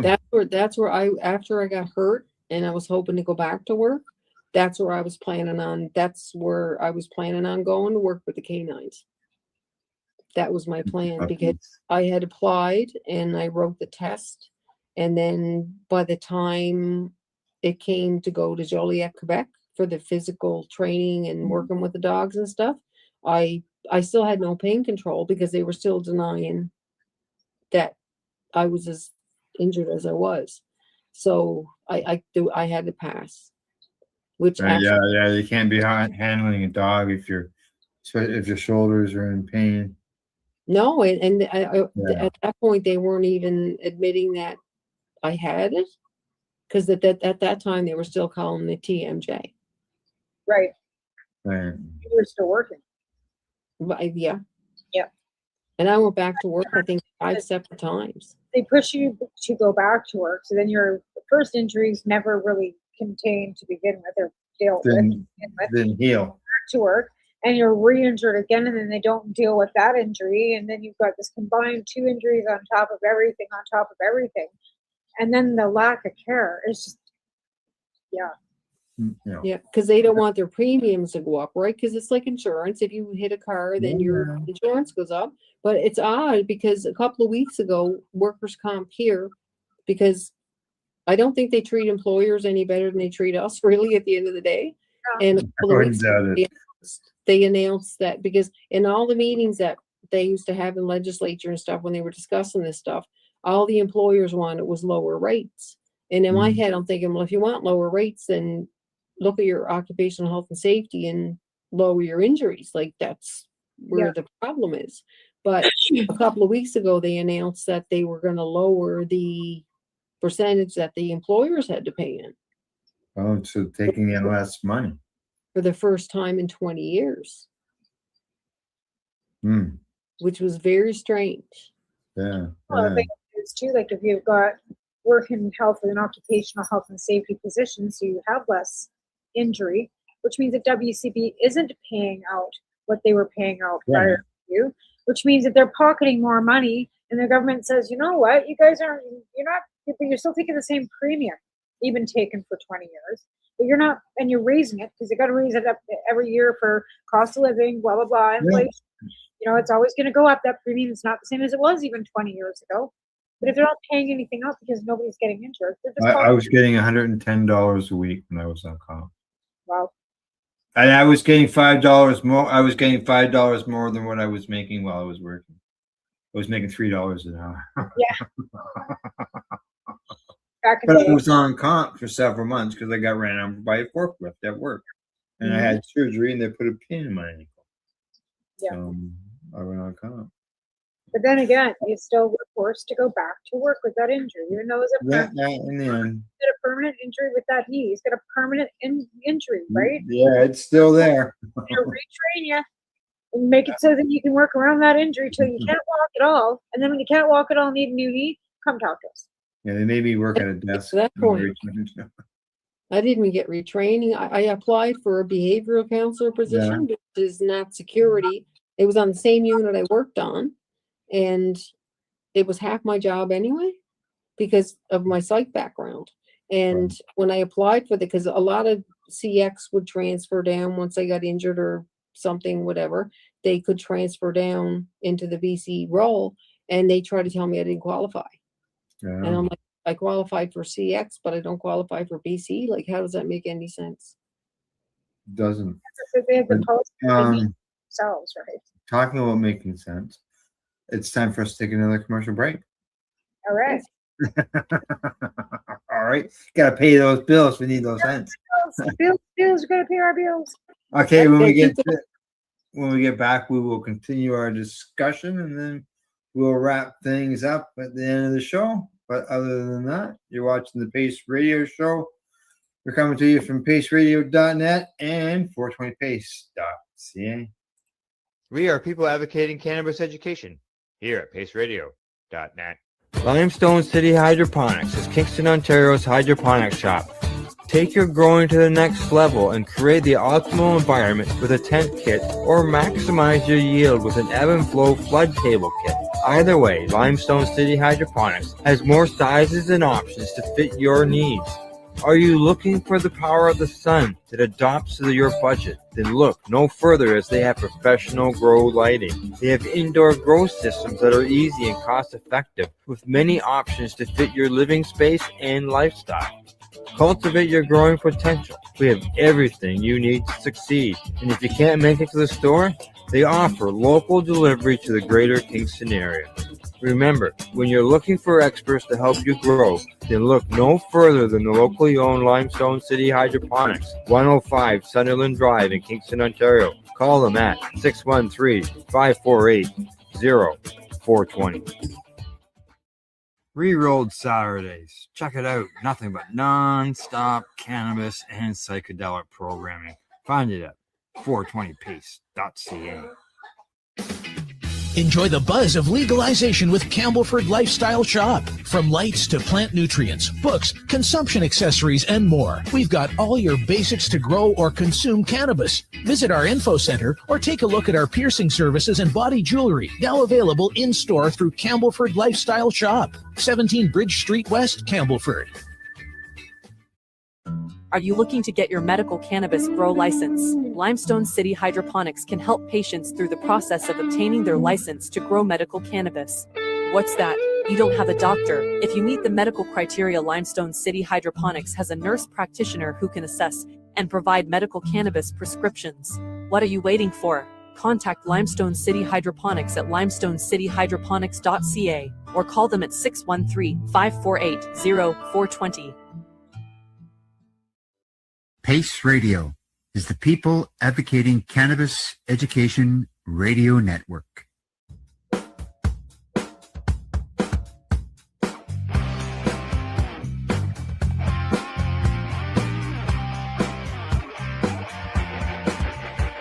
I'm having an awesome day, and I'm gonna make sure it stays that way.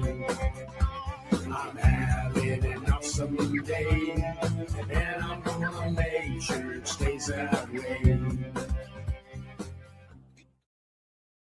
You're listening to the Pace Radio Network here at paceradio.net. And thanks for tuning in to the Pace Radio Show. Where did Melissa go? Oh, there she is. She's behind her. Is that a cup beside you? That is, I'm trying to stay as hydrated as I can. Yeah. Okay. So it is a big cup. Yeah, it's my McDonald's cup from last night, so I just saved it because I'm in a hotel. So, right? Sure. Yeah. So Exactly. it's trying to do when you're rolling around, having to take care, and that's the thing. Like you don't even have the option. You have to leave your home. It's not even available in your own town. You have to take a shuttle into Halifax, have your treatment, stay in a hotel. So it means you're gone away from home for how many days? 2 days, and then have to come back every 2 weeks or whatever every month. So Pay for the hotel room, pay for the shuttle. yeah, and then with like food options, because I can only open my mouth 2 finger widths. Like I went down to the restaurant here in the hotel, and the only thing on the menu that I could actually physically eat was seafood crepes, and they were like $39. Wow. Seafood crepes. And they allowed us, I think, $15 a day for meals. Yeah, they don't Yeah. do meals. No, Yeah, $15 doesn't get you much at a restaurant. No. not anymore. Like we went out for dinner last night in town, and I had a starter, and it was $18. Yeah. You know, like then that's a starter. That wasn't even a meal. That was just a starter. I usually order a starter because I don't eat much more than that. But again, like I said, that's $18. So yeah, plus tax, and then a tip on top of it. Like yeah. That adds up. There's no doubt about that. And I don't begrudge, the people that are working there, but Jesus, like, come on, like, how can they not see the inflation? Like, you're having to, they've got to. It's like giving you $20 for gas now. Like that's a joke too. Mm-hmm. And I'm saying they want me to see a dietitian on Friday, and this is the 4th dietitian I think I've seen since 2018, and they wouldn't listen to the first 3. So We've been talking about doctors and all that. Is there any lawyers involved in any of this? no. In Nova Scotia, it's pretty hard to get a lawyer to. In any province, no lawyer will touch WCB. Not. Now they do have independent mediators that are supposed to help you, and they're still paid for by WCB, right? But no, a lawyer won't touch it. Like if workers' comp did what they were supposed to do and follow out the medical, like like we would in the hospital or any other medical setting, when injuries are involved or illnesses or anything, then you just follow the protocol. But if workers' comp did that, we would need workers' advisors program to fight for comp, fight the denials from comp. And then we wouldn't need the tribunal system to go through that either. No. So it's costing like the province, it must cost the province a fortune. Because I know I won 12 or 13. Fortune not to pay the. Well, it's not cost the province anything because this is not a government entity. It's a private insurance. Right. Yeah, but those insurance companies are charging money someplace. Yeah, but it ain't costing the government shit. Like compensation is an absolute separate entity from any government at all. So it's not the provincial government. It's not the federal government. They have regulations that are covered. The laws that require them to have that. They're funded by the employer. Period. Right. That's And what here in Nova Scotia, employers, we're 17% funded now. So there's no reason why, because everything before was that we can't afford it. We don't have this and we don't have that. They're 117% funded now. So I don't know how. So the money should be there. Yeah. And again, like, I don't understand how they can say that there's no money for anything when we're paying taxes like crazy. Mm-hmm. For healthcare especially, right? I think we're one of the highest tax provinces in the country. I'm not sure exactly what the stats are per capita and everything else when it comes to that. It's all under different jurisdiction per province, right? But it just doesn't make it, well, it doesn't make sense, but at the same time it does, because and the thing with, once you stand up for yourself, if you just go with the flow. You didn't follow. Yeah. Yeah, but once you stand up for yourself, then no, you got a target on your back. Well, you have Yeah, that's what happens when you speak up and you speak loud. you have to. If you hadn't, you wouldn't even be where you are now. If you hadn't. No, because when I was terminated from my employment in 2015 because of my injuries, so I lost my medical, my dental, my pension, everything. So I'm completely reliant on workers' compensation. So it's kind of like being in an abusive relationship that I can't leave because I'm completely reliant on them. Right. And then every once in a while, they'll give me just enough to kind of get me back on my feet, and then they'll pull it away. And then I'll start to fall down again. And that's why I compared it to being waterboarded. Like they do it just enough where you can't breathe, and they pull you up just to get your breath, and then they do it again. Get encouraged, and then you get let back down again. Yeah. Mm-hmm. Yeah. And they're supposed to like permanent. You know, that alone causes harm because of the stress involved in it. Exactly. But they're supposed to, like, if you had a permanent injury, they're supposed to pay you out. Like, eventually they're supposed to pay you out. I know one person that after years of fighting with WCB finally got the back surgery that he needed. And once the back surgery was done, they actually paid him out. And that's the thing, like they say, if they cut you, they got to pay you. And like I know several people that have had surgeries and never got any payout. And there I am, like with all these injuries, like just stacking up on top of each other. Because I've been diagnosed with CPTSD on top of PTSD, and the CPTSD is directly from the treatment of workers' compensation. Right. My psychiatrist said that himself. Right. But they don't want to hear that, and they just pretend that, well, that doesn't fit our narrative, and that falls back on us, so we're not dealing with that. And they're the ones that have caused harm. They're not accepting any blame. Yeah. So in hindsight, they should be paying you for mental stress and anguish. And something else really funny, my head injury from 2006, when I would look on the portal, it would say multiple body systems. Now it says psych. So it's like they're trying to bury the whole head injury aspect of it completely. So now they're just blaming it and saying it's a mental health issue. Mm-hmm. Well, that's not even right. That's as far from accurate as it can get. They cause the mental health stuff. Like granted, like the jobs I had, the things I've seen, you know, like I wasn't working at McDonald's, so I get that.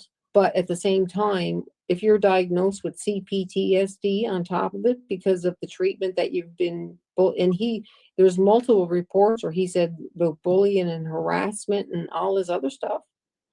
And they have the reports. They just pretend they don't have them. And I know because I asked them for copies and they sent them to me. They should be being held accountable just for that. Like they really should be. They should be being held accountable for that alone. Never mind anything else that they're, should be taken care of for you. Yeah, because with their medical advisors are still doctors. So at the end of the day, the oath is do no harm, right? Yeah, but they are. And when I contacted the College of Physicians and Surgeons, I had that question because when I worked at the Burnside Jail, I was contracted through, I worked for Capitol Health, but I was contracted through the Department of Justice to work at the Burnside Healthcare Unit. But my license was still attached, my nursing license was still attached to me. So no matter where I worked, I still had to follow the same ethics and all that other stuff, right? All the things I said I would do. So I don't know how the medical advisors at workers' compensation can keep their licenses, I guess is the only way to put it, when they're doing harm. Yeah. They're causing more harm. They're causing more harm because they're denying, even when they know that the diagnosis is a certain thing, they'll still deny because WCB at the end of the day is making like signing their paycheck. Like when they deny those things, but yet they're reading that they would receive these doctor reports, but yet they deny the report or what the doctor is saying. So do they assume that every doctor is lying to them? Yeah, they do. It's almost like they're calling them incompetent, because I contacted the minister and I said, I'm just, me. I contacted the health minister and I said, like, should the public be concerned because like workers' comp is calling some of the best doctors in the community incompetent? Like, Yeah. should that be a public health concern? So, like, by doing things like that, I probably ended up on the shit list too. Shit But list. I mean, An it's agitator. Relevant. What you've done and what you've said are irrelevant to your medical needs, and they should not be discriminating against you. They because shouldn't be. you don't know. No. And that's the worst part about this, is that they're discriminating directly to you and for your medical needs because you decided that you were going to speak out and you weren't going to keep your mouth shut. With the mistreatment, the bullying, the harassment, the way they treat their clients. Because at the end of the day, you're a client. I'm a You're client. And they treat their clients like shit. Yeah. And they just hope we go away. But in 2023, when a bunch of the diagnoses came down, one medical advisor denied everything and said that my PTSD, my head injury, my trigeminal neuralgia, cervical neuralgia, all the new diagnoses were not work related. And I'm like, how can they not be work related? So I filed a complaint again with the College of Physicians and Surgeons, and within 48 hours, another medical advisor overturned that decision based on the same medical information that she denied it with. The first one denied it with. Wow. Yeah. Same information, same criteria. 48 hours, nothing changed in 48 hours until I filed the complaint. And once I filed the complaint, then I got a notification that it was all approved, except for, well, my diagnoses were approved, but not all of them. I don't understand how they can cherry pick that shit. When a doctor's diagnosed you with a diagnosis, how does another doctor, especially one that's never seen you, just reading the You never laid eyes on me, right? Yeah, exactly. They're reading a report from another doctor, never laid eyes on you, but they're going to change that diagnosis from another doctor that started giving you the diagnosis. And the other doctor that gives me the diagnosis has been treating me for 8 to 10 years. Right? Oh, you became a friend and he's just helping you out. No. Well, I know that, but yeah. But everybody's faking, right? That's the main thing that they go with, is that everybody's faking. Yeah, I can understand where they have to put some scrutiny into, some of the stuff, but man, oh man, like when you've got all these doctor reports and everything that backs you up, and it's not just one doctor making all these claims. There's several different doctors. Yeah, like there's an MRI that I had done and they wanted it reread by a neuroradiologist, and they didn't think it was necessary. Workers' comp didn't think it was necessary. So the doctor pushed to have it done, and then that's when they found out that I had pinprick lesions all along 3 branches of my trigeminal nerve. So it's just mind-boggling to me. Right. Yeah, this does make sense. But every doctor's got their own way of presenting things, right? And like I said, I think at the end of the day, it depends on who's signing their paycheck. And when insurance, because one time they used to say they're not an insurance company, but when you look them up now, right on Google, it says insurance company. Oh yeah. Well, yeah. So they tried hiding behind that too. Like even in Alberta, because like I said, I've had go around with them in Alberta with my husband, right? And they tried hiding behind all the lies. They do. They're trained to lie. They're trained to be liars. Like I said, Health Canada, check, up and I. It's the same. And they're trying to say I'm making them look bad by making everything public. No, I said, no, you're doing a good job of that on your own. I'm just making it public. Yeah, you're incompetent. You're showing it, and I'm just throwing it out there so everybody else can see you're incompetent.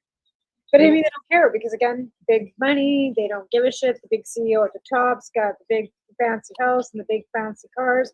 And at the end of the day, the patients, the clients are the ones that suffer. Yeah. I had a case manager say to me one time, she said, you're making more money sitting home doing nothing than I am coming to work every day. What? Yeah, that's what she said to me. A She said, case manager making more money than You're making more money sitting home than I am coming into work every day. You know what, And lady? then, My WCB is actually based on the wage that I was earning prior to being injured, right? So it's based on the wage that you earned, right? WCB is the same, any insurance is the same. So it's really unfortunate you're working for a cutthroat company that isn't even giving you a wage that you deserve. I'm sorry about that.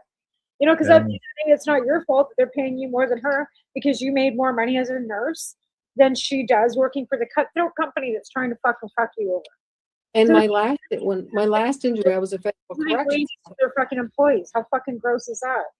Yeah, and I was a federal corrections officer on my last injury, so I was making more then than I was as a nurse. Right.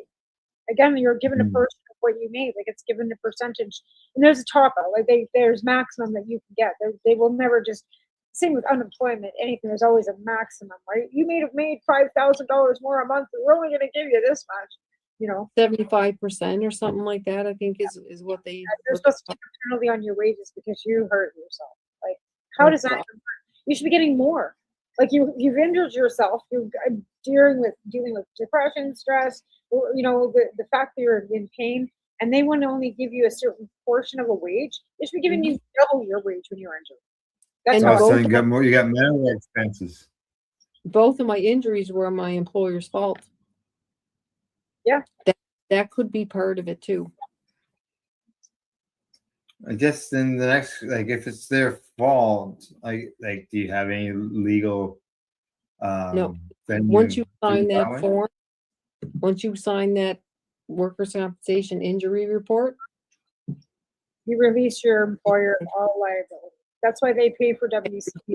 So WCB is their insurance company. So if you hurt yourself, an employer, once you sign that WCB, then you're then released to WCB to take care of you, and the employer is no longer liable for you. They have to guarantee your job though, while you're on WCB. So if you're going to be off for 6 weeks, why they always push everybody to be back to work in 6 weeks, right? And then WCB pays you half of whatever you were supposed to be making if you were working, and then push you to go back to work within 6 weeks, right? That's the insurance coverage by the employer, but the employer is forced to pay for it. Like, so it's a forced program for the employer. It's a forced program and basically WCB gets rich and everybody gets fucked. They get the money and nobody, the people don't. Patients. Well, and I guess if people are being injured at work and they're not collecting as much, they're not putting out as much as they're collecting, I guess it's time to have their premiums cut, which I guess Make it a is. safe place to make it a safe place to work. Then your employees don't get Well, injured. when the employee's telling her she's making more money, then you're not even paying your employees a decent wage. That's fucking really gross. Yeah. I had the same case manager. An insurance company that's overriding all these other businesses, and and she had the nerve to say to you that, but then that's even grosser. I had the same case manager tell the secretary at my doctor's office that she said, I have TMJ and I don't miss work. And the secretary said, were you hitting the head with a wooden chair? Why would she be discussing your medical information with the receptionist at that office to begin with? Yeah. Receptionist isn't a medical person. That receptionist shouldn't be even talking to your caseworker Oh, about no, she was backing me up because I know this, privacy. That's a privacy breach on both behalf, on both of their jobs' behalf. Neither one of them should be discussing your medical. Your doctor won't even discuss your fucking medical with the caseworker. Shouldn't be. Well, remember what happened when my case manager sent a letter to my doctor and asked when my May date was for administrative reasons? Because if it was going to be in June, they were going to take me off payroll July 1st. Yep. Because they couldn't wait for that to happen. Oh, they were cracking. You want to know whether they're going to submit a check to you or not? Right. Whether they had to pay her for July or not. Oh, you're going to be gone on this date so we can write you off so you don't have to issue another check? How fucking gross is that? I'd sue them for that too. Yeah. But she ended the facts with how concerned they were about my health. I don't give a fuck how concerned about my health. It's none of your business. I know you're not. If you're that concerned, why are you worried about whether you're going to pay me or not? Nope. Yeah, why you give me such a hassle? Privacy, like there's such a breach of privacy on everybody in that office's behalf. Like, I've gone after them for 3 prior. In fact, when I was working with corrections, there was no chance I was going back to work in the jail at the correctional capacity. Like there was, I could have went in parole, like other areas, but in the community, but I couldn't go back to that setting because of my injuries. So during a meeting, a return to work meeting, my case manager told my employer that I was using cannabis to treat my symptoms, not that it was prescribed by a doctor. And right then and there, my employer said, yeah, there's no room for her here because of their policy. So Policy of no cannabis. so that was a breach. That was a medical breach. Yeah. For that. And now they try to say, no, that's not a medical breach because we have a right to know. We have a right to tell the employer. No, they don't.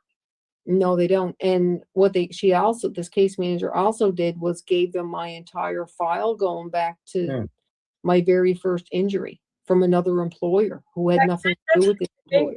That's a privacy breach too. But they say it isn't. I'd be talking to a lawyer about that, about a whole privacy breach lawsuit. I tried. It's as soon as you mention workers' comp, it's like their eyes glaze over because they know what they're going to have to deal with. Well, they're one lawyer, and WCB's got 100 lawyers all lined up, and every one of them have already been paid for by WCB. Every lawyer in the province is on fucking retainer by WCB, so they can't. There's a conflict. There's some kind of a conflict or something. Always a conflict. There's always a conflict. Yeah, bunch of fucking cowards is what they are. But do law firms have to have WCB? What's that? Do law firms need to have WCB on their employees? If you know what, if you have more than I think 30 employees, I can't remember the exact number. You have to have it. Depending on the level of safety level, I didn't have to have WCB in a hair salon. I didn't have to have that. No. There's a certain amount. If you have so many employees, then you have to. There's a little line there. If you only have 3 employees and you got to continue doing construction work, you have to have WCB. And it depends on the nature of the job too. I didn't have to have WCB. Yeah, it depends on the nature of the job too. Yeah, absolutely. Well, my dear, right, ladies, I see that it is almost the bottom of the hour. Well, actually, it is here on my clock. It is because my daughter's looking at me going, "Can I come in the house now?" So is there anything else that you'd like to touch on, Melissa, that we haven't gotten to? I'm still fighting. I am not giving up yet. They're trying real hard to put me in the ground, but I'm a Cape Brettoner and we don't go down easy. So right now I'm hoping that with the recent medical information and different things that I'm bringing forward, and we sent a lot of, now that an MLA is involved and labor's involved, and we've had some meetings and a lot more medical information has been sent to them. Yeah. Now they have it. So it's hard for comp to say, well, we don't have this and we need more medical when they're looking at the medical themselves. Yeah. So I'm hoping that shortly this will get wrapped up as quick as possible so I can get on with what's left with the rest of my life. Correct. And quality. Yeah, exactly. And I have to move back up here because my doctors are up here. Yeah. Like the only reason I've had to move back to Cape Breton was because they weren't getting the supports. They put the limit on me and they said we don't do home renovations, and apparently they do. So I mean, there was a lot of things that they backed me into a corner with, and I had no choice. Yeah. All right, Tamara, anything offhand? I'm just want to say thanks for coming on, sharing the rest of your story. Again, we'll have you back on again so we can continue on with that, because again, like raising awareness to other people so that maybe they still have that little bit of fight left in them. They see you still fighting. Will give them a little hope to keep fighting too. Because I know that you were kind of like, nah, I know where you were, right? I'm happy to see you're not there right now. You know, I told you before I'd support you in whatever way, shape, decided you, whatever. But I'm glad that it's past that date and that I'm having you on the show that you can continue to tell your story.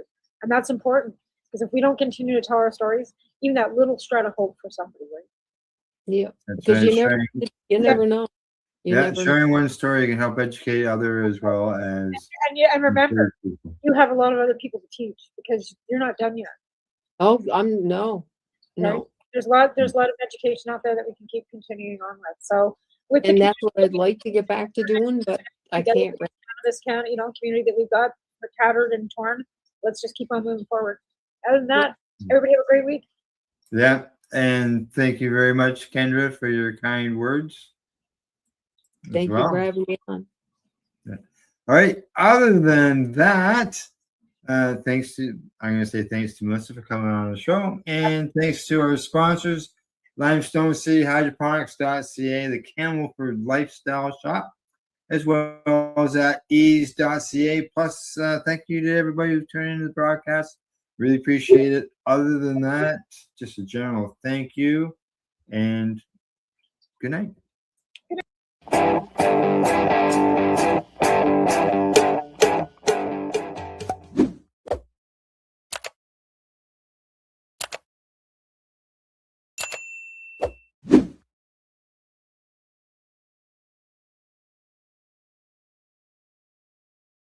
Let's share PACE everywhere. That way it can help create peace. People everywhere advocating cannabis education. You're listening to the PACE Radio Network here at paceradio.net.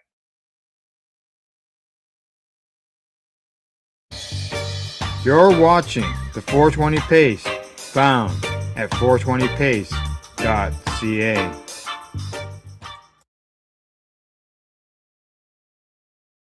Also known as the doobie.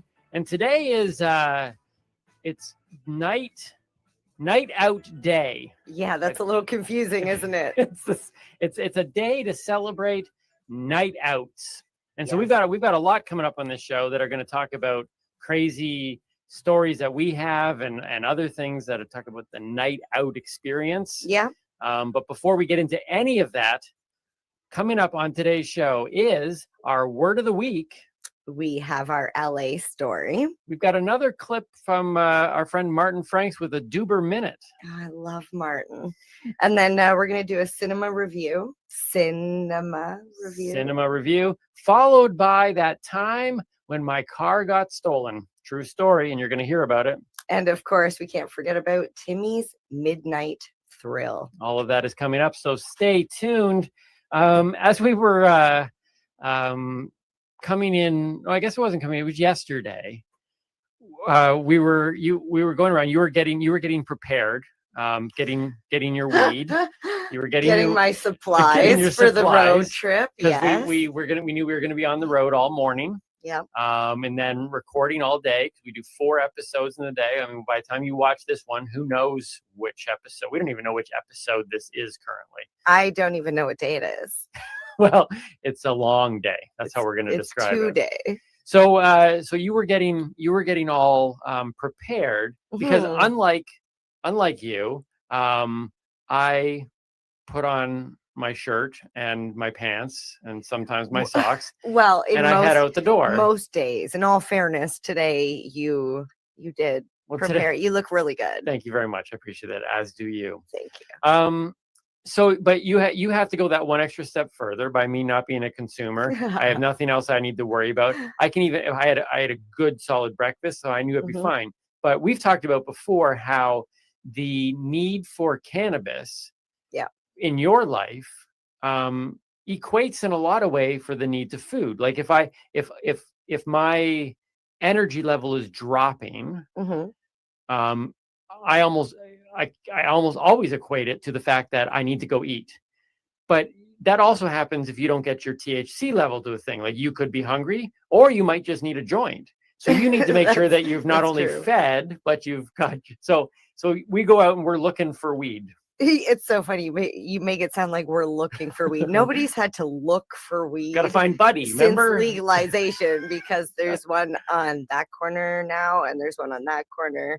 But yeah, we were actually out for a walk, and I thought, why not grab a pre-roll, because I like to smoke and walk. It just makes the walk that much more pleasurable for me. Maybe not you. But I was like, oh, well, let's check out this store. And I dragged you in. Actually, I didn't drag you in. You stayed outside. I stayed outside. Yeah. That's true. Maybe I just imagined you were there. Well, Maybe. everything's got here's the thing. Everything's got these crazy the limits still, and it's like, why would I, as a non-consumer, take the space when That's someone on true. the outside is going, "I need my weed"? You see, I thought it was the girl on the outside that was really cute that you were like, I'm just gonna wait outside here. Which, I mean, I don't blame you, because if I didn't need something from inside, I probably would have stuck around outside too. Yeah. Yeah. Yeah. But Well, I will share her phone number with you later. Sweet. We'll give her a shout. Wonderful. Yeah. So go ahead. yeah, I went in and I picked up a pre-roll. I just asked for, single pre-roll, gram, maybe, something less than $20. Mhm. Because I don't want to spend more than $20 on one joint, right? Right. And they handed me, are you gonna show them? Yeah. I was gonna throw out the box after I Yeah, yanked the no, joint out. I said you can't throw out the box. So my first thought, she pulled this out. She pulled this out of her He's purse. like, what'd you buy? And my first thought was, what do you need preparation H for? Like that's what it looks like. It looks He like actually said that too. I was like, that's Yeah. not what it is. This is the thing. This is the sad thing about being a comic, is that you have to preface thing, or it's like come up with a thing. He actually said that, because much of what I say is completely and utterly untrue. So I always feel bad. It's like, why do you have to say that? And then I realize, oh yeah, because I lie a lot. Yeah, you legitimately said that. I said, but yeah, I said it looks like a preparation H container. Not that I know anything about preparation H containers, although apparently if you use that underneath your eyes, Yeah, it's supposed to get rid of puffiness. yeah, it's supposed to get rid and of dark circles. Yeah, and I have had these like, I don't know what they're not. You just need more sleep. Yeah, I probably need more sleep. I'm gonna try to do it that way, because I don't feel like putting preparation H on my Put eyes. butt cream on Anyways, your that's a whole face. different thing. So this was so she opened it up. After, like, I want to say I'm kind of embarrassed to admit it took me like a minute to figure out how to get into it. It's some sort of, oh, wait a minute, actually. Okay, this is actually true too, because you have to push it down. Oh, you push it down and turn it. So it is like it's like a childproof. Yeah, just like I was about to say Advil bottle, but not all Advil bottles have child resistant tops. Right. And I've actually called them and asked them why, because on the back of the label it says that there is enough medication in that bottle to seriously harm somebody, yet there is no child resistant cap on it.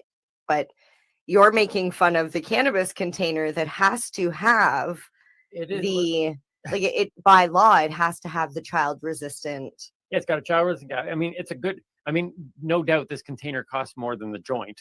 It's probably why the joint costs so much. Right. But see, I have two children. One is 16, one is 11. And I test my children. They know cannabis, and I've weed? asked.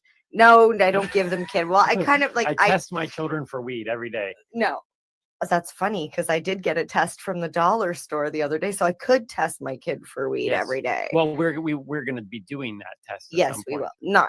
Not today, but No, yes. not today. So don't be hanging around going, they said they were going to do a test. Yeah, no. But we do want to test the theory, right? Ultimately, we want to test the theory. That's right. Of whether or not I have any cannabis in my system, even though, I mean, when was the last time I consumed? Oh, 2019.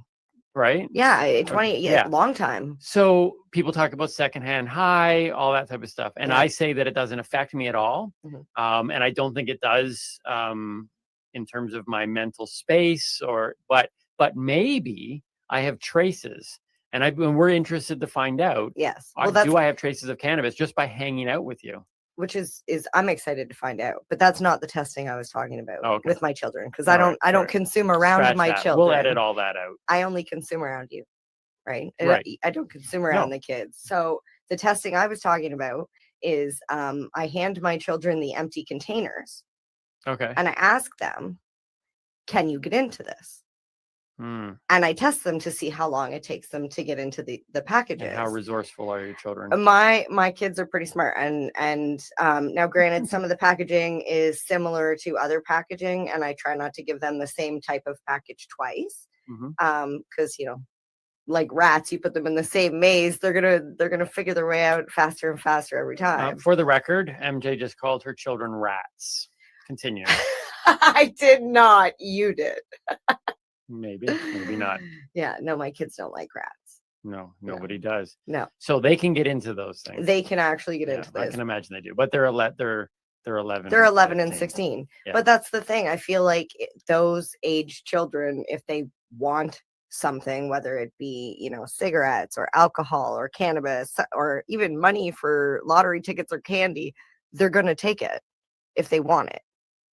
Yeah, I suppose, unless you Right? raise your kids properly. Yeah. See, that's the next point. You need to raise your children. So, so where I wanted to ultimately go with this, the whole thing of this packaging is the fact that you pulled out a single joint. Yes. And out of that box. My jaw dropped when I realized that only one joint was in this box. That's correct. A 1 gram joint. A 1 gram joint. And I'm just saying, this company is no I'm not even worse saying than it's others. good or bad. I'm just saying, if you've never ever bought a single joint from a legal cannabis store, I would have thought seeing this package, open it up, maybe three is what I thought. But it was 1. Well, it seems like a lot of packaging for one joint. It depends. You can purchase a gram in 2 or 3 joints, like 3.3 joints. This was 1 1-gram joint. Right. So there could have been 3 in there. With a package that is 10 times the weight. It's got to be childproof. Look, I'm not saying good or bad. I'm just saying I was shocked. Yes. Well, that's one of the biggest complaints with the packaging of cannabis is that it is wasteful. It's like, what are we supposed to do with that? Well, I don't know. What do you do with it now? Can you That's recycle just it? a joint. I could put another joint in there and take it to travel. Like if I rolled a joint, I could put it in there. Well, it does have a number 7 recycling, which I think can only be used in like New Zealand or something like that. I don't know. See, and that's that tricky thing. I have that sign on my wall too that the recycling people gave me, and there's like all these we little all things hang that, but and- nobody ever knows what. Well, there's one number that you can't even recycle, but yet they put it on things in that little triangle. I'm like, if it's not recyclable, then why are you doing the same symbol? My ultimate question is, how do you recycle that paper? I don't know. Because it's got like a coating on it, I think. So it's like, I think, wouldn't that be funny if the recycling notice was unrecyclable because they covered in like a. Well, no, that would protective make coating? sense because they don't want you to throw it away. They want you to Right. keep it. So much logic. I also wanted to briefly talk before we get into some of these crazy stories and stuff. Yeah. It just was so funny to me. I don't even remember the context, and I think you know where I'm going to go with this. I don't know. Should I be taking a drink right now? Just give me a Yeah, sec. maybe take a drink. Okay, go. So we were talking about cannabis affecting you. This was on that same walk. Oh, because I said secondhand high. And you said, I don't get secondhand high. And I said, well, we're going to find out. And you said, no, we're going to find out whether or not I have it in my system. And see, this is the discussion that Right. I always talk about with, Yeah. yes, I am under the influence, but I am not intoxicated. I am still 100% functionable. Right. And that's the word. And you 'Cause said literally- you were what? I said 100% of the time, I am functionable. functionable. And I don't know if that's just my knack of creating words, but it sounded right to me. And to me, I cracked up because I'm sitting there thinking, oh my goodness, like that would derail you as a stoner to walk into like your boss I'm a and say, functionable stoner. I am 100% functionable. Please go home, sir. What is the word? Functioning? I can function 100%. Please go home, sir. No, I never said I was good at grammar. What- Who teeter-tottered you how to spoke? I am not good at grammar, but I am fully functionable. 100%. 100%. Okay, so okay, so there's no real bridge. I was trying to think of some kind of interesting What? segue. How to get into the functionable? Yeah, the functionable thing. I just wanted to make sure we told these stories today. I wasn't sure no. where we were going because we were talking about prepping. Yeah. No, Is that where we were going? Here's where I want to go with it. So, because it's date night day. It's Yes. date night or it's Night out day. Night out day. It's night out day. So we can tell what you do on your night out. But here's the thing: in order for you to be fully functionable, yes, on a date night, right? On any night, you have to prep accordingly. And so this small little piece of conversation is not so much for the consumer, but for the non-consumer. And we've been hearing great reviews from non-consumers who listen to the show. And if you know a non-consumer that is, in your life and curious at all about cannabis, as a non-consumer, I hope to bring some stuff to the table that helps those people. We want our show to be watched and listened to by consumers and non-consumers. Yes. So consumers will be able to relate with me. They'll be able to relate on this, and non-consumers, please listen, because you might not realize how important cannabis is to somebody else. Right. Because you had no idea. So the only way I can describe it is, imagine I have a young baby and you don't. And we have to go somewhere together. Okay. And before I can leave my house, I need to ensure that I have diapers and bottles and soothers and blankets and change of clothing, and the list goes on and on and on. Baby. Of course, the baby. Yeah, but sometimes do not that forget gets the forgotten, baby. though. People load up their cars. Yes. And never leave the baby in the car. Never My God, this has happened. Whole different thing. Don't do that. But just say that I have to go through that massive list of things, because without those things, baby can't live. Baby can't, she's going to soil herself, or, they're going to, whatever. Soil That's themselves. Funny. It's a funny word. So think in terms of that baby, my health is that baby. Okay. And in order to make sure that my health is good, my baby is good, functionable, I need to make sure that I have my dried flower. I need to make sure that I have papers and a grinder and filter material, and sometimes capsules, and do you know what I mean? Like, depending on where we're going. Well, just like I need this massive list of things. Just like a mom would have a dad a diaper bag. Oh my God. You do. You have a case. I have it here. Can I pull it out? Yeah, we weren't going to go down this route, but let's do this. So but yeah, funny, you we actually were talking about packaging. I got this from work. So it's a case from Tweed. And the awesome thing about this is it actually has a lock on the side where you can stick your zipper and a little spinny knob. Okay. So it helps keep it safe during transport. That's cool. So just something simple like that. I also have this here, which carries my concentrates, and I actually cannot open to show you because I locked it. Okay. Because I was transporting it. And I didn't open this yet. That seems like, to me, it's like the case in the movies where, they put this tiny little case in like this big protective truck, and it's like guarded because they open up and it's like got 3 vials of explosive powder. And this one. And that's your baby bag. This one is my baby. That's your diaper I bag, take right? this everywhere. I'm not going to open it because I did not clean it first. Fair enough. And we look really nice. And oh my goodness, this is like really stinky. It's very potent. But yeah, you have a diaper bag. Like, so when we go out for a night out, I don't carry a purse. If you see, like, honest to God, if you see me out on the street somewhere, I'm generally in a fanny pack. And I'll have, if I don't have my car close by, because that's like my purse, like I carry that weed box is my purse. And then I have my fanny pack. Yeah. And yeah, there's generally, unless I'm driving, there is weed within my arm's reach at every moment of every day. Yeah. So like to do a night out if you are in a relationship as a non-consumer and a consumer, the non-consumer needs to understand that it isn't just a matter of, the cliched thing of like, the man just gets dressed, stands by the door, and has to wait for, his significant other to get dressed, and it takes so long, right? Well, now there's an extra step as a consumer, because now you got to make sure you've got your diaper bag. I don't like that we're like referring to it as a diaper bag. For your cannabis baby. Although it is where I put my shit.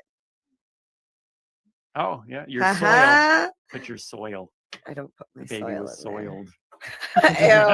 Ew. Okay, that's not where we were going with Okay, no. that. But yeah, just so- be prepared that you're yeah. going to have to make these like changes, and be prepared that probably more than not you're going to be waiting 15 minutes. But it's even with for them scheduling to- too. It's with scheduling too, because you don't just bring this stuff if you're not going to consume it during our night out. So like Yes. we can't just say, okay, we're We're going to go for dinner and a movie. We're just going to go for dinner. Exactly. Yeah. We need to time that out accordingly to say, I need to have a smoke when is in my smoke between, break? Yeah. You know, and like- generally it's let's go to the drive-in because I don't want to sit inside of a building in a theater where I cannot smoke. But there is no dinner reservation is at 6. It's the movie is at 7. So we got to get in, have our dinner, go to the theater. It's like, no, we're going to have to get a later movie because we need the smoke break. So non-consumers understand that. You're going to need to have these break moments. And that's all what I'm learning. You got to feed the baby. Right? You got to feed the baby. Yeah. There you go. You got to feed the baby. You got to feed the baby. Let's should we get into the stuff from the list? Let's get into the stuff that we have on our faithful cards that we spend so much time on. And let's start. You say that sarcastically. Wait. What? Was that sarcasm? No. No. I thought I picked up on it for once. No. But let's according to the card, you are doing your word of the week. I am. So let's do, ladies and gentlemen, the word of the week. Dun, dun, dun. We're still working, by the way, we're still working on getting our Paul Schaefer, who's going to create some music for these segments. You know, well, we don't have that yet, but just putting the word out there. Word of the week. All right. Our word of the week is hash. As it should be. Yes. Not like heavenly hash, although some of it is really heavenly. It's one of my favorite ice creams. Oh, good choice. Thank you. Okay. All right. So it is an extract, which we learned is a concentrated form of cannabis. Yep. This form, concentrated form of would try that again. Hash is actually a concentrated form of trichomes. Do you know what trichomes are? Okay, so you've done other words of the weeks. I think we've talked about trichomes. We did. Okay, so it's also known as keef. Okay.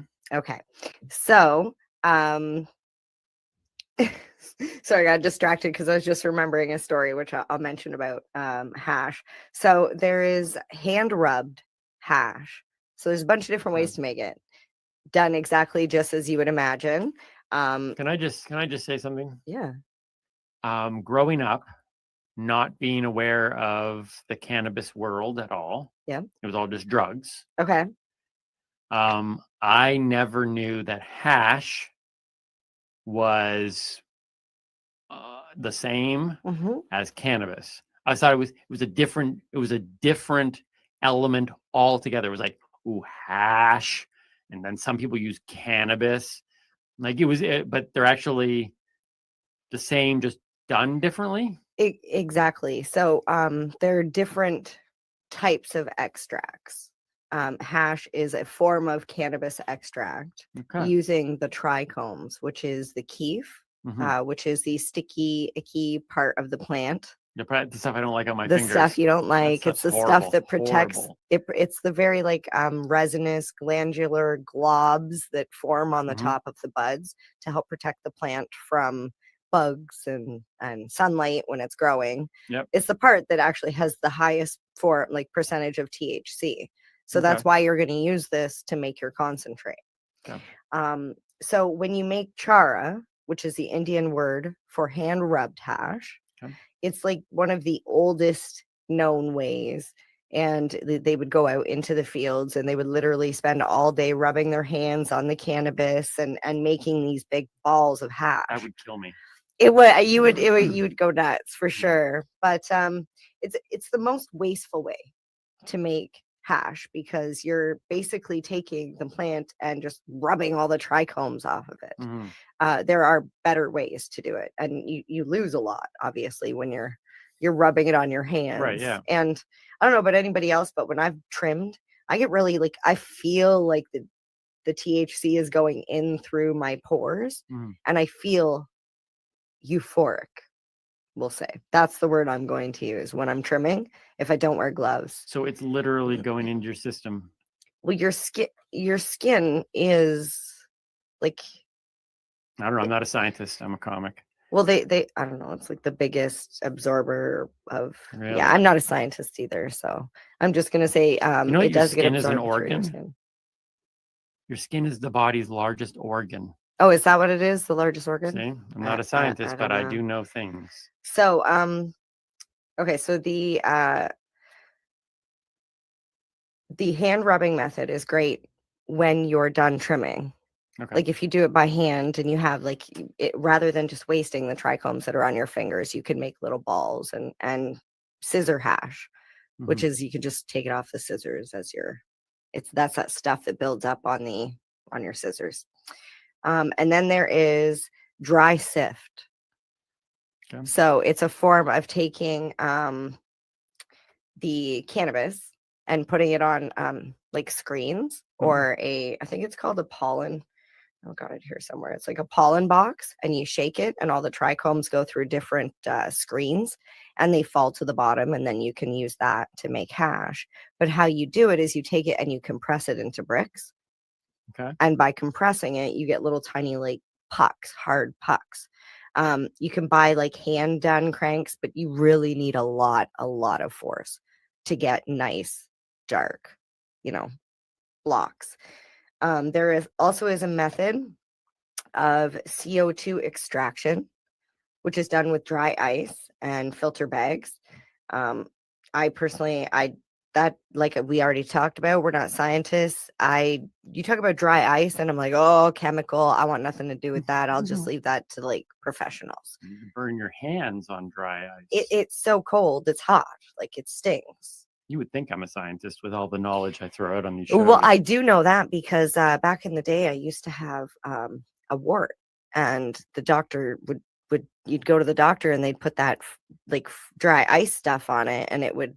I wouldn't know. And it burned. It was so horrible. Yeah, I'm glad I didn't. Maybe I have. And then the most common, way that people prefer to do it is the ice water or bubble hash method.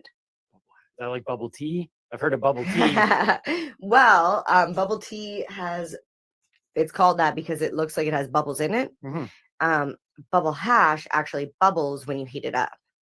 That's the air escaping from the hash. So ice water hash or bubble hash is solvent free. And it's basically made with ice and water and a bucket that you mix, or instead of a bucket, you could use a washing machine, like the camping style washers. Could you do it like they do wine and put it in a big vat, and you can just walk around with your shoes off and crush it? I honestly, I never understood why they did that with wine in the first place, because you're drinking it. I don't want your feet on my cannabis. But that being said, got nice feet. People have used laundromats in the past Okay. to bring their cannabis hash bags and with their ice and method of making hash that way. But you still have to take it home. You've got to take your screen bags and strain it all out. And yeah, obviously that information's out there. I'm not going to tell you exactly how to do it because yeah, I'm sure you can find that on your own. And I personally, I don't make very many concentrates like that, mostly because I feel weird washing my weed. I feel like I'm gonna put it in water and ice. I'm like, I just, that breaks my heart. And I know you can do it, but I'd rather smoke it. All right, so hash. So there you go. Hash. It's cannabis. Yeah, it's that stuff that your parents used to smoke. Well, not your parents. In like a one-word answer, maybe two. Is hashish the same as hash, or is that a whole different thing as well? It's the same. It's the same. Okay, because I've heard that word. I've heard hashish. Hashish. So hash. I like hashish better than hash. Funny story. I never even got to tell you about the hash. When I was a little bit younger, I made one of those hash balls out of when I was trimming, because I had just got my first crop, and I made a little hash ball. And I went over to my friend's dad, and I was like so proud, and I was like, check it out. And he took one look at it, grabbed it from me, and shoved it in his mouth. I don't know if he thought it was a chocolate or what, but I immediately freaking panicked and was like, spit it out. And he spit it in my hand, and it was really gross, and I couldn't smoke it, but it was funny. But still a good story. It is. I don't understand how he had chewed it 3 times already, because it's hash and it tastes like ash, we'll just say. Hey, we can say anything we want on this show. Okay. Yeah, it definitely smelled like ash. All right. So we wanted to also talk about today, because we're talking about night out, and we're talking about the need to prepare. Oh, and yes. how difficult it is to prepare Mhm.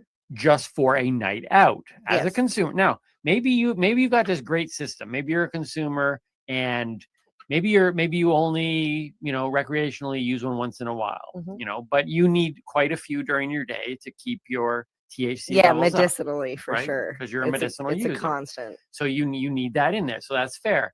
So you can imagine that it's difficult to plan a full evening out, trying to put those in the schedule.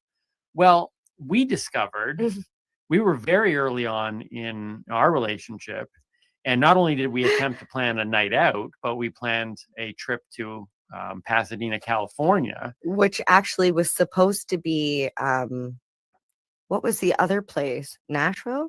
Yes. Originally, Yeah, we were supposed to and go to and you Nashville. said Nashville, and I immediately went online and searched Nashville cannabis, and I was like, yeah, not going to See, Nashville.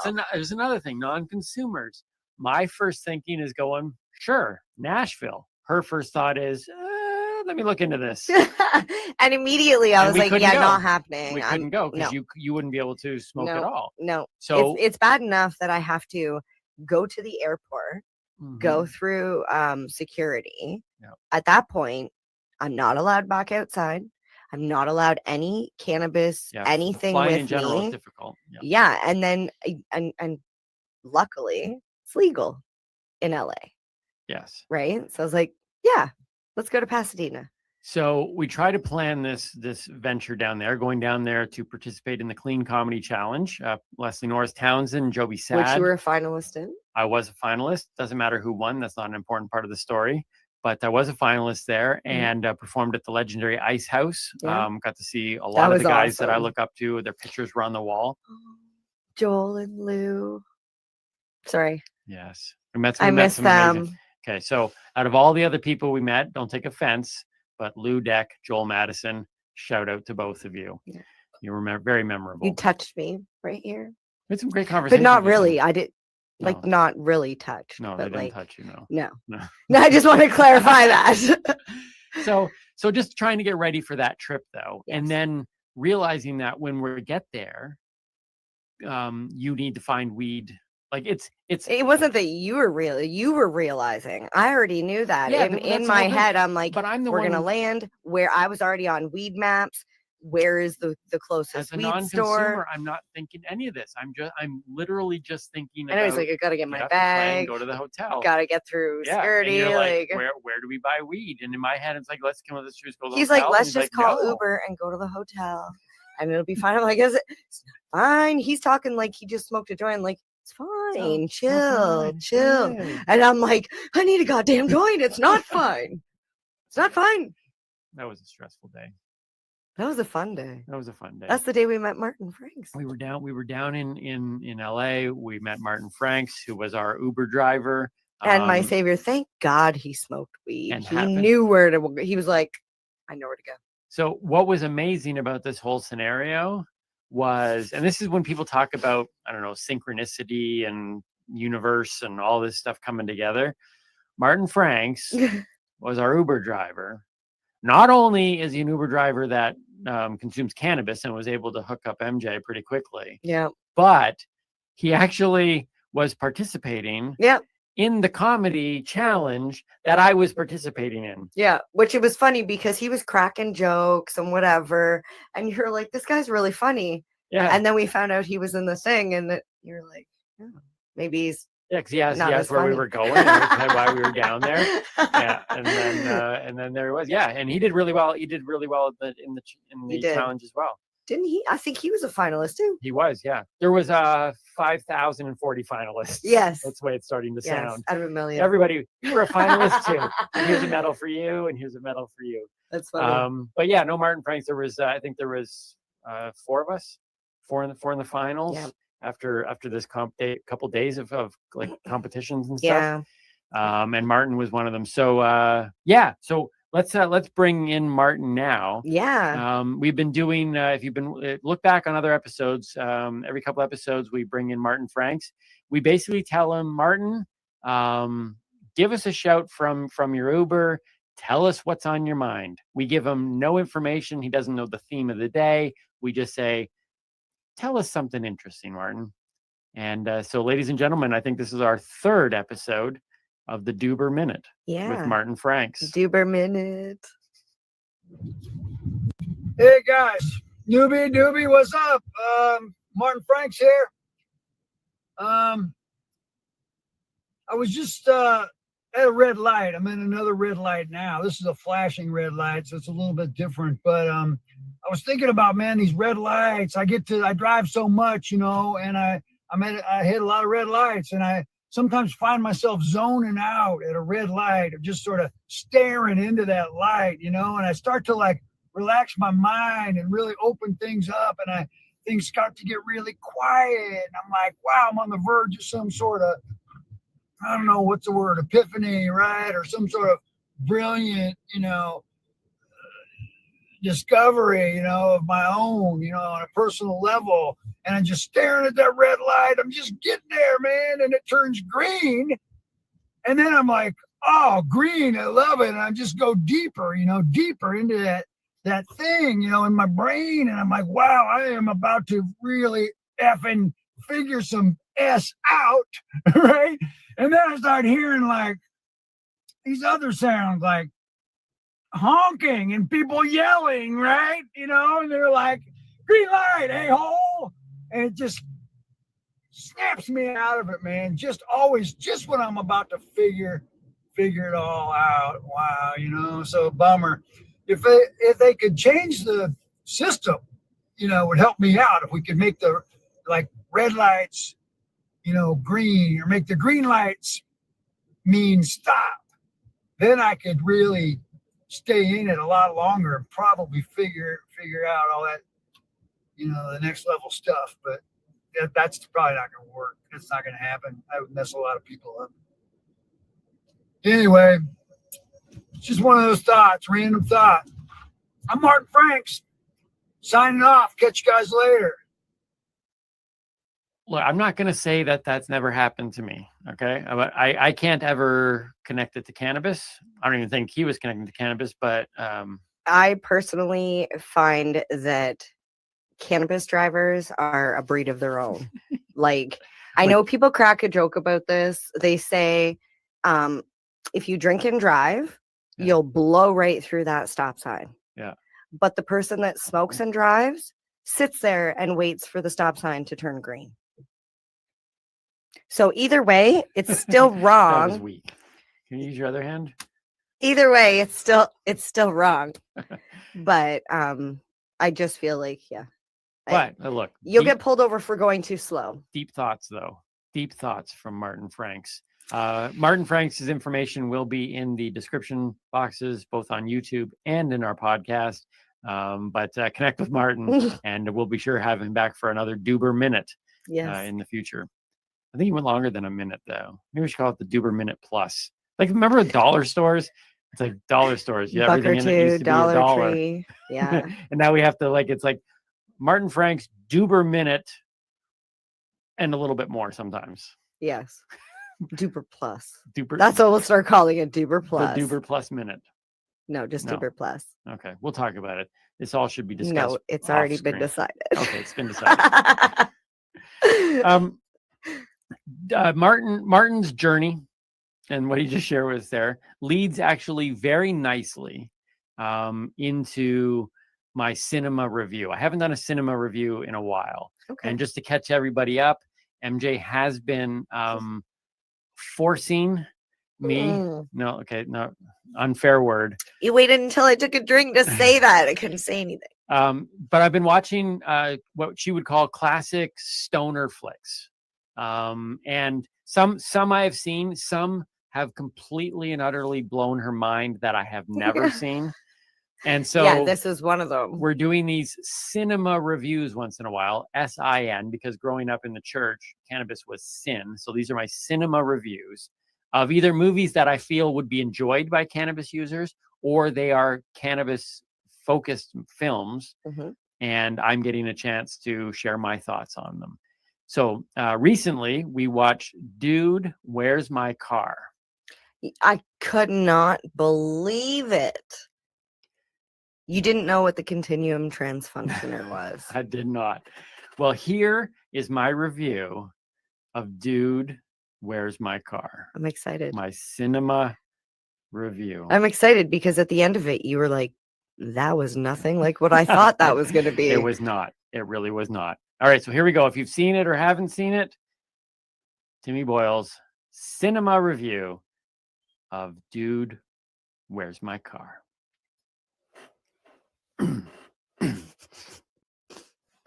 Get all the squeak out of that chair.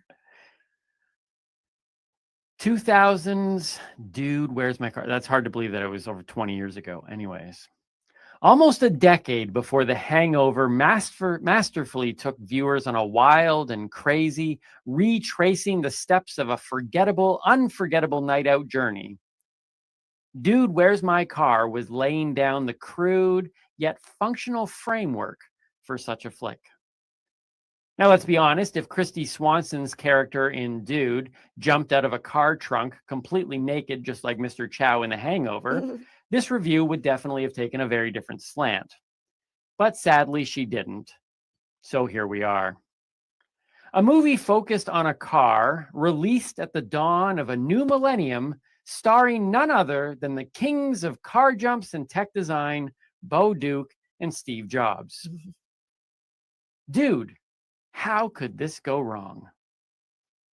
As soon as I sat down to watch this cult classic, I thought, dude, where's the popcorn? And then, a few minutes in, I thought, dude, where's the plot? And then, dude, where's Mr. Chow? And then, as the credits rolled, I thought, dude, where did my last 84 minutes go? From the moment I heard one of the lead characters, and I can't remember if it was Bo or Mr. Jobs, and it doesn't really matter, but the moment one of them uttered the words, dude, where's my car? I knew two things for sure about this movie. One was that this is the line that the producers got the title from. And two, a car is missing. To this day, those are the only two things I know for sure. Turns out, Dude, Where's My Car was just the first of many, many questions stirred up within me. For example, how do I get into a Zoltan cult? Why can't hot space chicks in latex come after me?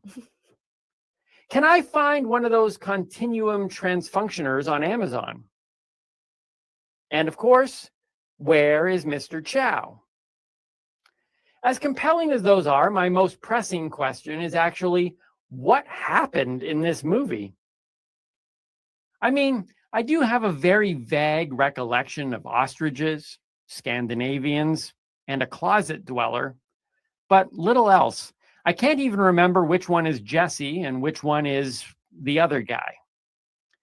But you might be thinking, at least you remembered the names Zoltan and Continuum Transfunctioner. Well, that, my friends, is called Wikipedia. Is my inability to recall any specifics of this film a result of being high? Nope, I don't consume. Is it because I've only seen it once? Nope, because MJ, who was high and has seen it a million times and despite loving it, seems just as fuzzy on the details as I am. Yeah, throw me under the bus.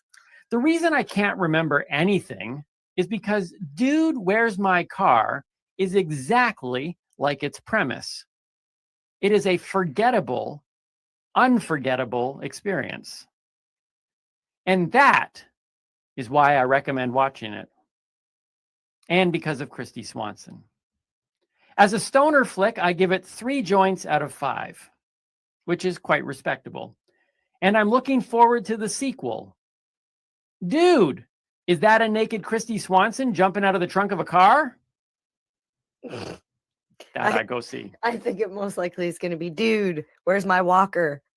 Yeah, at this point, yeah. Yeah. Is that a shot at Mr. Kutcher? No, it was at Chester. Which one was Chester? Exactly. Exactly.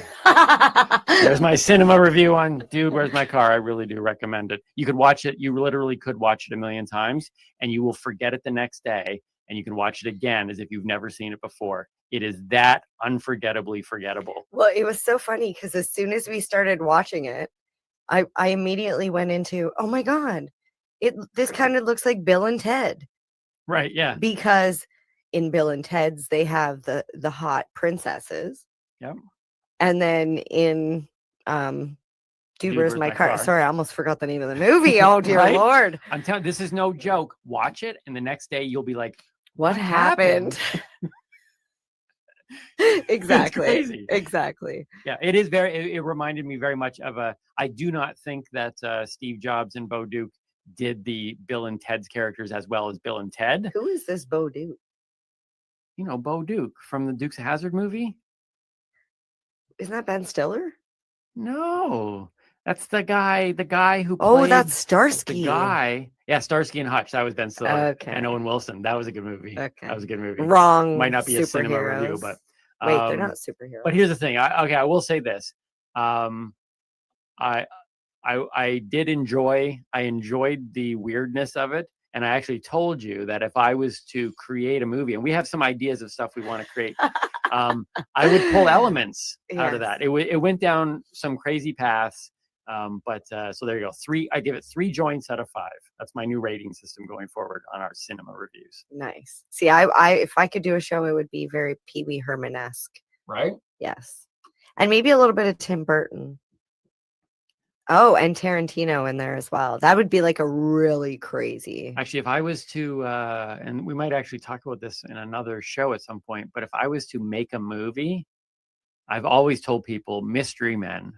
Oh, I love that movie. Would be a movie that everything about that movie. Look, Batman, 1989 Batman, great movie. Die Hard might be one of the most perfect movies cinematically across the board. But if I was to make a movie, almost everything about Mystery Men, I was like, oh my goodness, I would do that. The Invisible Man. The Invisible Boy who's not. When he's all naked. Right? There's so many. If you haven't seen that one, you should watch it too. That was the only movie that I've seen 4 times in the theater. I actually brought people to see it. I'm like, you got to go see this. Which is funny because most people are like, that movie sucked. Those people shouldn't be. If you're one of those people, find something else to listen to. I don't even need them as viewers right now. There's certain people you just brush off. Well, you don't need to listen to Timmy, but you can listen to me. It's kind of like this. I have a shirt that you can buy online. I'm going to do a shameless plug here at TimmyBoyleComedyStore.com that says, if Michael Keaton is not your Batman, keep social distancing. So once COVID's over, there's certain people. You don't like Mystery Men? You don't think Michael Keaton is the best Batman ever? We can keep the social distancing thing going for as long as you need. Like that's the way I look at it. I wanted to, though, after talking about that, it reminded me of the time where I walked outside and my car was gone. Now I didn't that's like every day you go to the grocery store, or the time we went to the Kiss concert, that's absolutely fair. Blue Jays game. I lose my wait. Did we mention that on that one time before? at IKEA? Did we mention that one time before on an episode? That was one of our newbie or doobie, more likely which is funny because I lose the key and you just lose the car. I lose the car every time. So at first I thought, so I walked outside. This was years ago. I was in Toronto, and I walked outside and my car wasn't there. But I didn't think anything bad, like it was stolen, because I'm used to walking out You thought it places. got towed? No, I thought I misparked it somewhere. Oh yeah, because that's the Timmy thing. I just don't know where my car is. And if you think I'm joking, I'm not. I can walk out of grocery stores and I will do this pause, and MJ immediately will be like, "You don't know where we parked, do you?" And I'm like, "No, we've only been in the grocery store for like 5 minutes." You know, it's funny. I've actually debated buying garland at Christmas time and wrapping the roof rack of your car because you're tall. And you would be able I'd to be able look to out see it. into the parking lot and see this I sparkly need like a garland. Christmas tree on my car. You need like sirens and lights on the You top. think I'm going to notice a little bit of glitter? That's true. I'm not a very observant My person. kids make fun of the fact that you don't notice anything. Yeah. Like, you have kids? Which is funny because they don't notice when you're there. They No, go, that's "Oh, true. Timmy's here?" Like, he slept over. Like, he was here all day yesterday. Where have you been? Yeah, I'm like a ghost. I always bother my son because I always call him a ghost, but I think that's where he gets it from. Yeah. He's kind of like, But that's because he floating, just floating. walks around the corner and goes, so. So- Because you never see him unless you want something. That's true. So. So, So. so I walk out, my car isn't there. Okay. And I start walking around the streets. Because going, maybe well, you parked on I the parked- other Well, because street. back then, here's the thing: I had to move my car 3 times because I refused to buy a City parking parking. permit. Yeah. So I would get up at midnight and I think and move my car to avoid. And one time we were parked in this one spot, and I got ticket after ticket after ticket, and slowly the cars that were around me were all vanishing as people were like, "I'm not paying more tickets," and I'm just like, "I've got money in my budget. You just keep. I'm not parking anywhere else." It's like it's the same as paying for parking. Yeah, right. I'm just paying. So just keep ticketing. Anyways, so I paid all those tickets, by the way.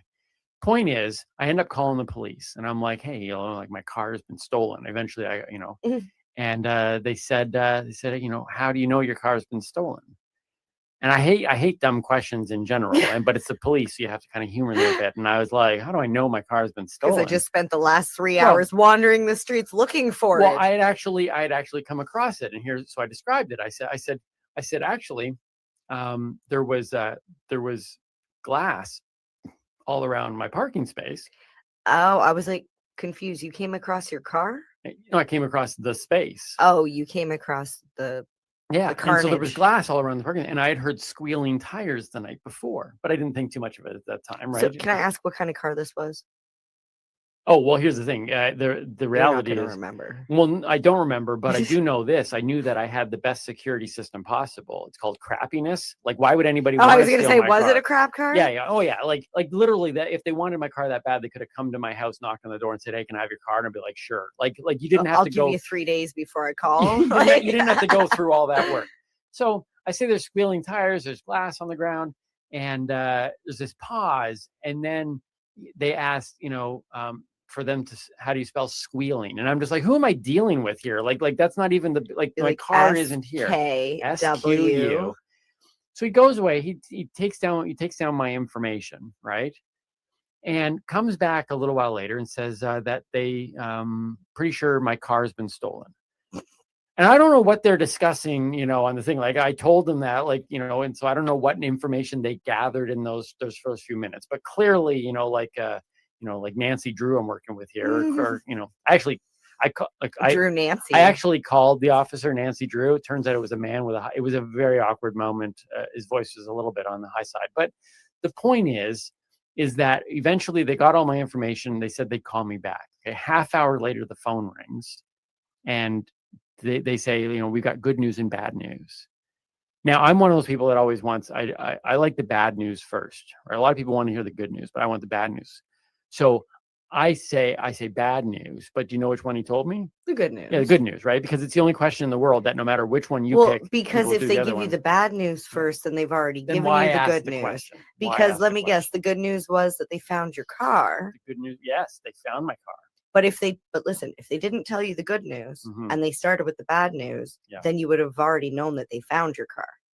Right. But how would that be bad to the story? I know they found my car. Well, they should just say bad news. Yeah, exactly. My point is, it's a useless question. Oh, it's just useless just phrase. tell me. Okay. Just tell me what you're going to tell me. So they say they found my car. Okay. Now they'd only been gone for a half hour. So you're asking, how did they find your car in a half hour? Here's what happened. True story. Follow me here. If you're listening in the podcast world, you're gonna have to go onto YouTube to really get this picture. But basically, my fingers are like 2 inches apart. And what happened was the person, it was a man, because they did say somebody saw a witness was there, saw a man flee the scene. A guy stole my car from here, drove it around the corner, and crashed it into 3 parked cars, 3 unmoving vehicles. Now, look, I am not a mastermind in the criminal underworld, okay? I am just sitting there saying, if by chance, children, if you're listening to this podcast, which I think we have an 18+ law, you can't. If you're listening, shut it off. Yeah, pass this on. If you are, maybe you're advanced in age and you're looking for a job change, because of COVID, and you're thinking, maybe I'd go into car thievery. Maybe that's a route I'd like to take. There's some money in it. You maybe, better know how to drive a car. right? Exactly, right? A little bit of quality control, just like that's the number one Maybe rule. get a bicycle next time. Right? Like, can you imagine somebody going into the boss of the criminal underworld and be like, hey, I'd like to apply. I'd like to be a pickpocket. And they're like, okay, do you have fingers? And it's like, no. It's like, what? You're like, then you can't be a pickpocket if you don't have fingers. Like just a little But bit I of have teeth. Yeah, They that run becomes around a little bit biting obvious. everybody. So here's the thing. So I'm really ticked off by the whole thing. And then they say this. So they say that one man was seen fleeing the scene, and my driver's side window has been smashed in. My passenger side window has been smashed in, and the front end of my car has been almost accordioned. Okay. Now, in my mind, I'm sitting there thinking, wait a minute, hold on one second. One person was seen stealing my car. I understand fully why one person would smash my driver's side window, because you need access to the steering wheel. But then I'm racking my head over going, well, hold on one second. Why in the world would one man also feel the need to smash my driver's side window? Like, it's either like somebody who is like just a gratuitous, destructive individual. But did they smash it prior to the accident? Or did they just smash the driver's window, climb in, and then the other windows got smashed when he wrecked the cars? Well, I would think that because the front window wasn't smashed, that it was a smash in prior to the thing. Either so here's what I told the guy. I don't know. I've never stole or like wrecked I don't cars. know how it all works. All I know is that I had this light bulb moment, and I was like, okay, I don't know how this all played out, but clearly the man who stole my car was British, because he went to the other window first, smashed it. So now we've narrowed it down. That would make sense why he hit the cars, because he was trying to drive on the other side of the road. Right? So I thought I had broken the case wide open. Or Australian. Don't they drive on the other side in Australia too? I don't know. I live in Well, their Sterling. toilets go the other way. No, they don't. We actually had an Australian comic on calling comedians in quarantine, and we went, oh no, it wasn't him. Yeah, we did. We checked out his toilet. And it was clogged. I think it spun the wrong way, or the other way. Anyways, my point is that I thought I had figured this whole thing out. The cop apparently wasn't impressed with my sleuthiness. So did you get insurance all covered and you got another car? It was all good? No, I don't even know, because the car was worthless. And so I ended up buying another car off of somebody else's lawn. It was a long string of buying cars off of people's lawns. So anyways, that was a true story. My car was stolen. Very unsettling, but I think I could be a policeman after that, though, because I'm pretty sure I put together some pieces to solve the thing. Well, I had my car stolen once, and I will tell you, the police were no help in that matter. No? No. Have you ever stolen? Have you ever stolen a car? No, but that's what they were trying to say. Yeah. They were trying to say that I stole the car. I've never stolen a car, but apparently it's not that difficult, because the guy who stole my car clearly wasn't all there. So. Well, yeah, like I do you cross wires like they do in the movies? Like, I don't know.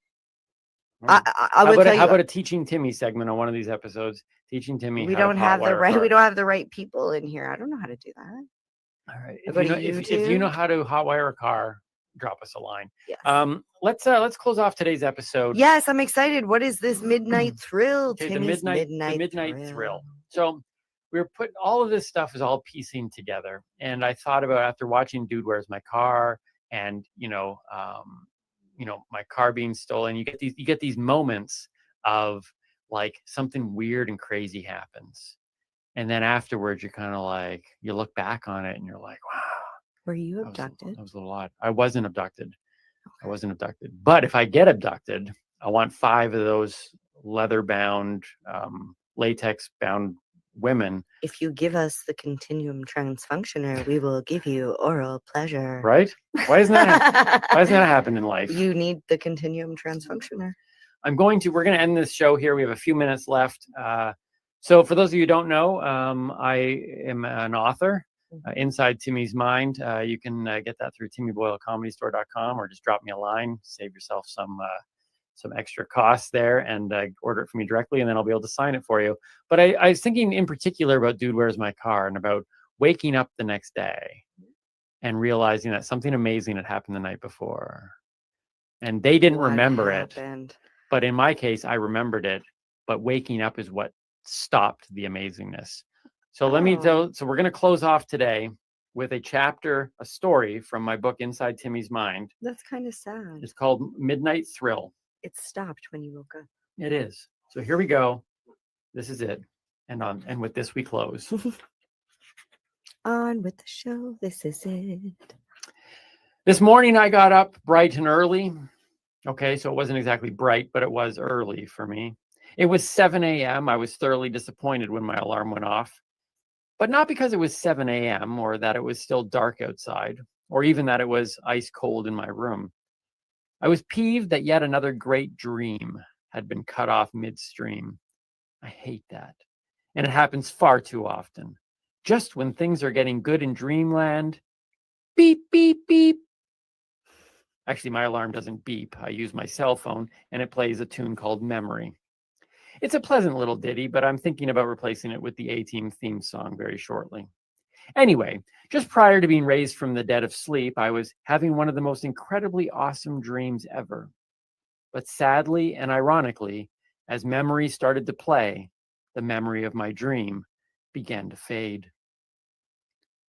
So unfortunately, I can't explain all the details to you. However, I'm able to recall most of it.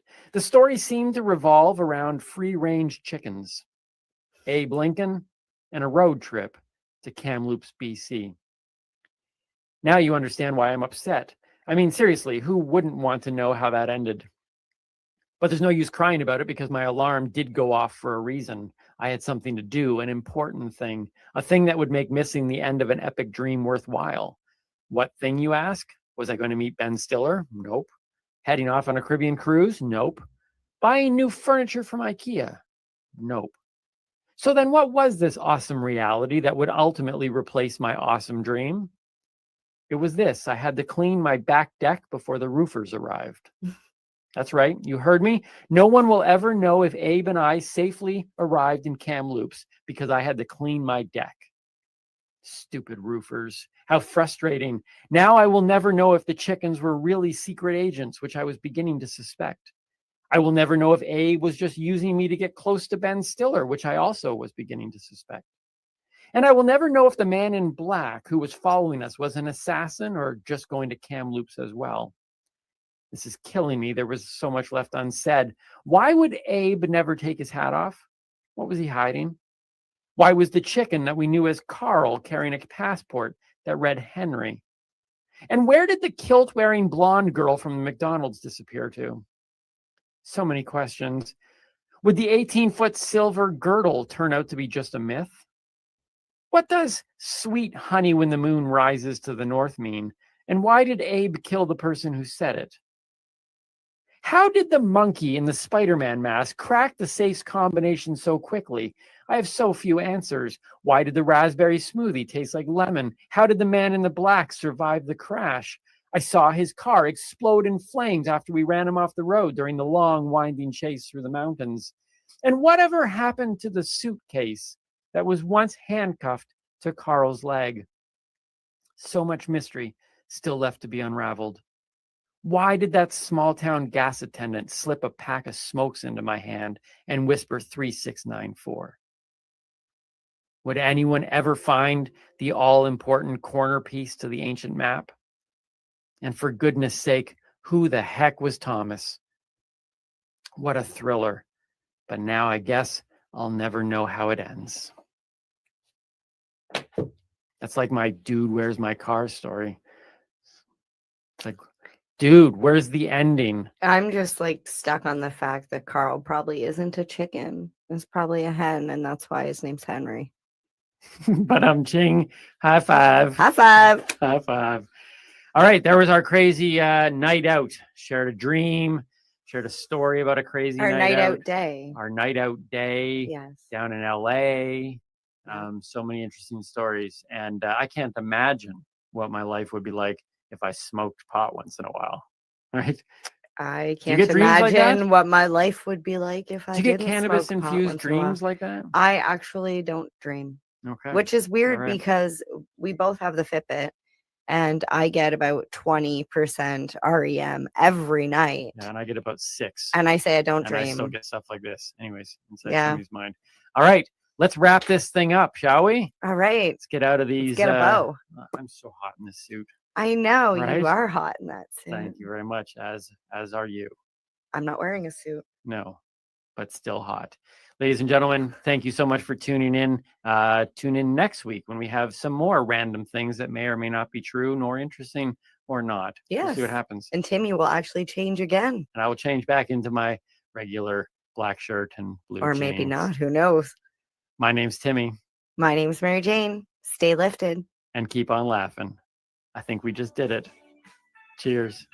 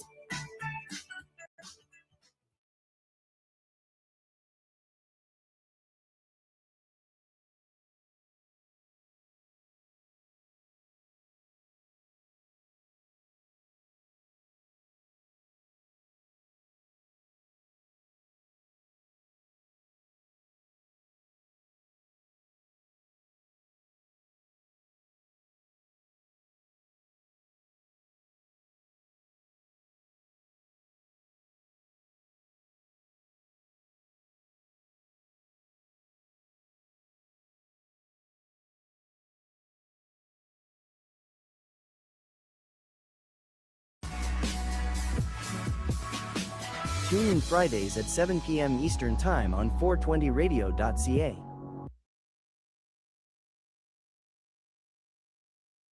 You're listening to the Pace Radio Network here at paceradio.net. The views expressed by the individuals during this broadcast are their own opinions, and they may not be the same as those of their group or other organizations they may be involved with.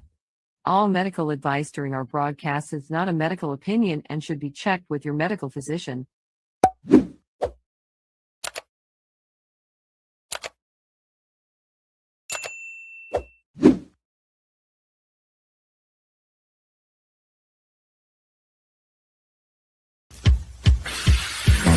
Oh yeah, baby, that's lovely.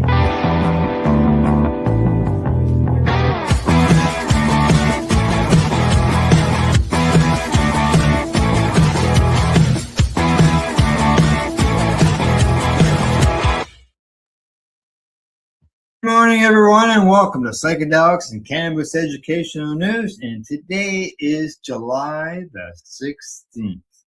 Good morning, Rev Cindy. How you doing? Good morning, Al. Well, I'm in a little bit of shock because just before we went live, we were talking about how fast time goes. And I swear to God, last week it was January. I know, eh? We're talking about that. When we were younger, summers used to seem to take forever. I'm bored. What can I do, Mom? You know, those type of scenarios. Whereas now it's like, holy smoke. Yeah, it's a quarter over already. And I swear to God, the kids should still be in school. Yeah. It feels like it just got out, maybe. So yeah, it's the flying. There's no doubt about that. That's for sure. So yeah, we got we're like you say, a quarter of the way through it. Yeah. And as we're both seeing, and right now, all these fires, the smoke in the air. And Yeah, it's dry. Usually, like August is dry month. Yeah. And it's right across Canada. It's, you know, I mean, Ontario, Alberta, BC. I mean, I'm watching, you know, pictures and videos that friends are putting up out in BC of like, you know, out on their front porch and taking pictures of the flames coming up in the distance, right? And it's just It's scary. yeah, not good scene, not good scene. So, but we do have some news today on cannabis and psychedelic news. We're going to go to Thailand. We're going to go to Kenya. We're going to go to the U.S. We got some surprise press release and some other information as well. Mm-hmm. So, what do you say? We get at her? Might as well get started. Yeah. All right, here we go. First story of the day. It comes to us from StratCan. It's an update on a story, and it says testing clears unlicensed dispensary of opioid contamination following overdose concerns. This is good news at that end of things. An unlicensed cannabis store accused of causing 2 overdoses reports that the Anishwauk Police Service says testing confirmed its products are free of fentanyl and other harmful substances. The store plans to reopen on July the 17th, which is tomorrow. Now, the police services in Ontario issued a drug alert for Garden River First Nations on June the 11th.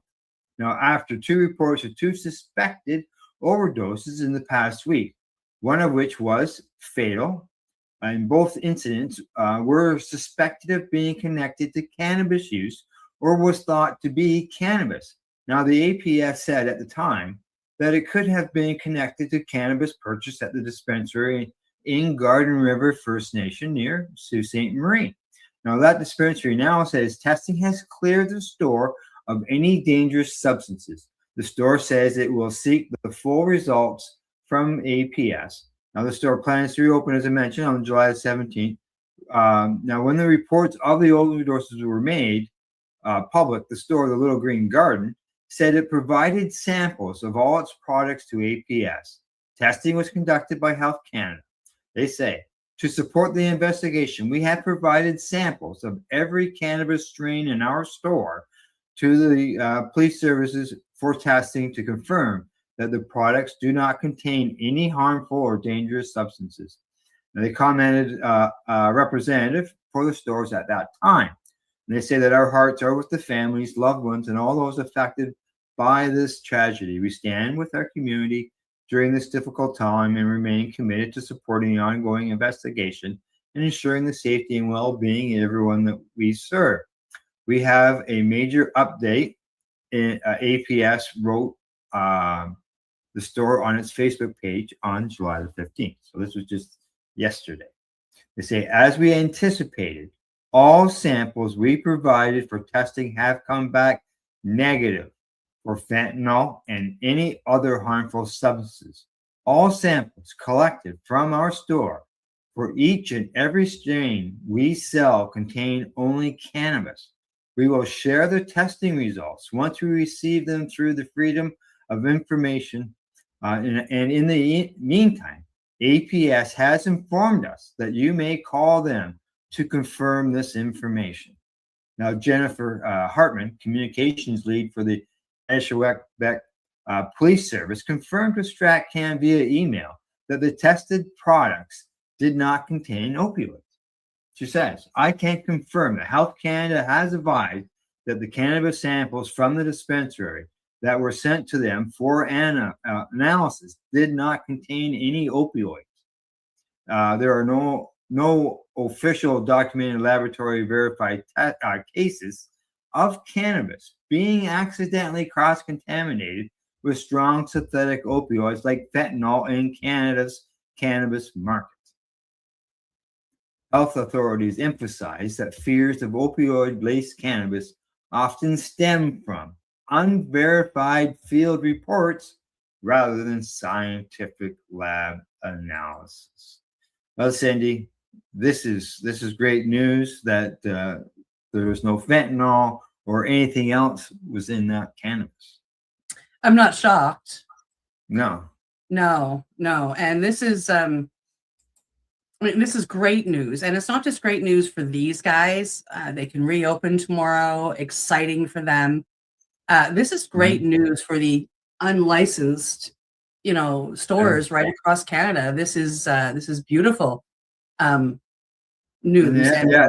I mean, as they stated, that there's been no cases of none. None across the country. And it was something that our premier here in Nova Scotia accused Indigenous, and then the RCMP put them down. And I think that that's great. I think that medical dispensaries and Indigenous dispensaries are going to come out on top eventually. Yeah, and as we know, our friend Ted at the Victoria Cannabis Buyers Club, they are pushing for that. And let's go, guys. Let's get it done. They keep getting good news too, and so it's exciting to see. And I hope that this is a positive step forward for everybody. Exactly. Yeah. All right. Shall we move on? We shall move on. We shall. All right. Our next story of the day is coming to us from Business of Cannabis. It states the U.S. rescheduling hearing nears end as opposition's own witness acknowledges cannabis fits Schedule III standards.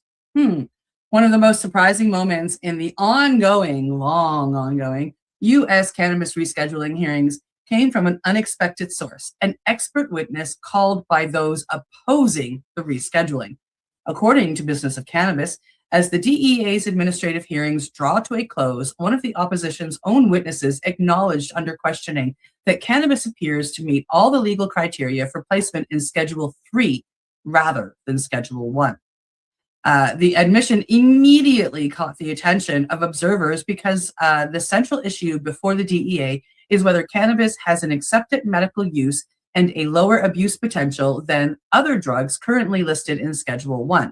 Schedule III includes medicines such as ketamine, anabolic steroids, and certain codeine products that have recognized medical applications while remaining regulated.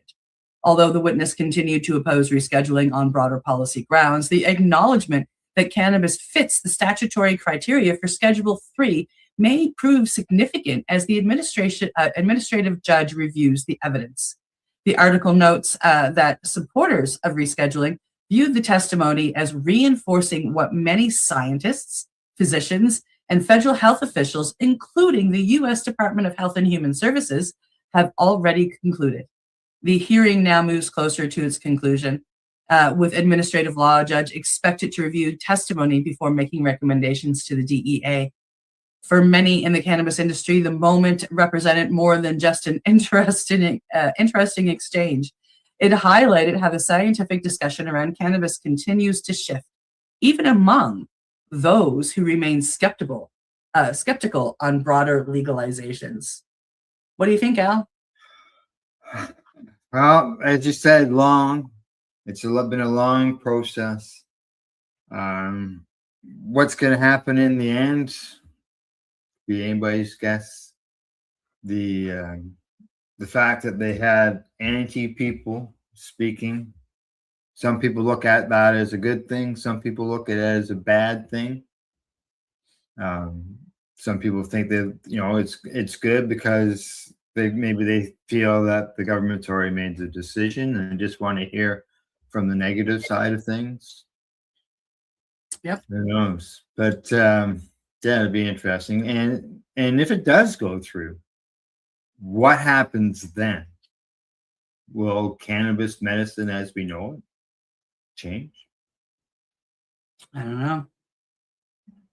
We'll find out. I don't know, but I think moving it to Schedule III is going to have large implications in many areas besides cannabis as medicine. I think it's going to influence the Safe Banking Act. I think it's going to help, federal, people that are legal in the states have more confidence in what they're doing and more security in what they're doing. Because we all got into this not necessarily for the recreational side. That's been a bonus. But it's the medicinal side that I'd say at least 85% of us have gotten into this before. My concern is that it's going to end up more of the pharmaceutical end of things. My concern is not necessarily ending up over there, but them trying to chemically create it. And, you know, I know from personal Yeah, that's experience, synthetic. it's terrible, right? Yeah, like no one's ever said I prefer Nabalon over smoking a joint. Or eating your cannabis or a tincture Yeah. or a topical. Never. Yeah, yeah. So I know I'm keeping an eye on that, and so are others. You know, poppies, great. Opioids, you don't see poppies, you know, the little red ones. No. So on and so forth, right? So, all righty. From anything else on that? I don't think so.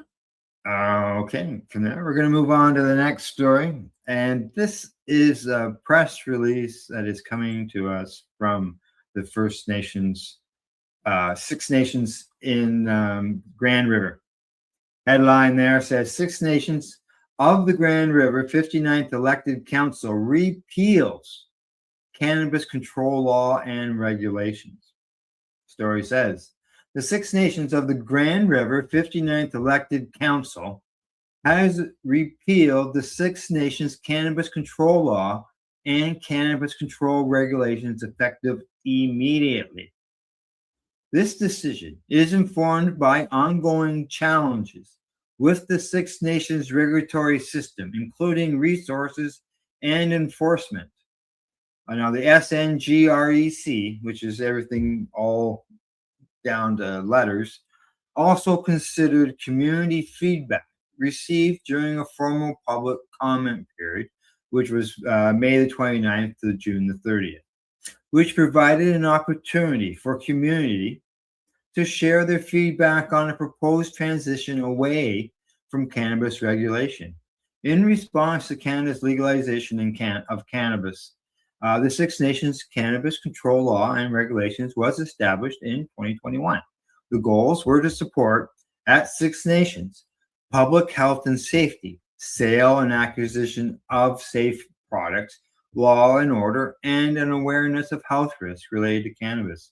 Since the enactment of the Six Nations Cannabis Law and Regulations by the 57th SNGREC, the amendments have been adopted by both the 58th and 59th Six Nations of the Grand River Elected Council to strengthen the regulatory system. However, ongoing challenges persist, including compliance enforcement and financial sustainability.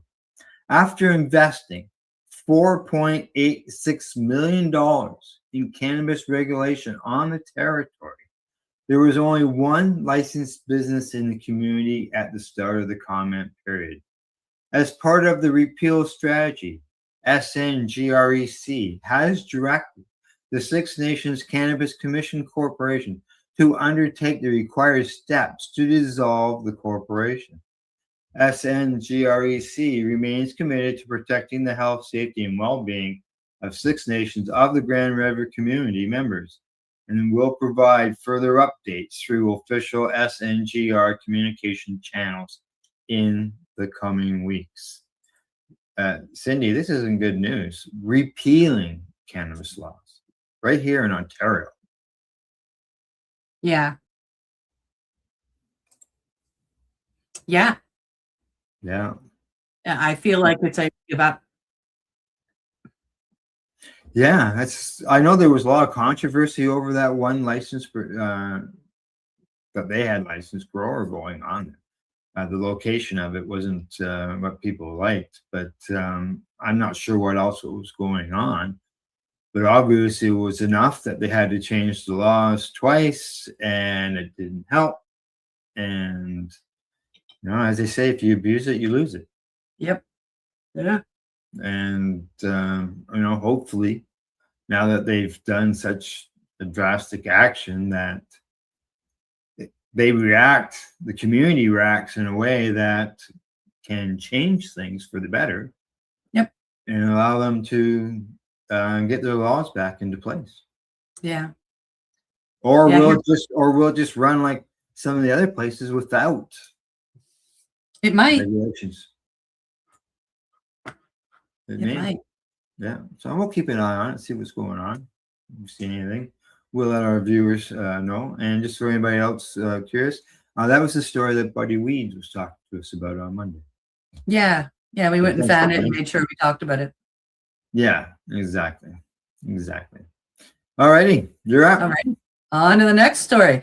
Our next story of the day is coming to us from Marijuana Moment. The title reads, Federal Health Officials and VA launch psychedelic research partnership. This should be interesting.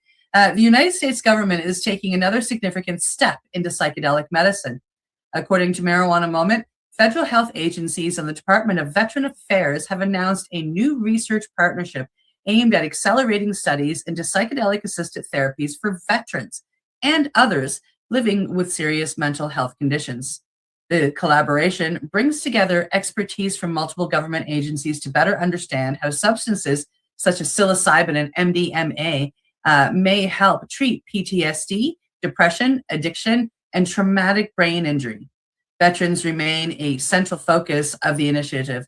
Many former service members continue to struggle with treatment-resistant PTSD and depression despite years of conventional therapies, prompting increasing interest in innovative treatment approaches.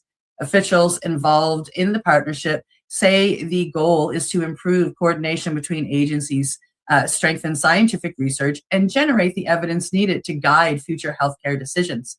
The announcement reflects how dramatically attitudes towards psychedelics have changed within the government. Just a decade ago, federal involvement in psychedelic research was limited. Today, multiple agencies are actively supporting studies designed to evaluate both safety and therapeutic potential. While these treatments remain experimental, advocates say partnerships like this, demonstrate that psychedelic medicine is steadily moving from the margins of science towards mainstream healthcare research. And Al, both of us are involved with veterans in one way or another. I am one. I have many friends who are combat veterans. You work with veterans through the, through the network as well. And we know, we have watched this medicine help people, like whether it's cannabis or psilocybin or MDMA or other ones that we're not talking about in here, such as iboga and combo and 5-MeO-DMT and ayahuasca. We know, I've seen firsthand how these medicines are helping not just veterans with PTSD, but everybody else. Everybody else, exactly. Veterans, emergency response people, EMS, as well. I see within the report that they say that they hope to increase participation in clinical research. They hope to start training therapists, nurses, physicians, and other clinicians about psychedelics, collecting and sharing real-world data on the safety and effectiveness. More research. How they always say we need more research, so they're looking at doing that and creating guidance. So basically, it looks like setting up the whole system. The whole thing, yeah. Right. It's I think it's great that this is happening. It's just too bad that on the cannabis end, and even on the psychedelics end, people have been jailed for them as well. And now it's being used as a medicine. Unbelievable, right? Yeah, exactly. So, but it's good to see veterans are going to get things rolling there, and you say that will spread. More just veterans. So. All right. Anything else? I don't think so. Okay. Well, by the looks of it, it's time for us to take a break. Time for our viewers to hear from our sponsors. What do you say? Sounds good. All right. You're watching Psychedelics and Cannabis Educational News. We'll be back in less than 3 minutes. We are people advocating cannabis education here at paceradio.net. Limestone City Hydroponics is Kingston, Ontario's hydroponics shop. Take your growing to the next level and create the optimal environment with a tent kit, or maximize your yield with an ebb and flow flood table kit. Either way, Limestone City Hydroponics has more sizes and options to fit your needs. Are you looking for the power of the sun that adapts to your budget? Then look no further, as they have professional grow lighting. They have indoor grow systems that are easy and cost effective, with many options to fit your living space and lifestyle.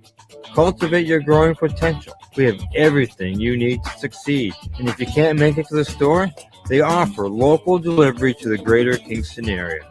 Remember, when you're looking for experts to help you grow, then look no further than the locally owned Limestone City Hydroponics, 105 Sunderland Drive in Kingston, Ontario. Call them at 613-548-0420. Rerolled Saturdays. Check it out. Nothing but non-stop cannabis and psychedelic programming. Find it at 420pace.ca. Enjoy the buzz of legalization with Campbellford Lifestyle Shop. From lights to plant nutrients, books, consumption accessories, and more, we've got all your basics to grow or consume cannabis. Visit our info center or take a look at our piercing services and body jewelry, now available in-store through Campbellford Lifestyle Shop, 17 Bridge Street West, Campbellford. Are you looking to get your medical cannabis grow license? Limestone City Hydroponics can help patients through the process of obtaining their license to grow medical cannabis. What's that? You don't have a doctor. If you meet the medical criteria, Limestone City Hydroponics has a nurse practitioner who can assess and provide medical cannabis prescriptions. What are you waiting for? Contact Limestone City Hydroponics at limestonecityhydroponics.ca or call them at 613-548-0420. PACE Radio is the People Advocating Cannabis Education Radio Network.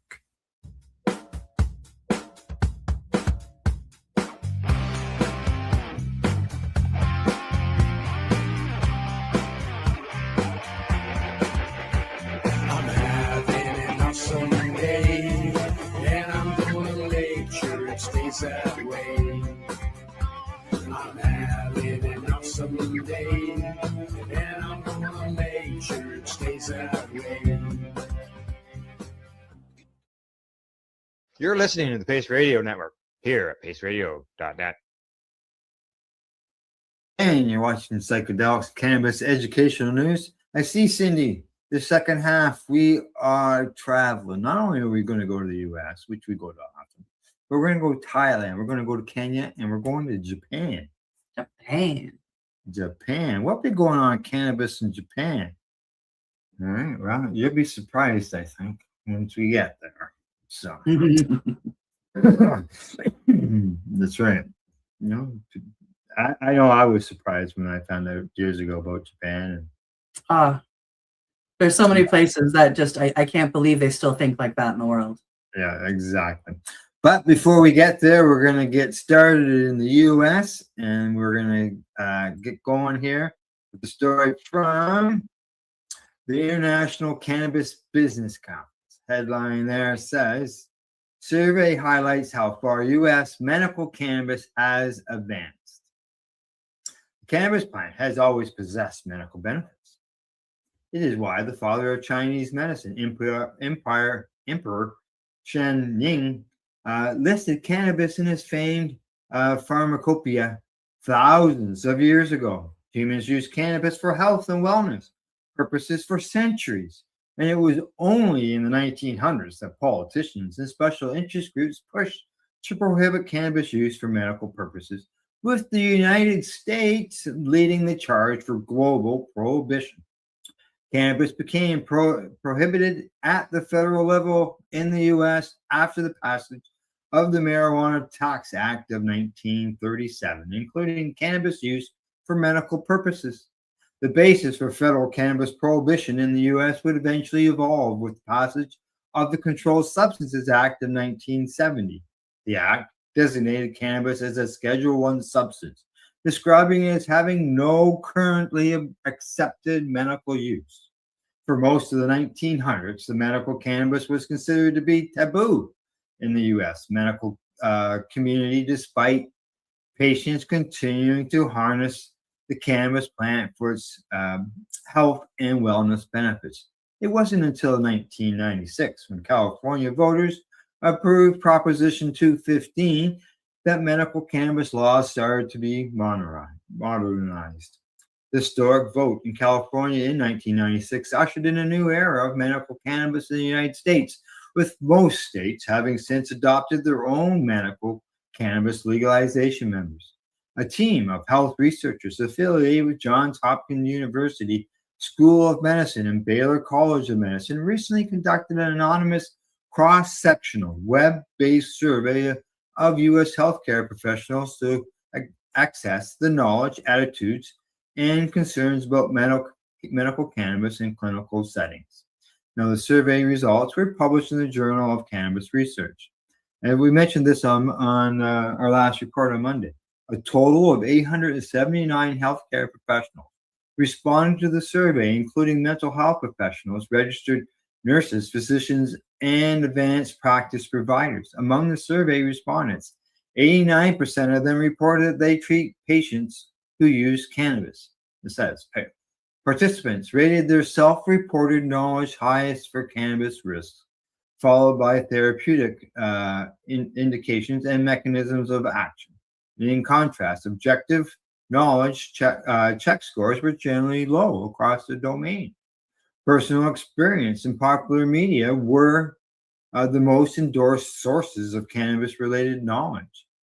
This is what the researchers found out. Now, they also found out that overall, most respondents, 87%, endorsed the therapeutic promise of cannabis, with 74% reported openness to recommending medical cannabis, and 95% supported its legal medical use.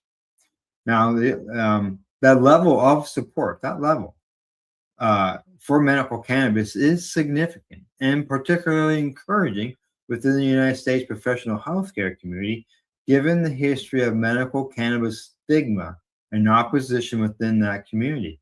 It is indicative of how far medical cannabis has come in the United States in recent decades, thanks in large part to the tireless work of medical cannabis advocates across the country.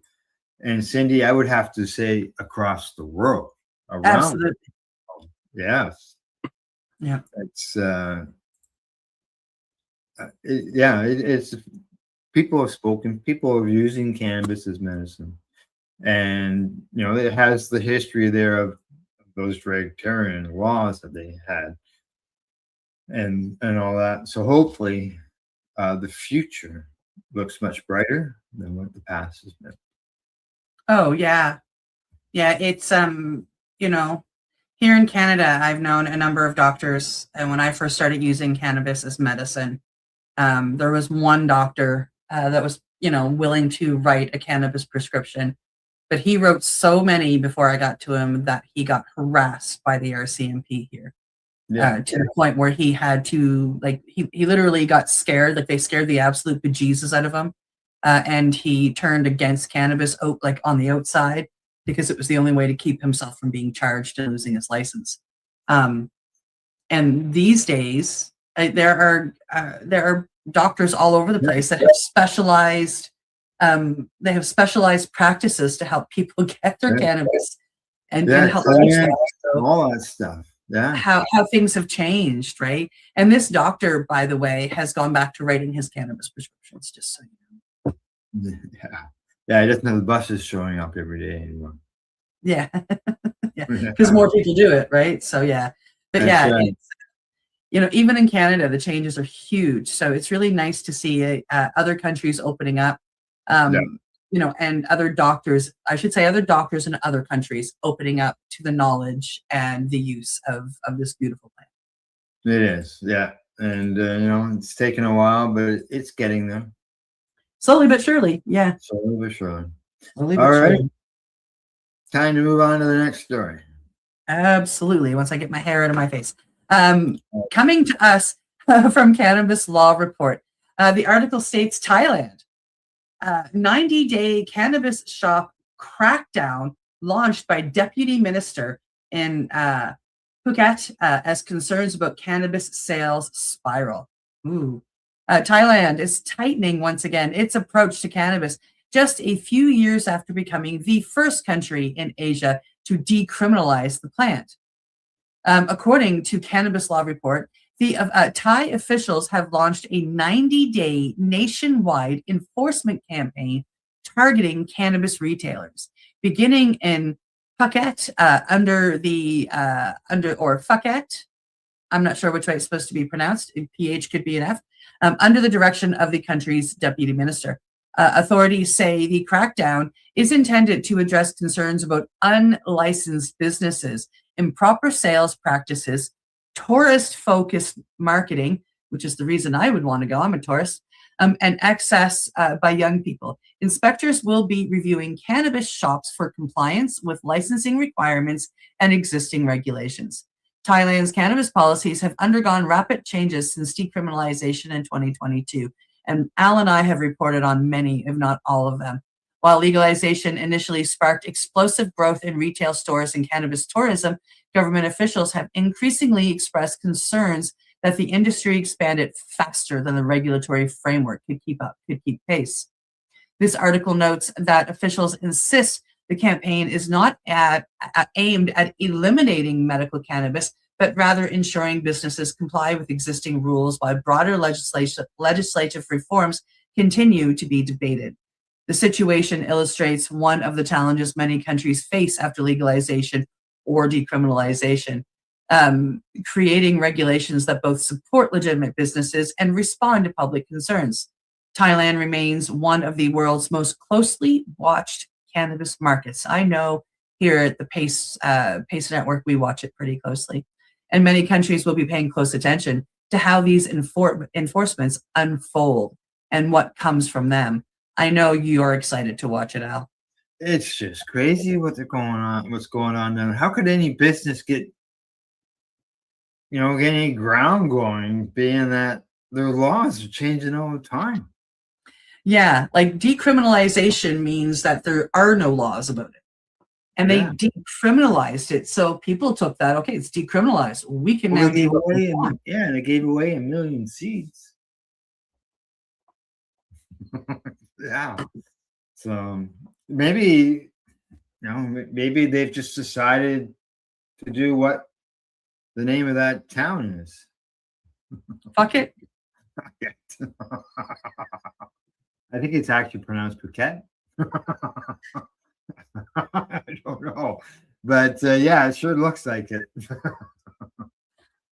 Yeah. Interesting to watch. Something to keep an eye on in the upcoming 90 days for sure. See what happens exactly. So see whether they will reverse course and go back to jailing and hanging. I hope not. I hope not. Exactly. All righty. From there, we're going to move on to the next story of the day. And this one is coming to us from, there we go, CTV News. Headline says, Kenya denies Rastafarians the right to smoke weed. A Kenya court refused to grant Rastafarians the right to smoke cannabis on religious grounds in a long-awaited ruling on Wednesday, which some members of the community saw as an attack on African spirituality. Rastafarians, who often use cannabis as part of their religious meditation, have been pushing Kenya's court since 2021 to allow them to use the herb under the constitutional right to the freedom of religion.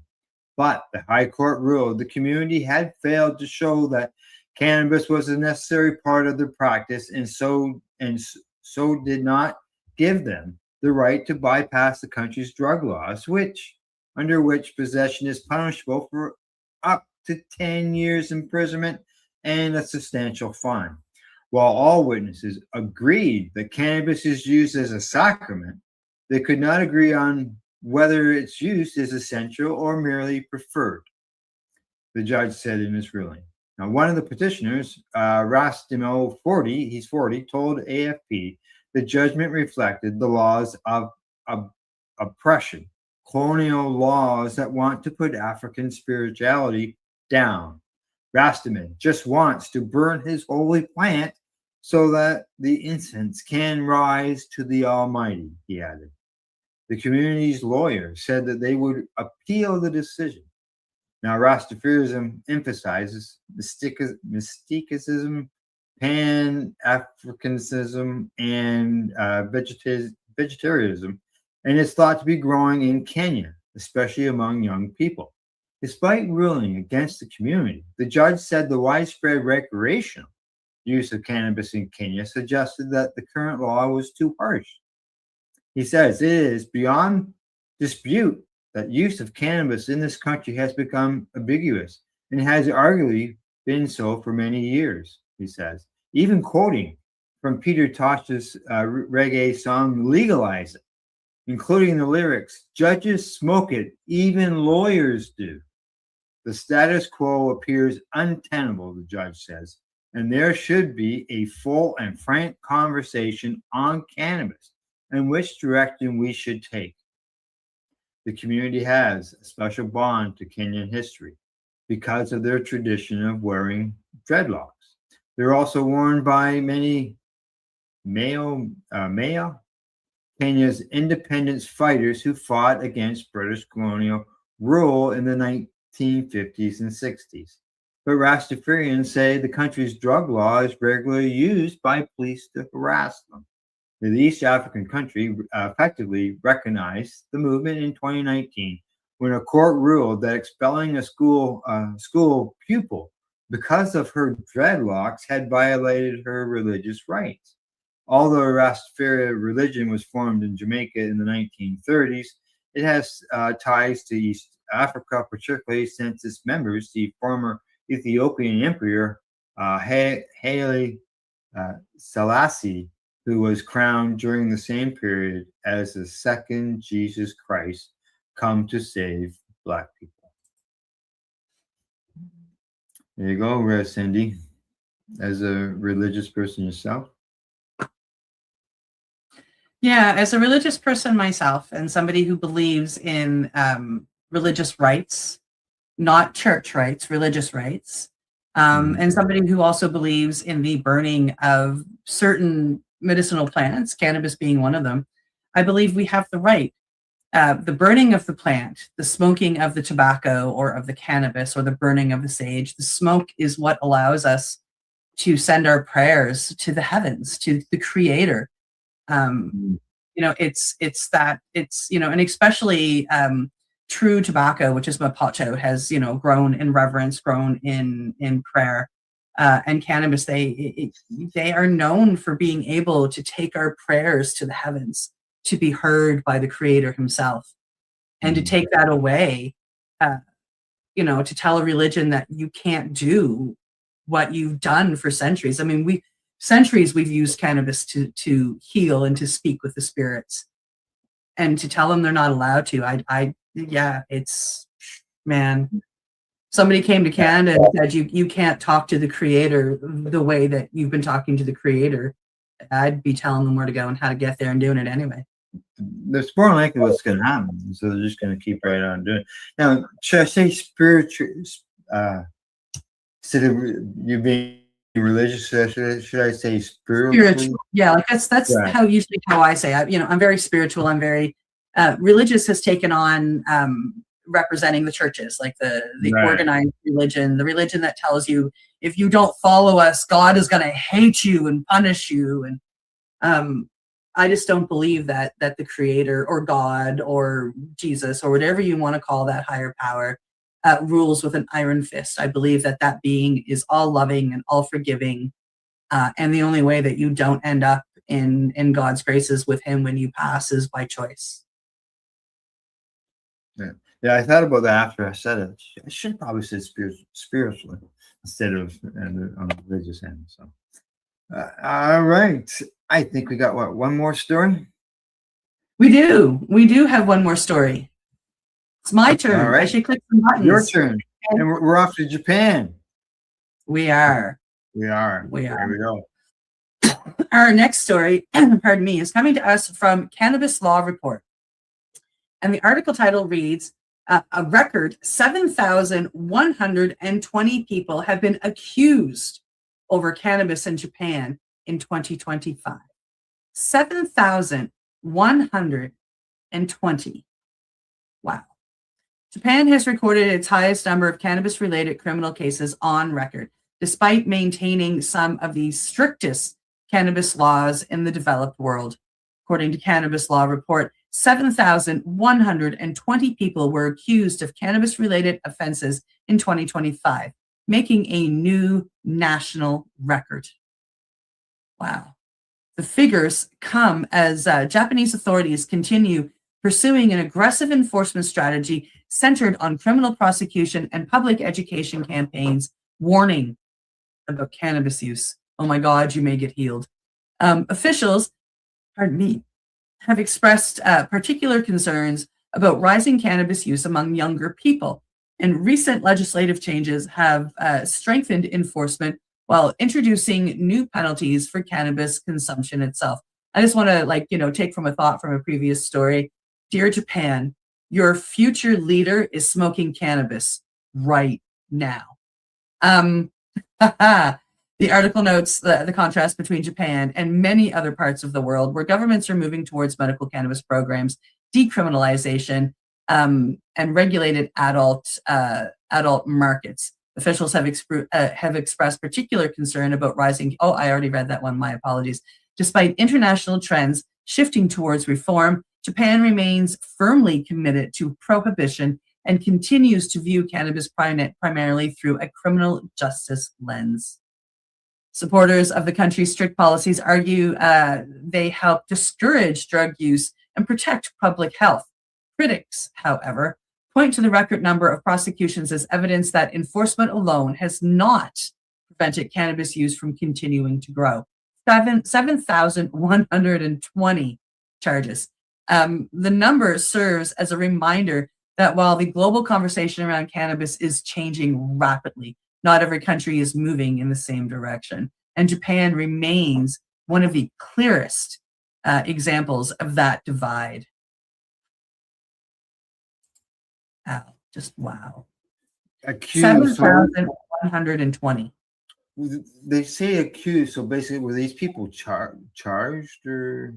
Well, later in the article, yeah, it does use the word charged. I think they used accused because, even though they've been charged, caught, whatever, they haven't gone to court yet. Mm-hmm. And it looks like majority of those people are 20 or under, in the 20s or under. Because they have, I got here, 5,000. Well, 5,000 of those people were in their 20s or younger. Of all those people that were busted. Yeah. Now, so 3,772 were in their actual 20s, and 1,379 were under the age of 20. Yeah, exactly. There's 5,000 people out of that number that were in their 20s or younger. So, yeah. Yeah. But dear Japan, I swear to God, right now your future leader is smoking a joint. Yeah. Now we mentioned something before we went into this about the travel end of things. So while you're doing the story, I did look it up. All right, just so people weren't thinking that we were pulling shit. This is a page right here. Japanese travelers and cannabis abroad. Cannabis is legal for adults in parts of the United States, Canada, and Europe. What should Japanese nationals know before visiting these countries, and what risks exist when returning to Japan? It says Japan's drug laws technically apply extraterritorially, meaning cannabis use abroad could theoretically be prosecuted upon return to Japan. While enforcement of this is rare, it is a legal risk that every Japanese traveler should understand. So they come to Canada for a month or 2 weeks, try some cannabis. If they got found out or got tested for it when they got back. Yeah, if they one of the ones walking through and get flagged, it's not for sure every Japanese tourist is going to get tested when they get home, but it's the same as really traveling anywhere. You have to be careful what you take because I remember going to Mexico. If you're one of the ones that gets the red button, everything gets searched, and it's just randomized. It's just randomized, so it's the same thing. Yeah, and that could happen to any Japanese, someone from Japan returning home from a holiday just because they came to Canada where cannabis is legal, that could be enough just to, hey. Yep. Oh yeah, the people getting flagged are the people coming home from legal spots for sure. Not 100% of them, but yeah. That's a big risk, and that comes with jail time and fines and just. Yeah, and really, Japan's people wouldn't think normally of Japan as being a strict country against cannabis, but no, but they are. They are. But they are. But they're future leaders smoking a joint, so just give it some time. Exactly. All right. I see you've got something you want to mention. I do. As always, the Nova Scotia Psychedelic Society is up to fun and goodness. And coming up in August, we have a speaker series coming up. One of our co-founders and former board member, he has stepped back now. He is an expert in harm reduction, and him and his partner Coco are going to come along and have a beautiful, exciting chat on harm reduction. This is happening August 19th. And even though this poster says the Paul O'Regan, we are meeting in the BMO room at the Halifax Regional Library. So it should be good. 6:30 p.m. Get there for 6:30, and TR and Coco will be standing up and speaking probably around 7. I'm hoping to air it here on the network live. Once I speak with my board members and, they're all for it, which will come up at the board meeting at the end of the month, I'll get Al to help me, but we'll make a little ad stating that it is coming when and what time. So if you want to join virtually, you should hopefully be able to join through us, where we can take questions in the comment section, which is really exciting. Yeah, that'd be interesting. You'll have access to those comments while you're there.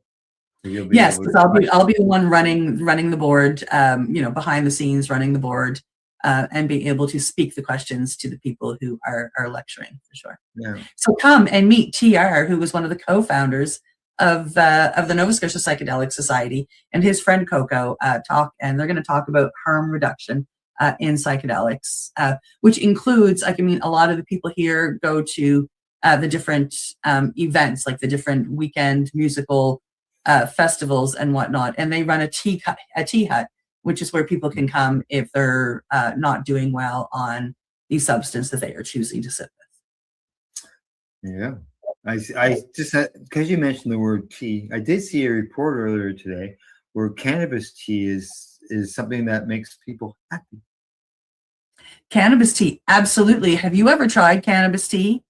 I just had a sip of it.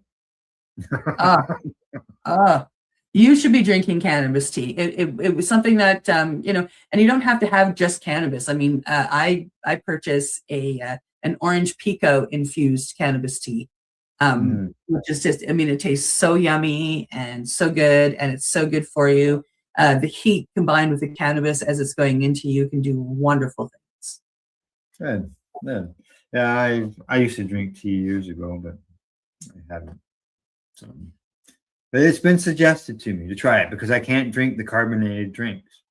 And tea is not carbonated, so that's been suggested to me several times. There is a product that I can get as a veteran. It's beverage drops, they call it. So this company that came up with it, they created a way to sell THC edibles in a form of 1,000 milligrams. So when you buy the bottle, it's like a tincture. But so it's a dropper. Yeah, so they teach you for 10 milligrams, you need this much of this medicine, and you just put it in your drink, and it dissolves into the drink perfectly and beautifully. And when I see this, I think of you or people like you that can't drink the sodas and whatnot, that you can easily go gut. So now you put this in your fruit juice. I've got a client, he can't drink anymore. He doesn't drink anymore. He's a reformed alcoholic, but he found a fake wine, like a non-alcoholic wine that he really loves, and he infuses that. And then he gets to sit with his friends and drink a wine while they're drinking, right? And, he feels like for him, it's a social thing. So he'll put just a third of a dose in, and then he can have 3 wines to get the full, because 10 milligrams is more than enough for him. So he puts a third of the dose in each time, and he thinks it's great. Over the period of a night, it's perfect. Yeah, good. It's fun. All righty. Is that it? That's it. That's I'll it. be quiet now. Yeah, okay. That's it for today. We hope you found it informative and educational. Thanks go out to everybody for tuning into the broadcast and to our sponsors, Limestone City Hydroponics.ca, the Campbellford Lifestyle Shop, as well as at ease.ca. And other than that, I will see you Monday because Cindy has the day off. And other than that, as I always say, do not educate don't forget to educate, medicate, and do not incarcerate. You're listening to the Pace Radio Network here at paceradio.net. The opinions of the individuals during this broadcast are their own and may not be the opinions of their group or other organizations they may be involved with. All medical advice during our broadcast is not a medical opinion and should be checked with your medical physician. Enjoy the buzz of legalization with Campbellford Lifestyle Shop. From lights to plant nutrients, books, consumption accessories, and more, we've got all your basics to grow or consume cannabis. Visit our info center or take a look at our piercing services and body jewelry, now available in-store through Campbellford Lifestyle Shop, 17 Bridge Street West, Campbellford. Limestone City Hydroponics is Kingston, Ontario's hydroponics shop. Take your growing to the next level and create the optimal environment with a tent kit, or maximize your yield with an ebb and flow flood table kit. Either way, Limestone City Hydroponics has more sizes and options to fit your needs. Are you looking for the power of the sun that adapts to your budget? Then look no further, as they have professional grow lighting. They have indoor grow systems that are easy and cost effective, with many options to fit your living space and lifestyle.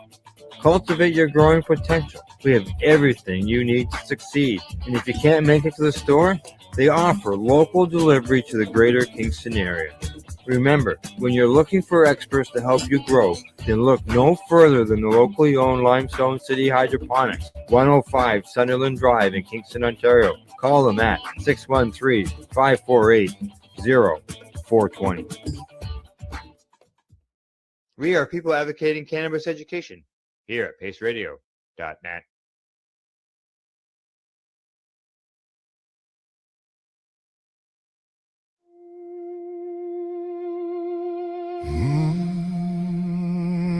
Music by music by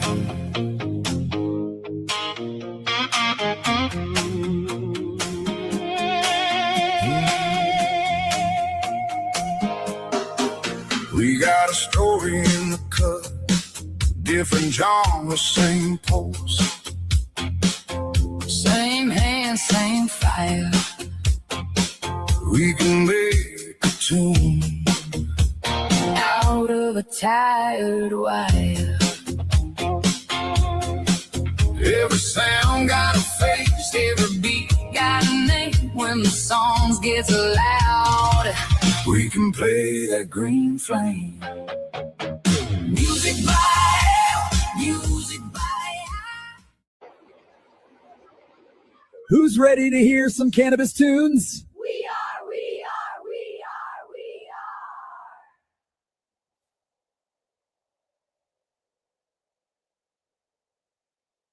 Here's a paper crack. He comes trotting in. Click clack. Tuxedo suit, little French stash, wide low, wobbling down the track.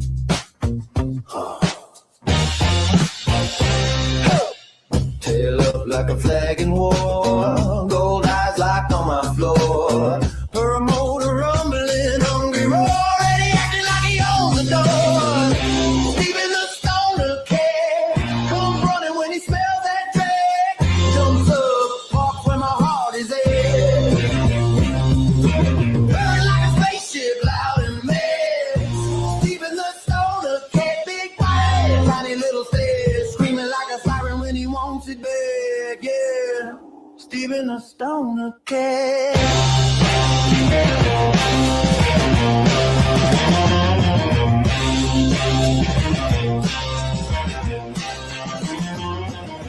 He struts in slow,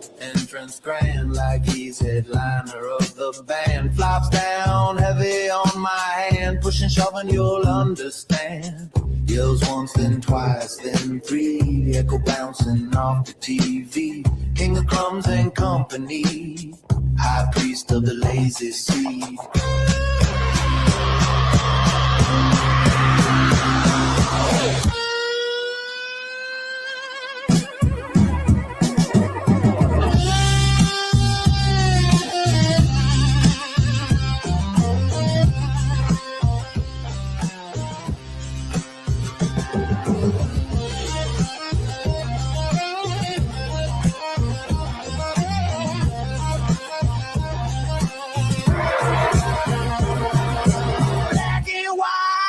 In the rainbow haze, whiskers twitching, chasing little colored waves. Bad belly rising like a rolling moon. Pause near time, rewinding the room.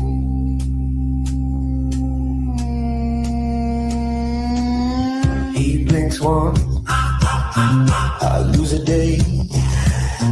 He blinks twice, world melts away, yeah.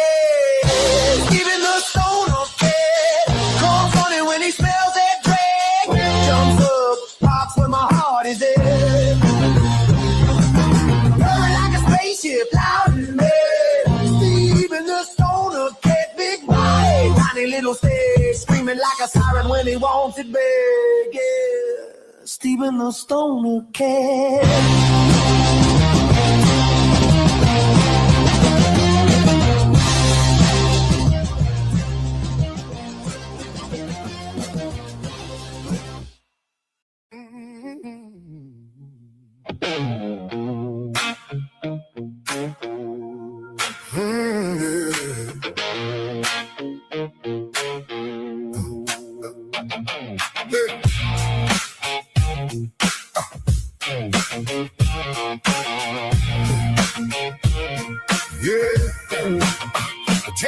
Front step, the volunteers at the desk, a clipboard full of names, and a lock on the chest. Victoria, BC, warm rain on the glass, patience at the counter, trying to make it last. The high dose edibles, counted out by hand, every jar, every label built for the sick. Across the lane, patience helping patience, patience helping patience. Victoria Cannabis Buyers Club, hold the line, hold the line. Patience helping patience, patience helping patience. Medical cannabis for the ones who need it most. Blue lights in the lane, boots on the floor, paper on the table and a fist at the door. They came for the boxes, they came for the sign, but the people kept showing up one at a time. Compassion Club in a rented store, late night counting under a humming ball. Patience helping patience, patience helping patience. Victoria Cannabis Buyers Club, hold the line, hold the line. Patience helping patience, patience helping patience. Medical cannabis for the ones who need it most. Let them write the notices, let them kick the gate. Some things you can't rate. Once the neighbors talk to wait, getting patient stood steady. Victoria stood tall, every hand that reached in made a louder wall. Patience helping patience, patience helping patience. Victoria Cannabis Buyers Club, hold the line. Patience helping patience, patience helping patience. Cannabis Compassion Club, for the ones who need it most. Patience helping patience, patience helping patience. Medical cannabis, and the door stays open tonight. It all started with a dream out of the back of a van. A guy from Ontario was being a helpful man. They said a young man hit the BC. He went with nothing but good intent.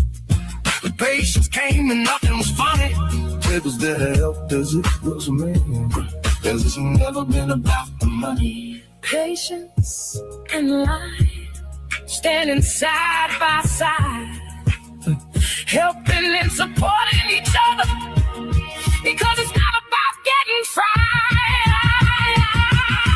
Patience, helping patience, helping patience. Victoria Cannabis Buyers Club, hold the line, hold the line.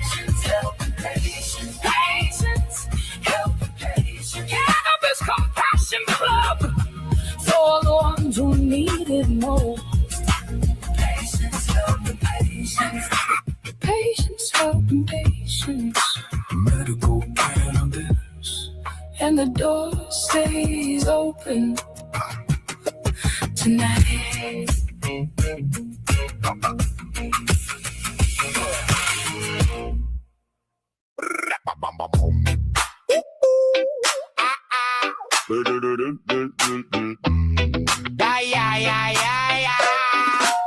I got soil on my jeans. I got mud on my grin. Sun hit the window hard and the whole yard leaned in. My basil in the bowl. Got a little too proud. My firm by the zinc said, turn me up, not loud. I said, hold up, what you doing there? Little green brother shaking up the air. And the plants go wiggle, wiggle, wiggle. Wiggle, wiggle, wiggle. Leaves in the middle. Wiggle, wiggle, wiggle. And the plants go wiggle, wiggle, wiggle. Shake that pot, baby, that's the rhythm. Wiggle, wiggle, wiggle, wiggle, wiggle, wiggle, wiggle. My cactus did the shimmy by the pepper sauce. My ivy got the rhythm like it in a block. The tomato one I still did the two-step slide. Even grandma's low had a bounce inside. I said, hold up, what you doing there? Little green brother shaking up the air. And the plants go wiggle, wiggle, wiggle. Wiggle, wiggle, wiggle. Leaves in the middle. Wiggle, wiggle, wiggle. And the plants go wiggle. Wiggle, wiggle. Shake that pot, baby, that's the rhythm. Wiggle, wiggle, wiggle, wiggle, wiggle, wiggle, wiggle. If the sun get rude, they still lean to the beat. If the room get dry, they still move their feet. I'm talking vines in the corner dancing like that. When the whole house laughs, they bounce right back. And the plants go wiggle, wiggle, wiggle. Wiggle, wiggle, wiggle, leaves in the middle. Wiggle, wiggle, wiggle, and the plants go wiggle. Wiggle, wiggle, shake that pot, baby, that's the rhythm. Wiggle, wiggle, wiggle, wiggle, wiggle, wiggle.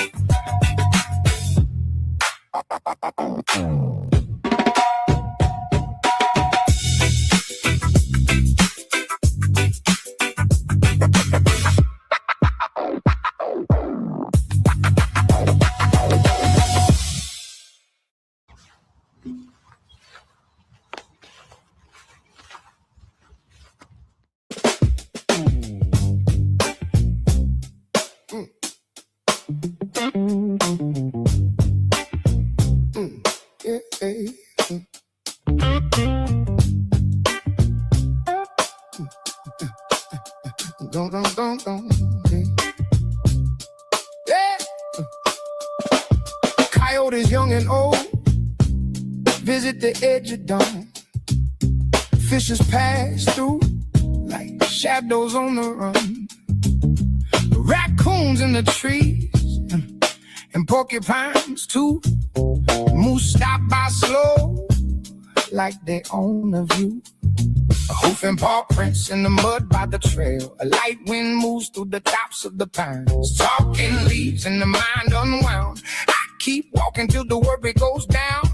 Out back, where the wild things know my name. Out back, every step feels less the same. Mama deal with the farm by the swamp and the reed. Out back, that's the place that sets me free. Birds keep singing from the crooked trees, and I hear the loon across the blackened reeds. Walking past the swamp on the tractor path, cannabis smoke in the air drifts right back. A joint burns in my hand, and it's quiet in my chest. I I let the day slow down, let the heart thoughts rest. Talking leaves and the mind unwound. I keep walking till the worry goes down. Out back, where the wild things know my name. Out back, every step feels less the same. Mama dear with the phone, by the swamp and the reed.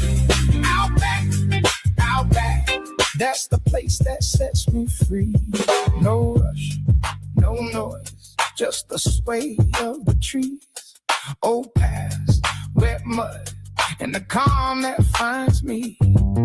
I think things through as the shadows lean. Then the loon calls once, and I know what it means. Out back, where the wild things know my name.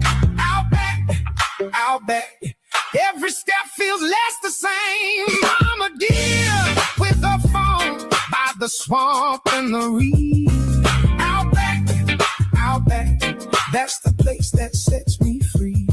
The fox ventures down the trail with the red coat full of fire. Bird knocking her through the forest, sometimes sounding like a chorus. As the night settles in, the swamp becomes alive. The frogs and crickets sing how swamp music begins. Out back, where the wild things know my name. Out back, every step feels just the same. Mama dear with the phone by the swamp and the reed. Out back, that's the place that sets me free.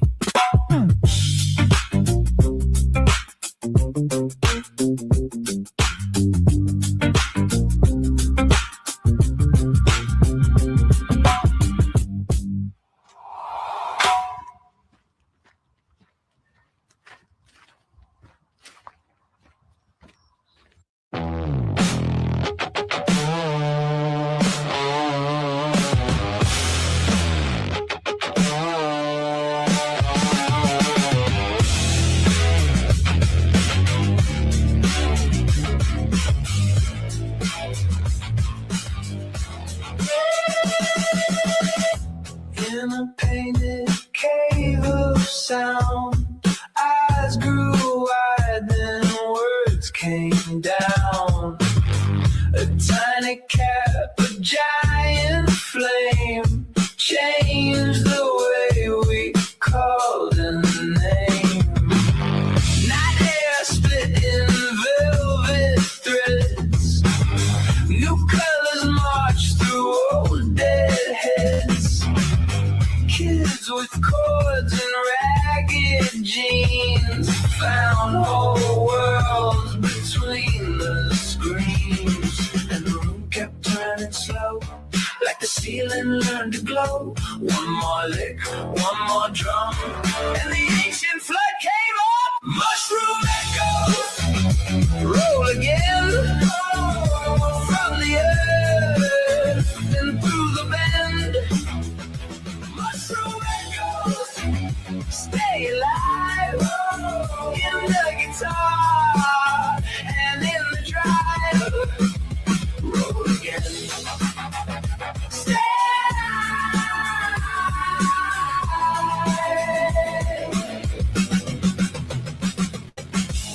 Buzzed out, six strings bit the sky. Snare drum cracked like a battle cry. The backbeat walked with human hands, and every solo drew new lands. Not just tripping for the night, it rewired fire, fear, and sight. From studio glass to muddy floor, it left the door a little more.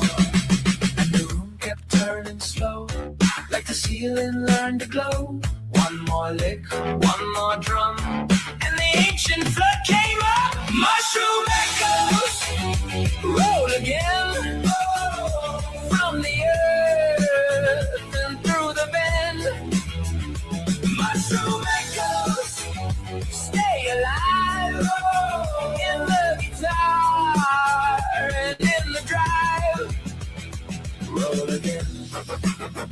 Stay alive.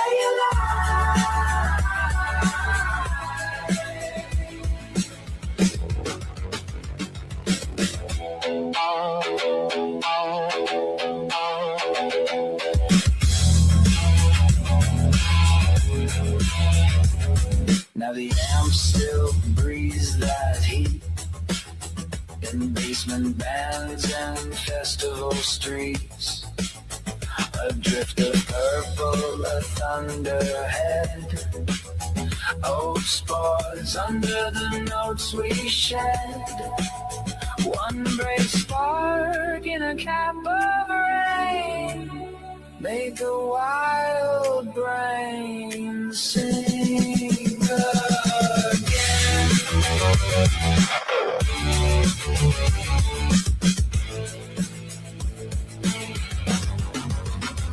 Mushroom echoes roll again from the earth and through the bend. Mushroom echoes stay alive in the guitar and in the drive. Mushroom echoes roll again through the hands and through the skin. Mushroom echoes never die. They just bloom in another sky. Roll again, never die.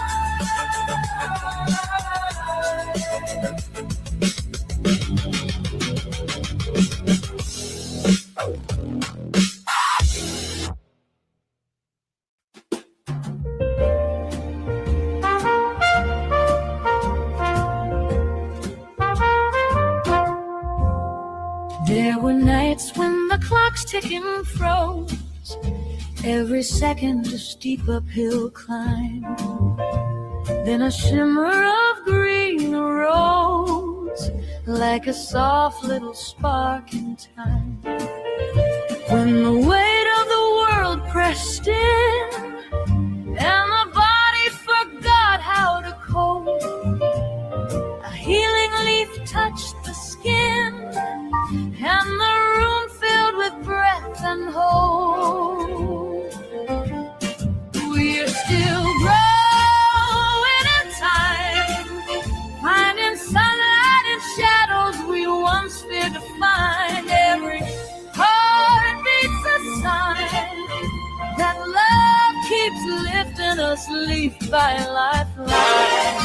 Oh, the days realign, 'cause we're still growing in time.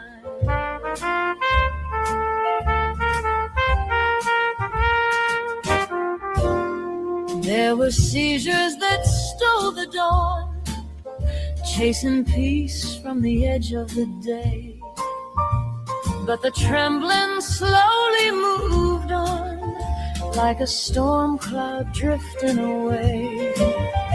When the gut storm loosened its hold, letting laughter return to the room, all the stories we feared untold started blooming instead of facing doom.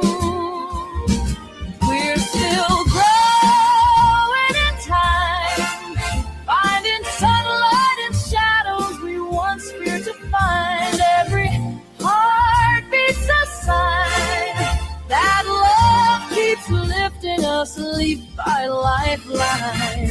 Oh, the days realign, 'cause we're still growing in time.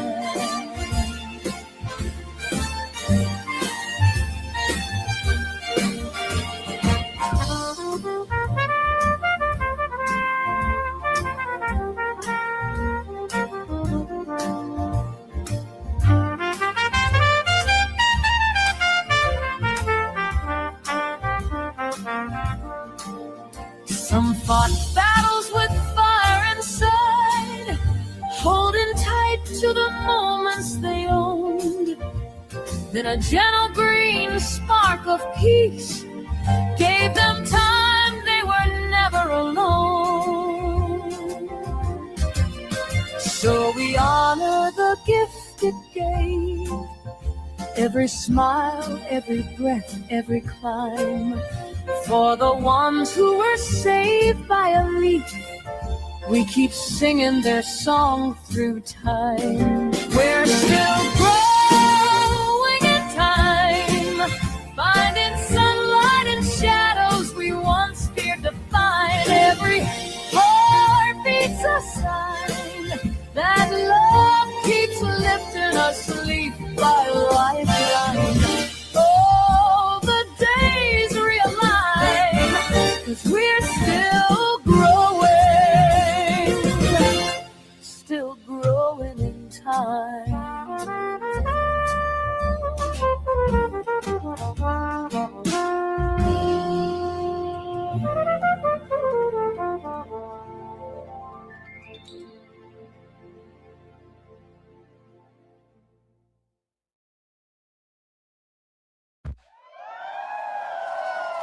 Hey, Dave, thanks for listening to Music for Al, everyone. That was a great set, and we hope you're ready for more awesome cannabis tunes. Ooh, yeah. Ooh, yeah.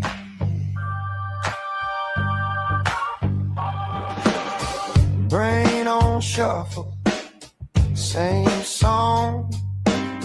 New spin, coffee gone cold, legs can't sit still again. Little blue notebook full of half-on schemes, page after page of almost an in my dreams. When my head keeps spinning, I microdose my mind. Tiny little ticket to the room, realign. Take a slow, sweet drag, let the static unwind. When my head keeps spinning, I microdose my mind.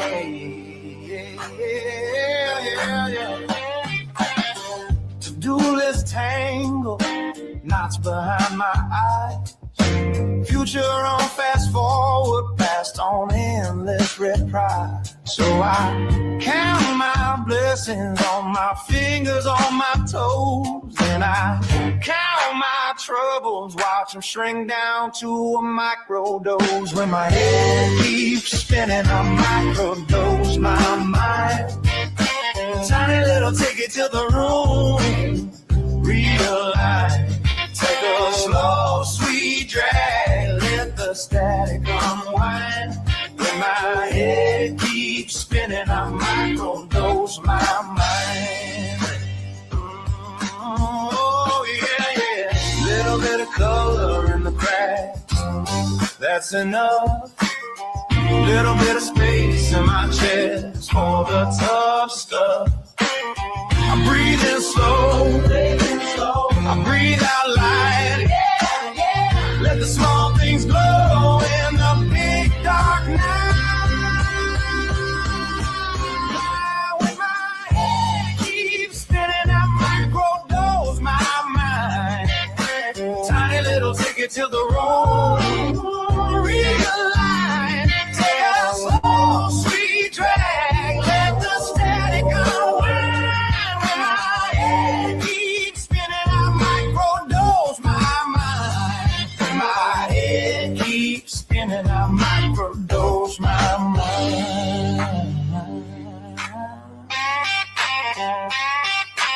Ooh, ooh,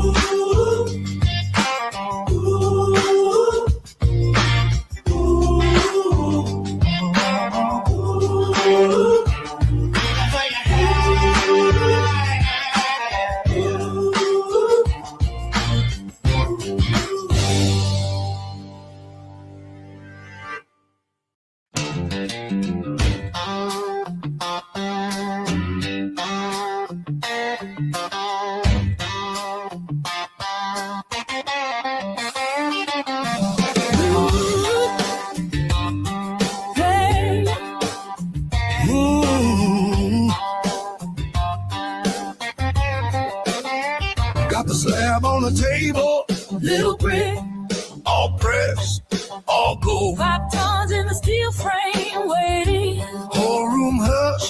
it flows. Cross and back, That custom mold, fill it up, tuck tight. then load and press. We just trying to keep long still shining. Do it calm, do it clean. Heat makes the trichome flow. Slow drip, let the pressure go. From the flower to the glow. Solving free, keep the spirit in me. High in the mind. All that for harm reduction. Yeah. But the method low key. Heat makes the trichome flow. Loading on the paper like honey on the snow. That's a 710 code. Ooh, see a pack in the mold. Put it into the Rawson bag. First squish, then the shine pulls through. Little river on the parchment flowing. Think flat, Clear drop. that you Weigh it out. take a breath. Think twice. Dose right. Keep the bag in view. We just squish. We don't strip. We don't rush. Treat the plan like it's part of you. Heat makes the trichome flow. Slow drip. Let the pressure go. From the flower to the glow. Solving free, keep the spirit in me. High in the mind. All that for harm reduction. Yeah. But the method low key. Heat makes the trichome flow. Rolling on the paper like honey on the snow. That's a 710 code. Smooth as silk. Brittle like glass. Creamy like milk. Put in your rig. Light the torch. Or push the button.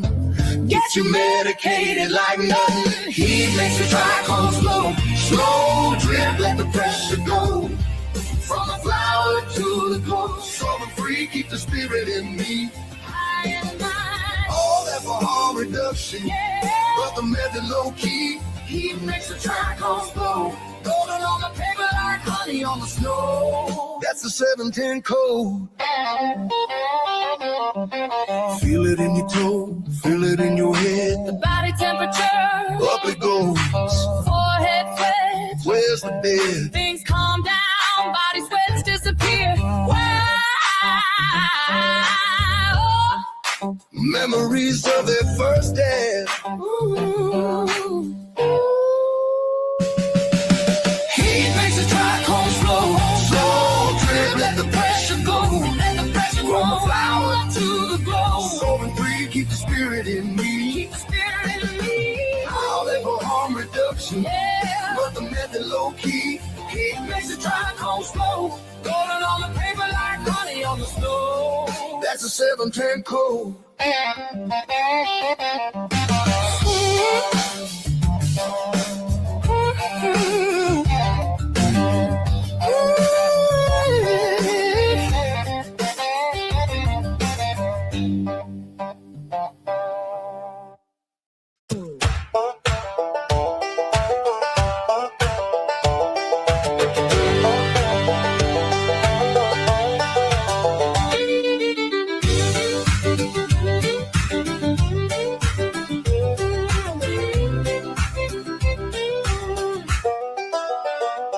Twist up another rollie, pass it down the road.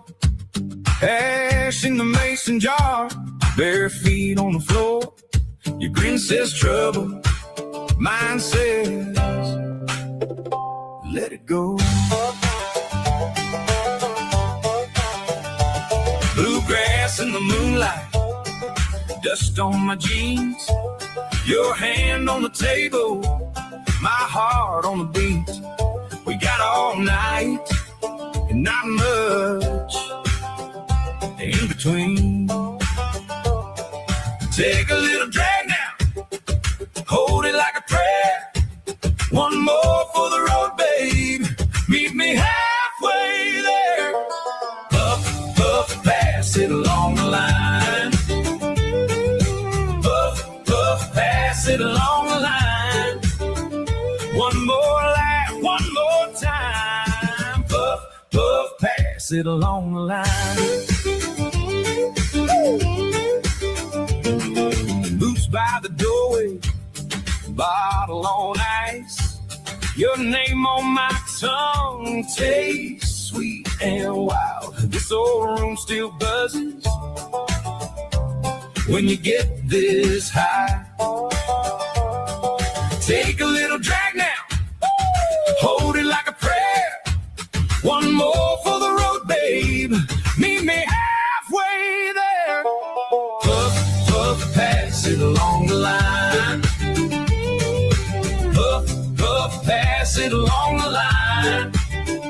One more laugh, one more time. Puff, puff, pass it along the line.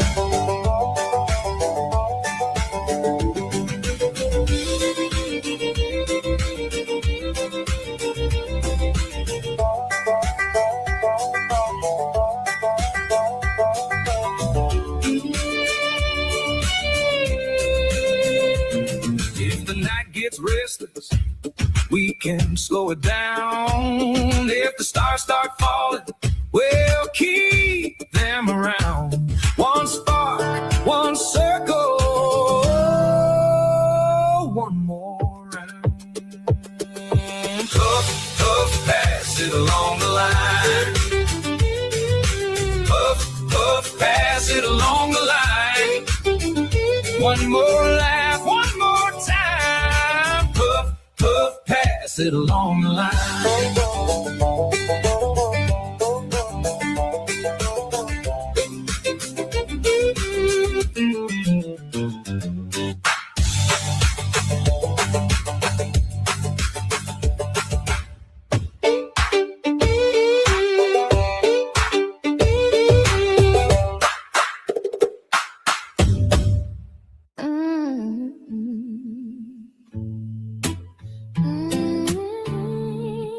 Yeah.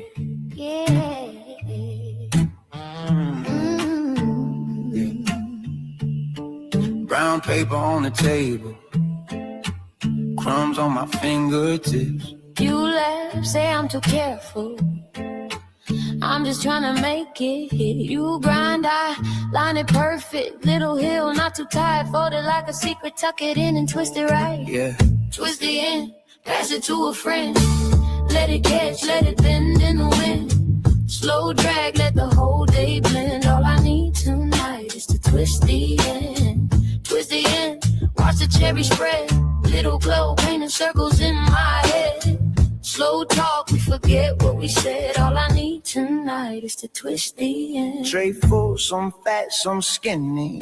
One sparkle when the light hits gold. You pick out the loudest, say, this one's for when we're old. Hey! Sticky fingers, stain tips, cough, laugh, eyes wet, roll another memory we ain't burned through yet. Twist the end, pass it to a friend.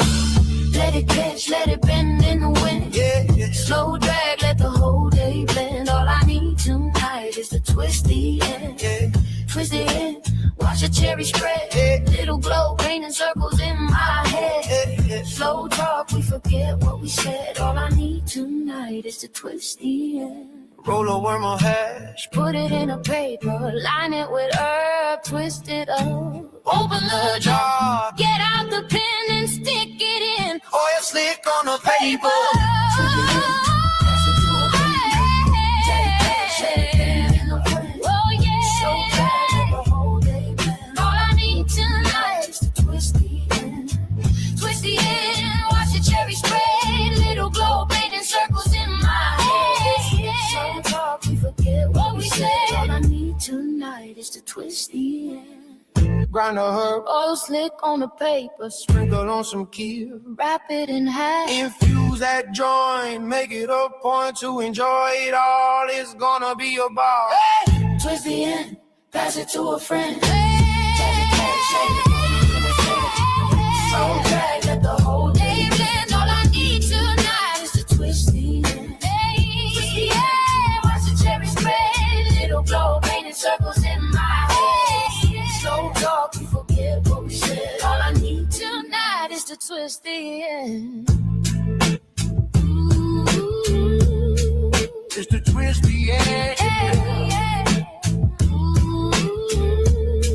Girl, I need to know. Girl, I need to know. I need to know.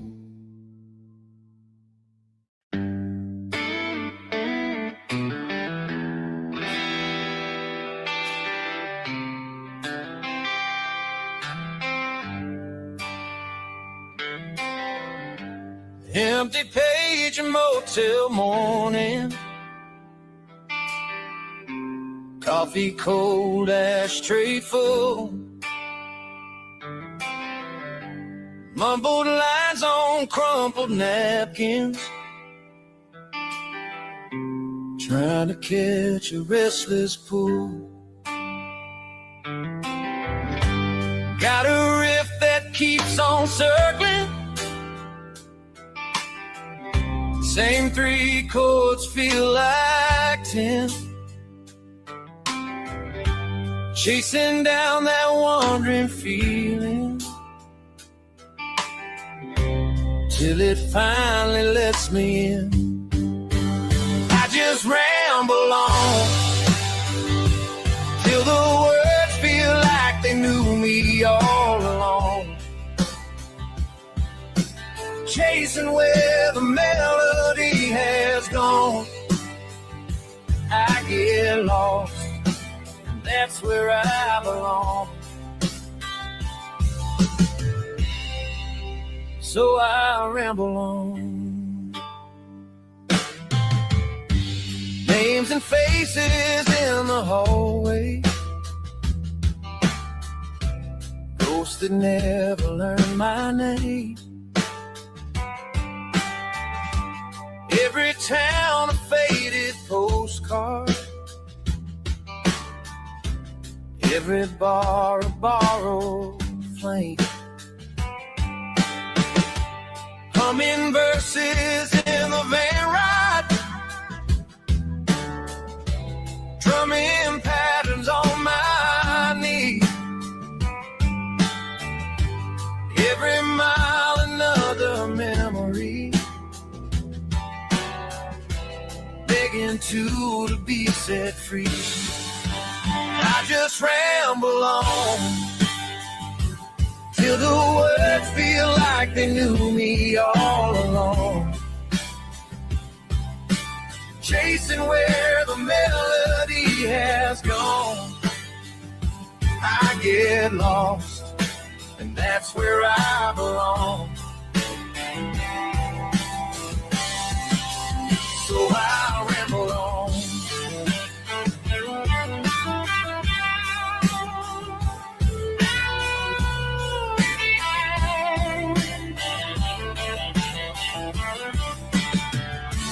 Maybe it's the road that rides me, maybe I just hold the pen. Oh yeah, every heartbreak, every highway finds its way back here again. So I ramble on till the words feel like they knew me all along, chasing where the melody has gone. I get lost, and that's where I belong. Yeah, I ramble on if it feels like you have heard it all along. It's the sound of every place I've been and gone. I get lost, and that's where I belong. So I ramble on, ramble on.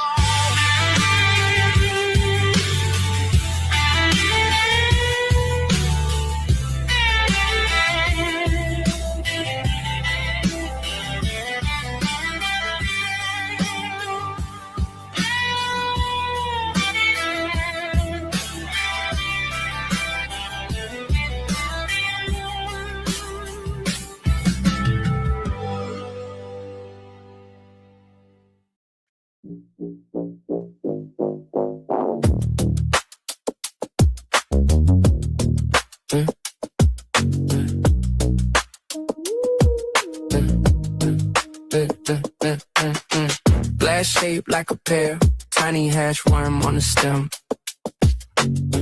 Love like a cryo pledge, water at stem.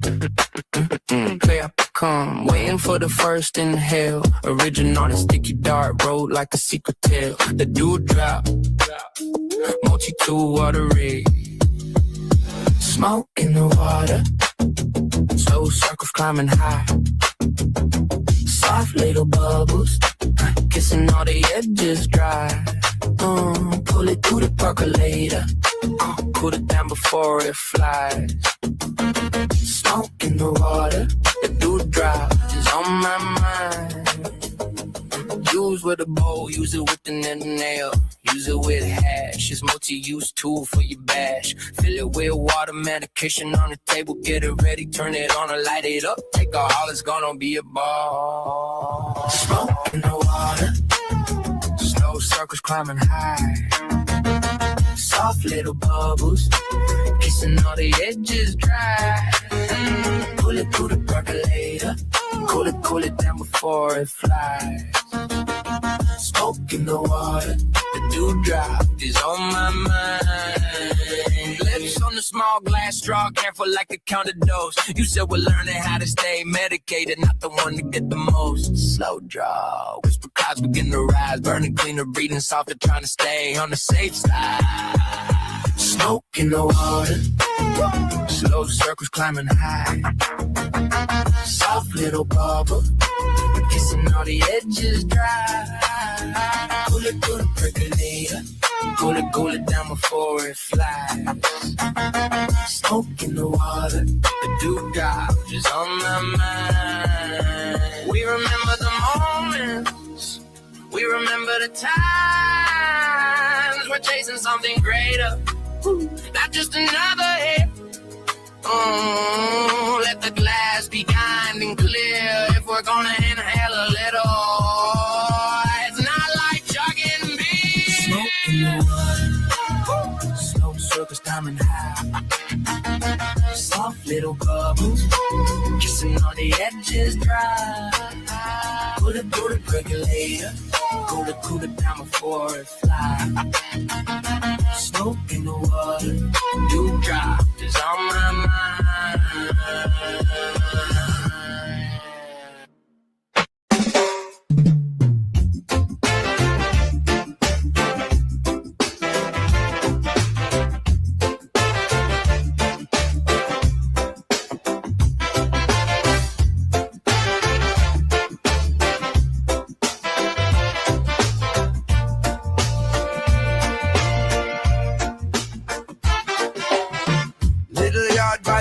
Fence for you. Steam rising from the Sunday pot. You're laughing with your head thrown back. Bare feet dancing when the stew get hot. Rain drip through the whole tin roof, but we still share the same dry spot. You say life rough like the riverbed. I say hold me, that's all we got now. No worries, my empress, dry your eyes.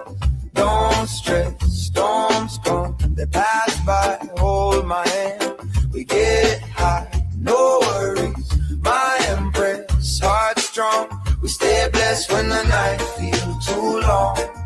You're still my morning song, yeah. You're still my morning song.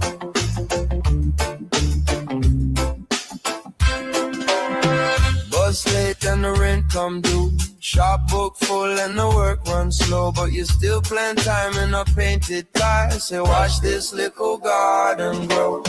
Neighbors talk about big plans. We just sharing one plate, one bed, but you kiss my brow in the blackout. Say richness living in we head. I said no worries, my empress, dry your eyes. Don't stress, storms come, they pass by. Hold my hand, we get high, no worries. My empress, heart strong. We stay blessed when the night feels too long. You're still my morning song. Oh.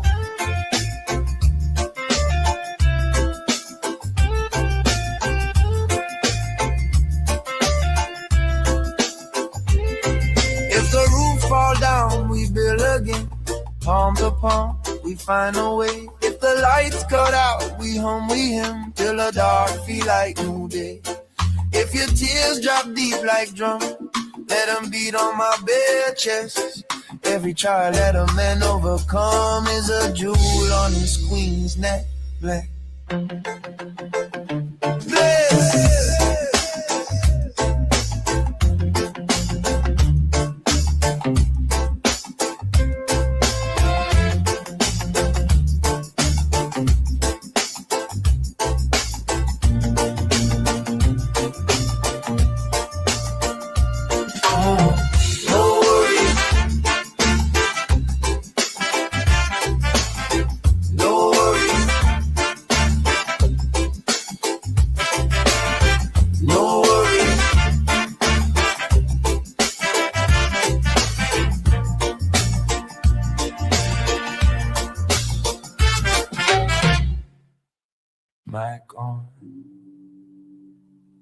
red light,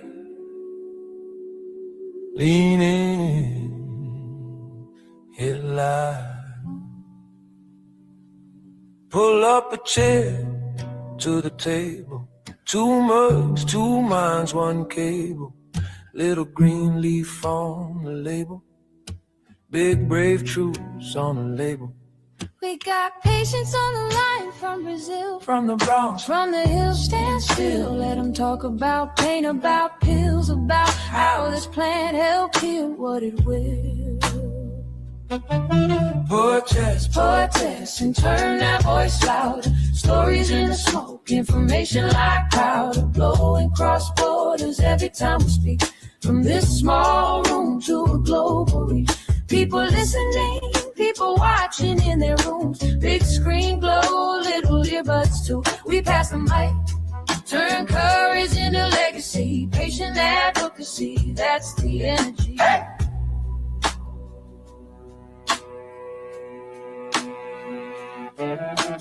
Glass jar on the desk, just a symbol. Camera on a ring light, simple. Host with the notes in a spiral. Guest with a scar and a trial. They say I was scared, I was quiet, till one dose cut the storm, stop the riot. Now millions of hearts stay silent, just leaning in closer to the science. Protest, protest, and turn that voice louder. Stories in the smoke, information like powder. Blowing cross borders every time we speak. From this small room to a global reach. People listening, people watching in their rooms. Big screen glow, little earbuds too. We pass the mic, turn courage into legacy. Patient advocacy, that's the energy.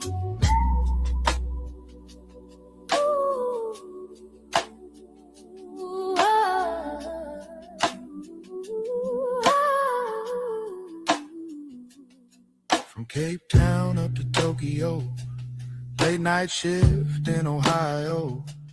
There's a face on every download. There's a life in every episode. We are not alone in this. Every share is a little risk.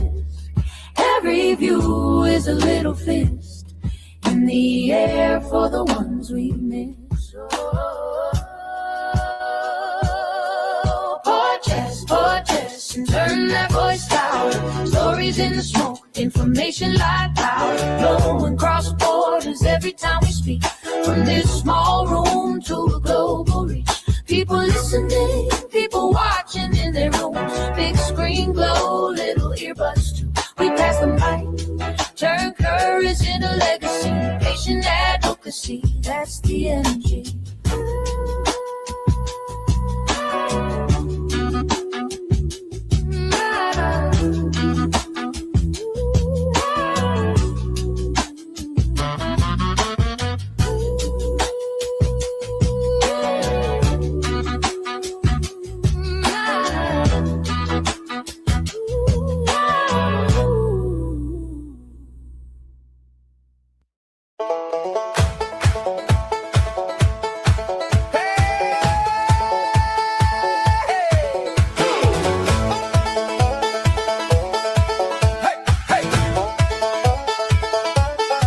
I was in a big city, 2,000 miles from home.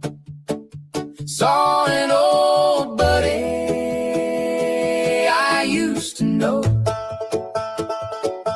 at a music festival, waiting for a show. Said, you know, I know a guy, if you wanna get stoned. I know a guy. If you wanna get high, He's a little bit shy, but he can change your mind. so come on and try. And you'll see why. He's a little bit shy, But I know a guy. I know a guy.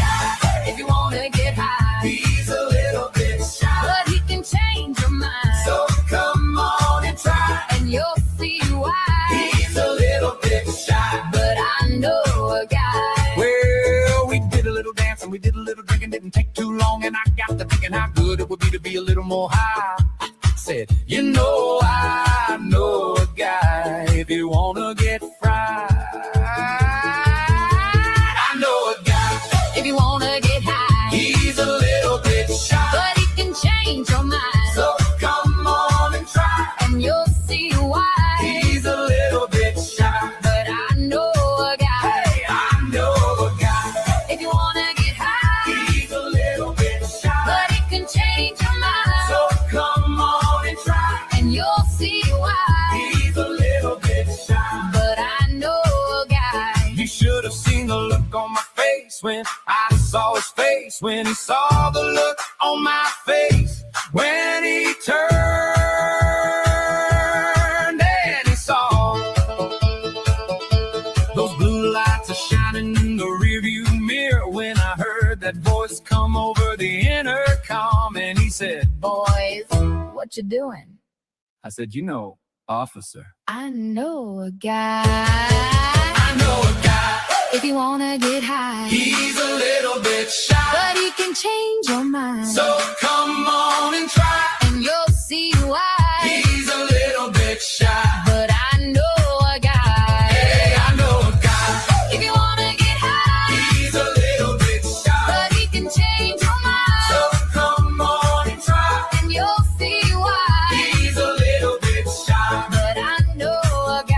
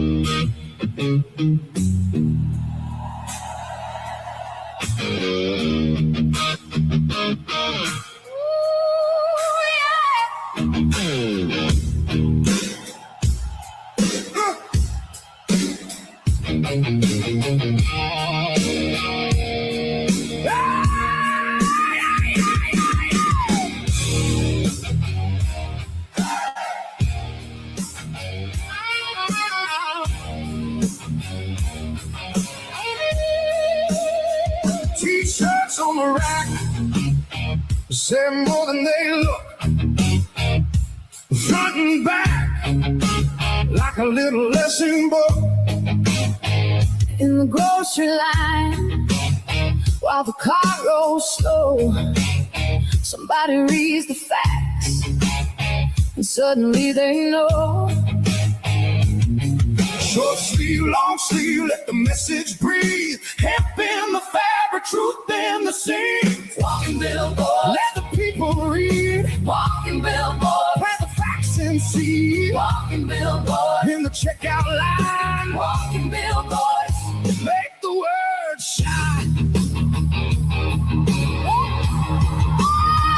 Cannabis event cheap for the day and night. Educational info printed bold and right On a handmade shirt that feels clean and strong. Wear it to the crowd, let the knowledge move along. Short sleeve, long sleeve, let the message breathe. Hemp in the fabric, truth in the seam. Walking billboard, Let the people read. walking billboard, Plant the facts and see. walking billboard, In the checkout line, walking billboard. make the word shine.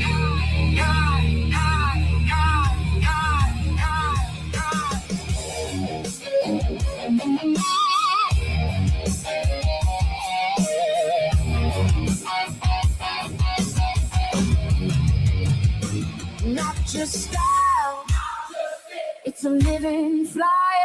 You can lift, turns heads around, spread the word through town.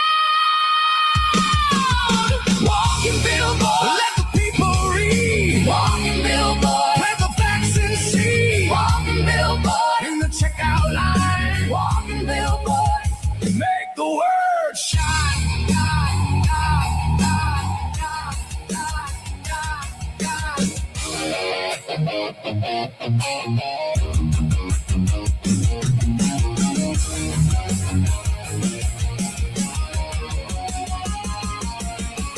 T-shirts full of memories, full of history, a time gone by, educated on the fly, time never forgotten, a cool kind advocacy, quiet and direct to the point.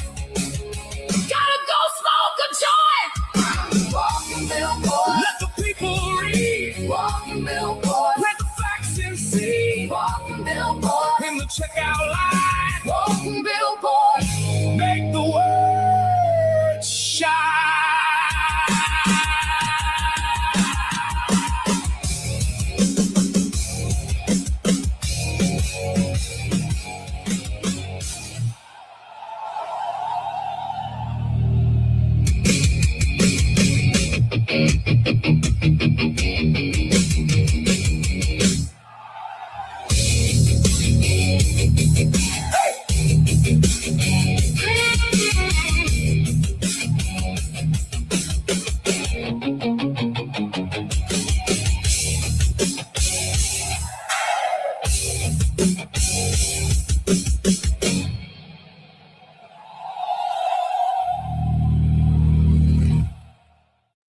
Hey, thanks for joining us here on the Music by Al broadcast. For those who don't know, we are found at 420pace.ca.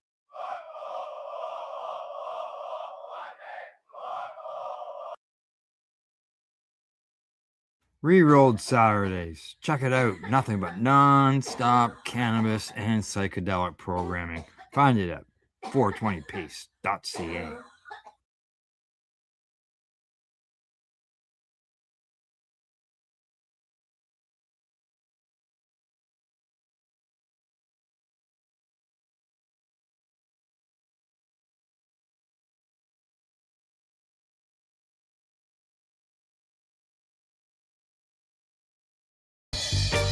You're watching the 420 Pace, found at 420pace.ca.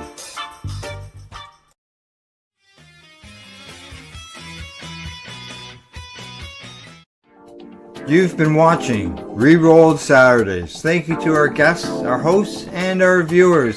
Up next, Rerolled Saturday Nighttime Edition. It gets started at 4 p.m. See you then.